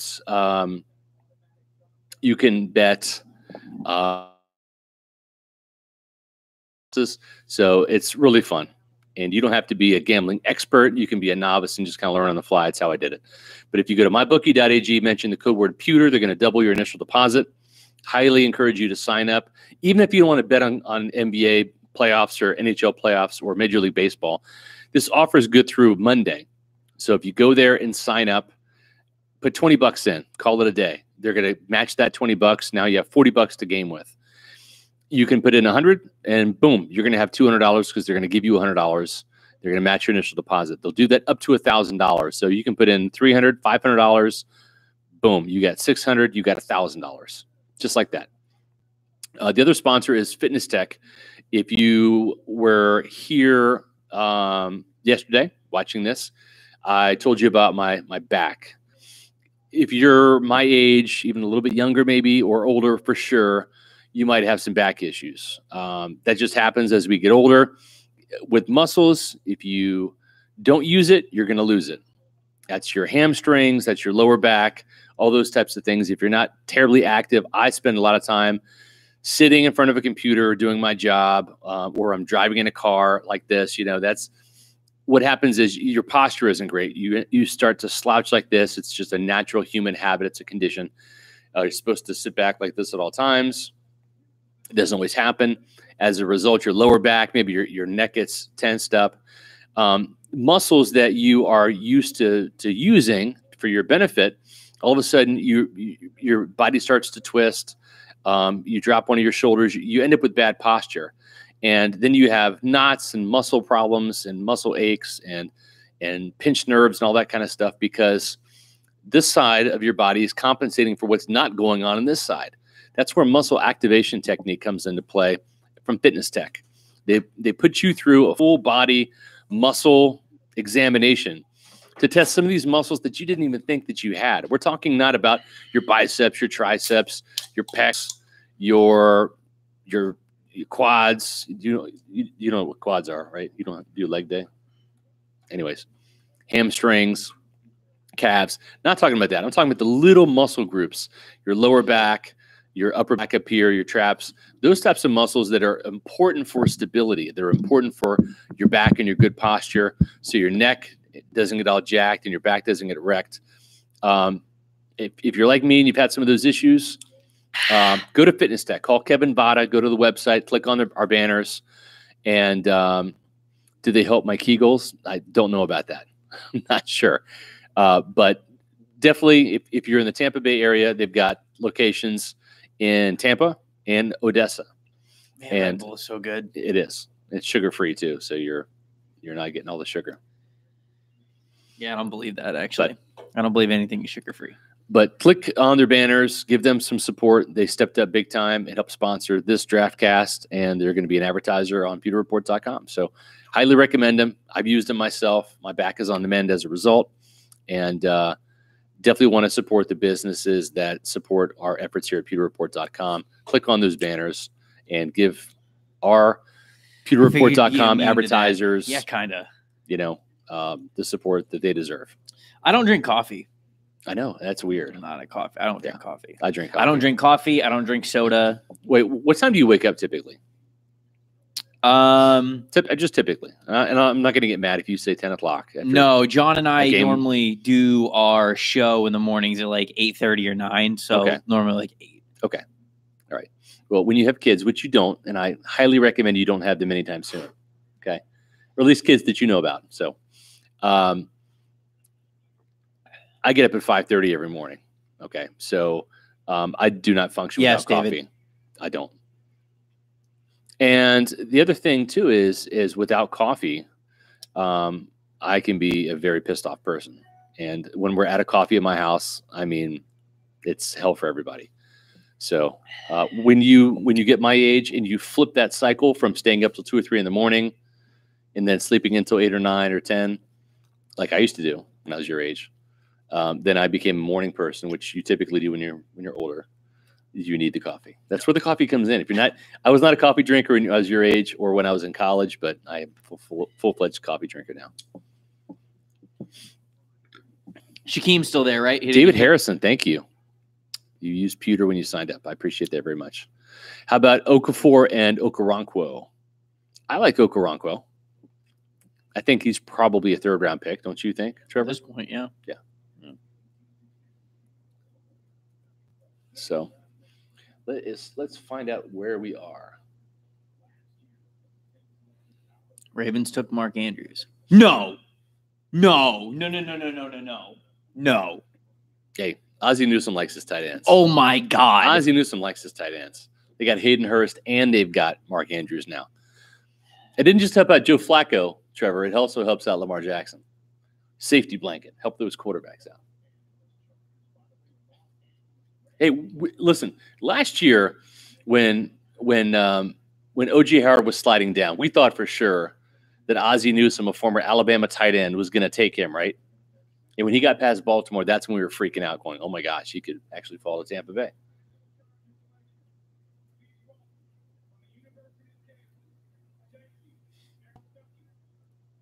Daryl Stuckey from KU.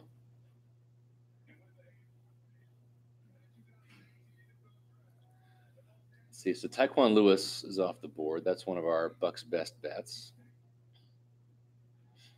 Brandon Parker, Lorenzo Carter, Chad Thomas, Justin Reed, B.J. Hill, Fred Warner, Royce Freeman, Nathan Shepard, Jerome Baker, Jerron Christian, Derek Nottie, Mason Rudolph, Sam Hubbard, Malik Jefferson to the Bengals, Rasheem Green to the Seahawks, Martinez Rankin, the Texans, Gallup to the Cowboys. My good friend Rick Zoy's happy about that. He got one of the guys he wanted. He's the big Cowboys fan. Orlando Brown to the Ravens. How about that? Zeus's son. Yeah, it goes to the Ravens. Yeah, it's cool. That's very cool. fitting. Very cool. Justin Jones to the Chargers. We got Tracy Walker to Louisiana. From Louisiana to the Detroit Lions. Carolina Panthers. Have their pick has come in? Nope. Oh yeah, it has because I already know the Ravens. It was Rashawn. Oh, Golden. Yeah, Golden. Let's see. Ravens trying to copy the Bucs strategy. Yeah, they really are. Ravens they'll play the Bucs this year. Remember the last time the Ravens played the Bucs, Trevor? It was murder. Wasn't it 35-0 or something? Yeah. Nice. At the half. Nice.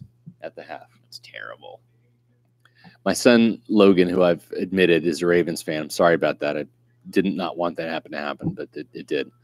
I actually brought him to the game. He was up in our Pewter Report luxury suite with our owner, Hugh MacArthur, right? Mm-hmm. So he was in town, brought the family up. Everyone in there, my wife, they're all supporting the Buccaneers, Buccaneer fans, etc. Hugh, our boss, the owner of PewterReport.com, certainly was rooting for the Buccaneers. Logan's the only Ravens fan in there. And Logan was like 9, I think, at the time, maybe 10, whenever that was, 2014. Is that right? I think 14. Yeah, it was. No. Or was it 15? No, it was 14. Yeah, it's 14. 14 for sure. And Logan was going bonkers. I mean, he was going nuts that game. He was so excited. Yeah. And he was jumping up and down. And like everyone in the luxury suite, when I would walk down from the press box, Logan's like, "Dad, did you see the Ravens got another touchdown?" And everyone in the luxury suite was looking at Logan like, "Shut up, kid. Shut up." That was an awful Which game. NFC South team has had the best draft so far? Who did the Saints take other than Davenport? Can you look it up on there? Yeah, Can you do it by team? I can. I'll do it right now. We will have this discussion. Let's do this alphabetically, shall we? The Atlanta Falcons are up first. Calvin Ridley. Great pick. Isaiah Oliver. I love those two picks. Yep. So love far, those two picks great. For the Falcons. Let's go to Carolina next. Yeah, where's Carolina? DJ Moore. That's quite the pick. Good pick. Dante Jackson, another cornerback the Buccaneers were kind of supposed to take. Small corners. And then Rashawn Golden from Tennessee. So I don't love it. Go to New Orleans. Carolina's still trying to find some corners. Took a bunch of small dudes. Yeah. Marcus Davenport. Raiders took Arden Key. My goodness. They only have Marcus Davenport. All right. The Saints have by far the worst draft. Then it's the Falcons Panthers. Have the best. Then I think the Buccaneers and then the Falcons. Yeah. But I mean, I wasn't including the Buccaneers. I think the Buccaneers have done really well so far. Arden Key to Oakland. That makes sense. Hey, let's replace Aldon Smith with Arden Key. The Raiders, right? Jeez.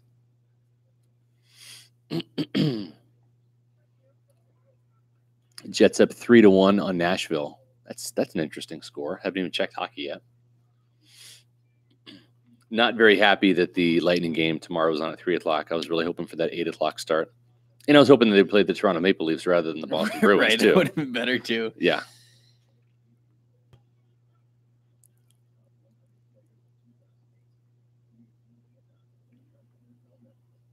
Yeah, that's a surprise. And they're in the third.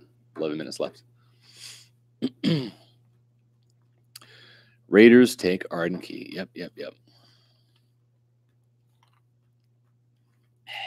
Blake Johnson says, we could have had the best draft by a mile with Geis and Oliver. I'm a big Rojo fan. I think he's gonna really. I mean, like, if Geis is a weird dude, then you don't want him. Jason Light always says, when teams, himself included, as the general manager for the Buccaneers, when teams miss on players, it's not really the player they're missing on, it's the person.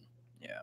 And if you don't draft good people that can't stay out of trouble, that have issues, that make football not the priority it needs to be. What I read is that he was late to a bunch of his private visits, like just straight up late. Yeah. And like unapologetically late is what I read. And then he also like got into like an altercation with some of the Eagles coaches, like when he was on their private visit and stuff. And this was just like word around but I don't, so obviously not there in these situations. I'm not here to spread rumors about somebody. I've never seen anything about Geis that's bad, but obviously there's something. Right. When you look at the talent, he fell all the way down to where he did.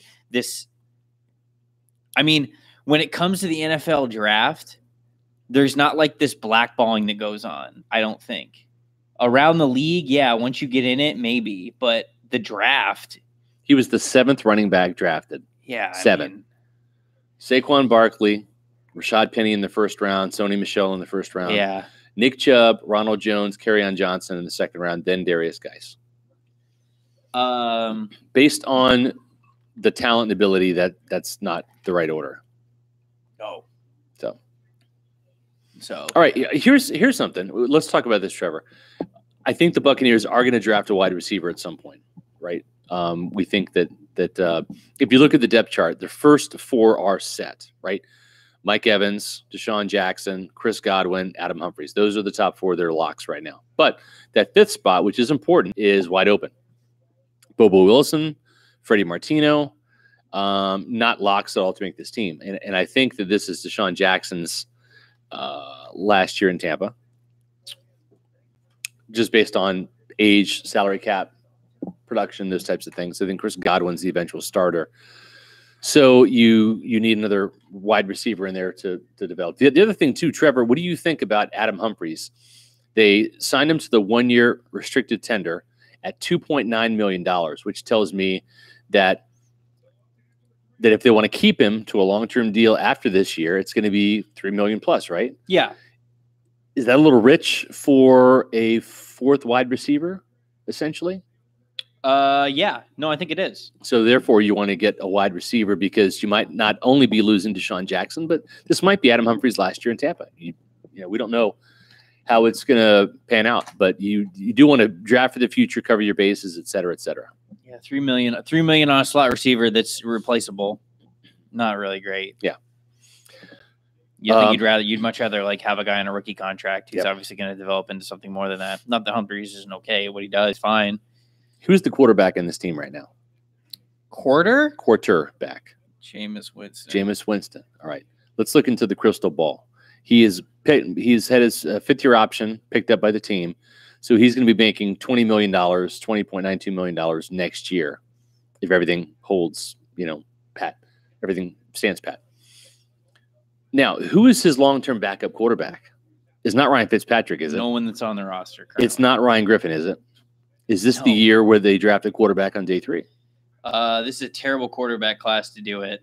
Agreed. But it could happen, though, right? Sure. I mean, if you're the Buccaneers, you've got, 5 draft picks left. 2 4ths, a 5th, and 2 6s. Well, my draft philosophy is that you draft a pass rusher, a pass protector, and a quarterback every single year. Yeah. One of them is in the top 100. Right. At least. The guys that we know that they have honed in on a little bit, not Malik Zaire, no. Not terribly impressed with them per se, but Luke Falk, Washington State, and Kyle Oletta from Richmond. I think Mike White out of Western Kentucky would be a better fit because he's more of a bigger, isn't he more of a strong-armed quarterback? Yeah. Right? Kyle Oletta can't throw. Yeah. So to me, if you look at the Mike Lennon, Jameis Winston, big, tall, throw the ball down the field like Dirk Cutter likes type quarterback, Mike White might be the guy. I just don't know if the Buccaneers have done much work on him. Yeah, like if they're going to. On Mike White? Yeah. I don't know if they've had him in for a visit. If they've worked him out. Kyle Oletta is like Ryan Griffin, but with a worse arm, I feel. I just don't understand why you had a good Senior Bowl, but hey, I don't really. Nah, I don't think any of the quarterbacks other than Baker Mayfield had a good Senior Bowl, but. Well, Baker Mayfield didn't have a good Senior Bowl. I thought he had a fine Senior Bowl. No. Yeah. I can pull up the stats and show you. Josh Allen. I'm talking about the game. I don't care about the game. I'm talking about the game. I'm talking about. Oh, I don't care about the game. Okay. I don't care about the game. I only care about practice. Because if you looked at the game, that's really where Mike White stepped up. That's where Lauletta stepped up. They're gamers. That's where they showed up. We got a chance to meet Peter Schrager at the NFL owners meeting. Peter's cool. Peter's great really cool. Guy. Yeah. Really great Very guy. genuine dude. Yep. Knows us, reads our stuff. We had a lot of stuff pop up on NFL networks. Good Morning Football program. Get a lot of love from them. Appreciate that. That's a quality show.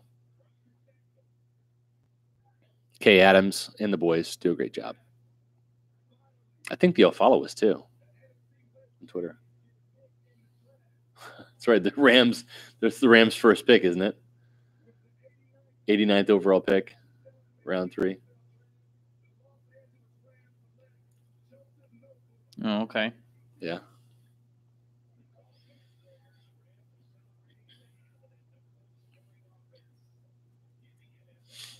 Let's see.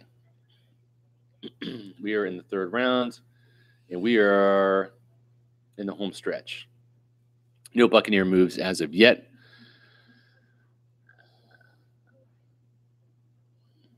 Fourth round, Trevor. Will Richardson, safety, Kazir White. I like Kazir White. Oh, Kazir White. I'm a Kazir White Kazir fan. White would be a great pick if they pick him at 98. Yeah. That'd be a great pick. A lot of new blood in the secondary if that would be the pick, though. Yes. Hey, you got to pass the torch to sometime. Look, man. You know who I'm picking at 98? There's 2 players I would pick at 98. Who's that? One of them's Shaquem Griffin. Yeah, I pick him too. And the other one's Maurice Hurst. Maurice Hurst hasn't gone. You have to wonder about the medical. It's because of his heart. Yeah, you got to. It's because of that heart condition. Yep. But we're talking about a 4th round pick. Yeah, I go Alex Kappa. Okay, I mean that's fair. The other running back, but those are the 2 guys. The other running I would back pick. I would pick one of those 2 guys. I would pick one of those 2 guys. Yeah, the other running back this team likes is Naeem Shaq Hines. or Hurst, one of them. Kappa. I mean, Kappa's realistic. I mean, if you're talking realistic, that's probably one. Yeah, this team likes Naeem Hines too. That would be an interesting 1-2 punch Ronald Jones and Nyheim Hines. Hines would be your third down back. Yeah, they're going to pick another running back, right? They very well could. I didn't think they've got 5 picks. They're going to pick I didn't think they were going to, but now I think that that's certainly a possibility. Mark Walton's still available. Oh, yeah. St. Brown is still available.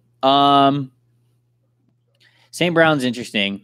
Very rare combination of having that size and speed, fluid dude, but like he's big, doesn't play big, doesn't make catches at the catch point, strong as you might think. Hines, Atlanta takes much like Sanat. That's a Rojo. really good pick for Atlanta. Who? Atlanta is having a very good Yeah, draft. Dejan Sanat, yeah. Dan Quinn, former defensive line coach, he knows how to pick those defensive linemen. Is Hines too much like Rojo? I think on the surface you might say that, but Hines is an incredible receiver out of the backfield. He's got 4.38 speed. He's faster than Rojo. Neither one of those guys are terribly big. Also, where Hines can help you, Trevor, is kick return game. 2 100-yard kick returns for touchdowns and a punt return for a touchdown. So he can come in and impact special teams. Chase Edmonds, please. Yes, I like Chase Edmonds as well. Just in case you are wondering, Chase Edmonds was our Bucks best bet for day 2 at the running back position.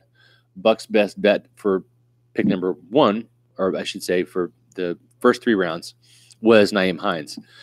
The reason why we didn't have Ronald Jones in there, even though we knew that they liked Ronald Jones, was the biggest thing was because heading into the draft, this team did not have a 3rd-round pick. So I talked to Trevor about this, and we pretty much said that 2nd-round pick is going to be a cornerback. They got to address the secondary. Running backs are going to fall a little bit, and Nyheim Hines would be a guy that they could get in the 4th round or trade up into the 3rd round and get. And that was the reasoning there behind not having Ronald Jones in there as the Bucks' best bet, because we just simply thought they're going to have to pick a cornerback in the 2nd round, and there goes their 2nd-round pick. And Tampa Bay would not have another opportunity to draft Ronald Jones and a cornerback unless they traded down in the 1st round, which they did. And kudos to Jason Light for doing that. Sorry, I'm trying to keep up. Hines better than Sims. Yes, I agree. Not convinced that Charles Sims, even though he's re-signed for 1 more year, not convinced he makes the 53-man roster. We shall see. So,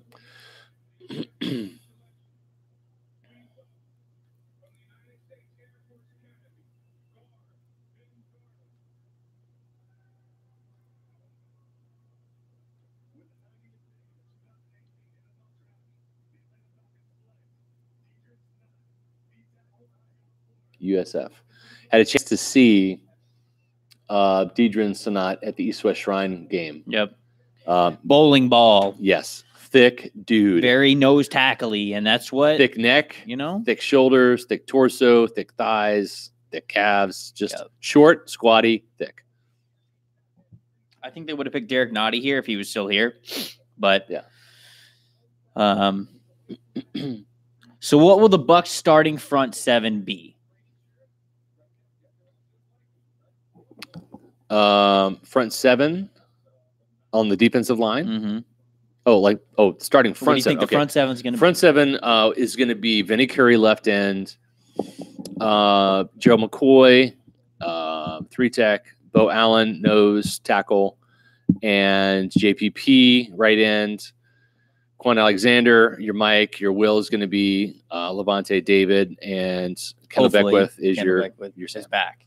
Yeah, that's your starters right there.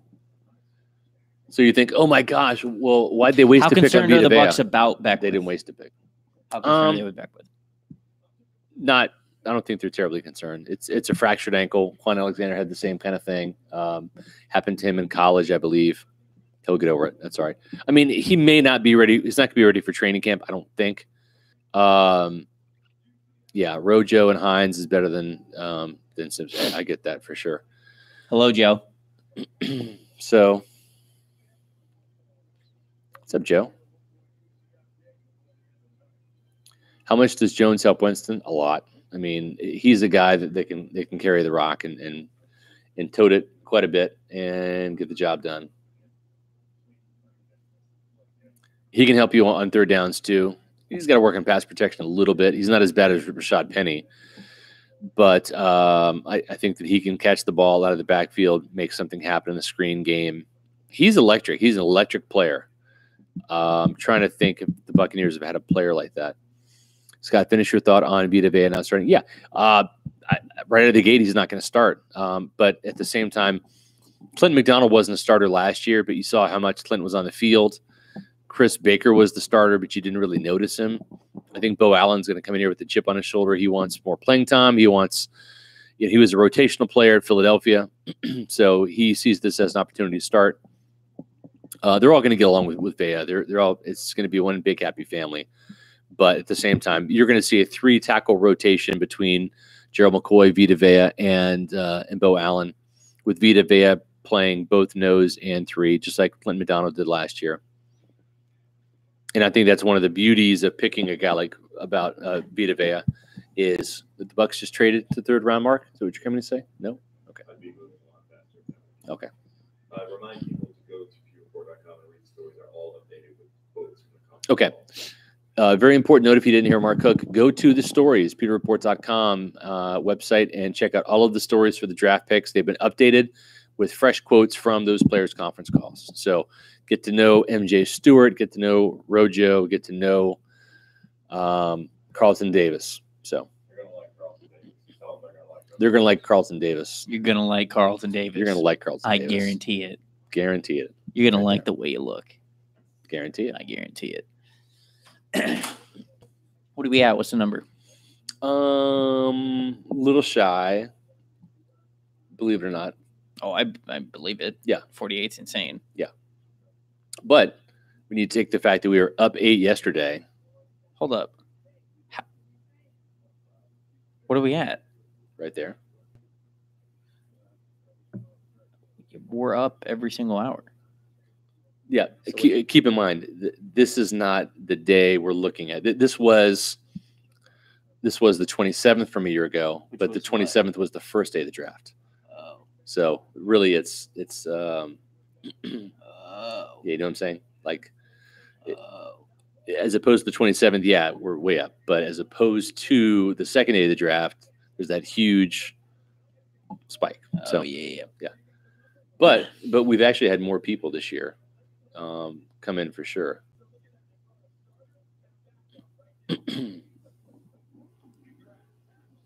Like Daniel Jeremiah jerseys in the house. It's cool. Daniel Jeremiah is awesome.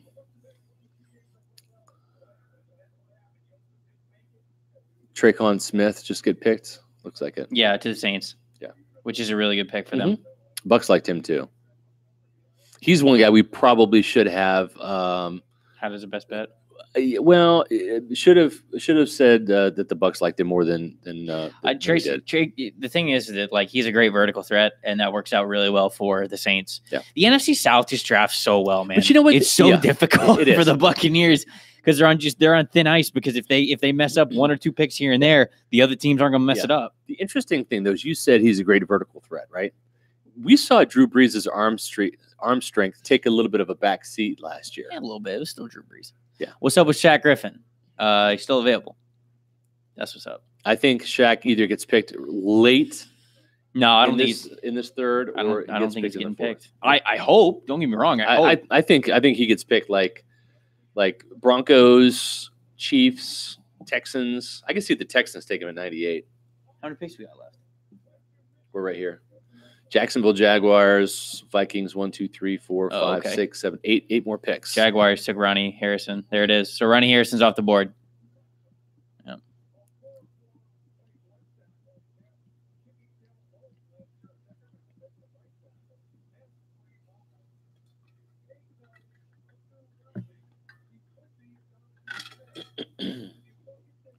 He could be a Donovan Smith. Did you hear that? He's like, his tape is underwhelming. He could be a Donovan Smith. Is that Mike Mayock saying that if he lived up to his potential, he could be a Donovan Smith, or that he's underachieving, so he's like Donovan Smith? I'd like a little clarity on that from Mike Mayock. Which Jonathan Smith do you get? Listen, I'll tell you this right now. Had a chance to speak with Mike Mayock, as we always do at the East West Shrine. Actually, he was the one that was really gave us the quotes on Quentin Nelson, who was in our first mock draft for the Buccaneers, and Vita Vea, who he loved. And those articles go way back to January. So we were early on Vita Vea early back in January. Mike Mayock, one of the most just sincere, nicest guys that you would meet. You know, sometimes you think these TV guys have got big heads and all that. Charles Davis, Mike Mayock, Daniel Jeremiah. They're the nicest dudes. Peter Schrager. They're the nicest dudes. Absolutely. Some of them suck. The guys I mentioned don't suck. The suck. NFL Network those guys are are those are great. freaking amazing. Those are great. Yeah. Those are great dudes. Yeah. NFL Network people have got it going on. They really do. Tampa Bay traded. Told you.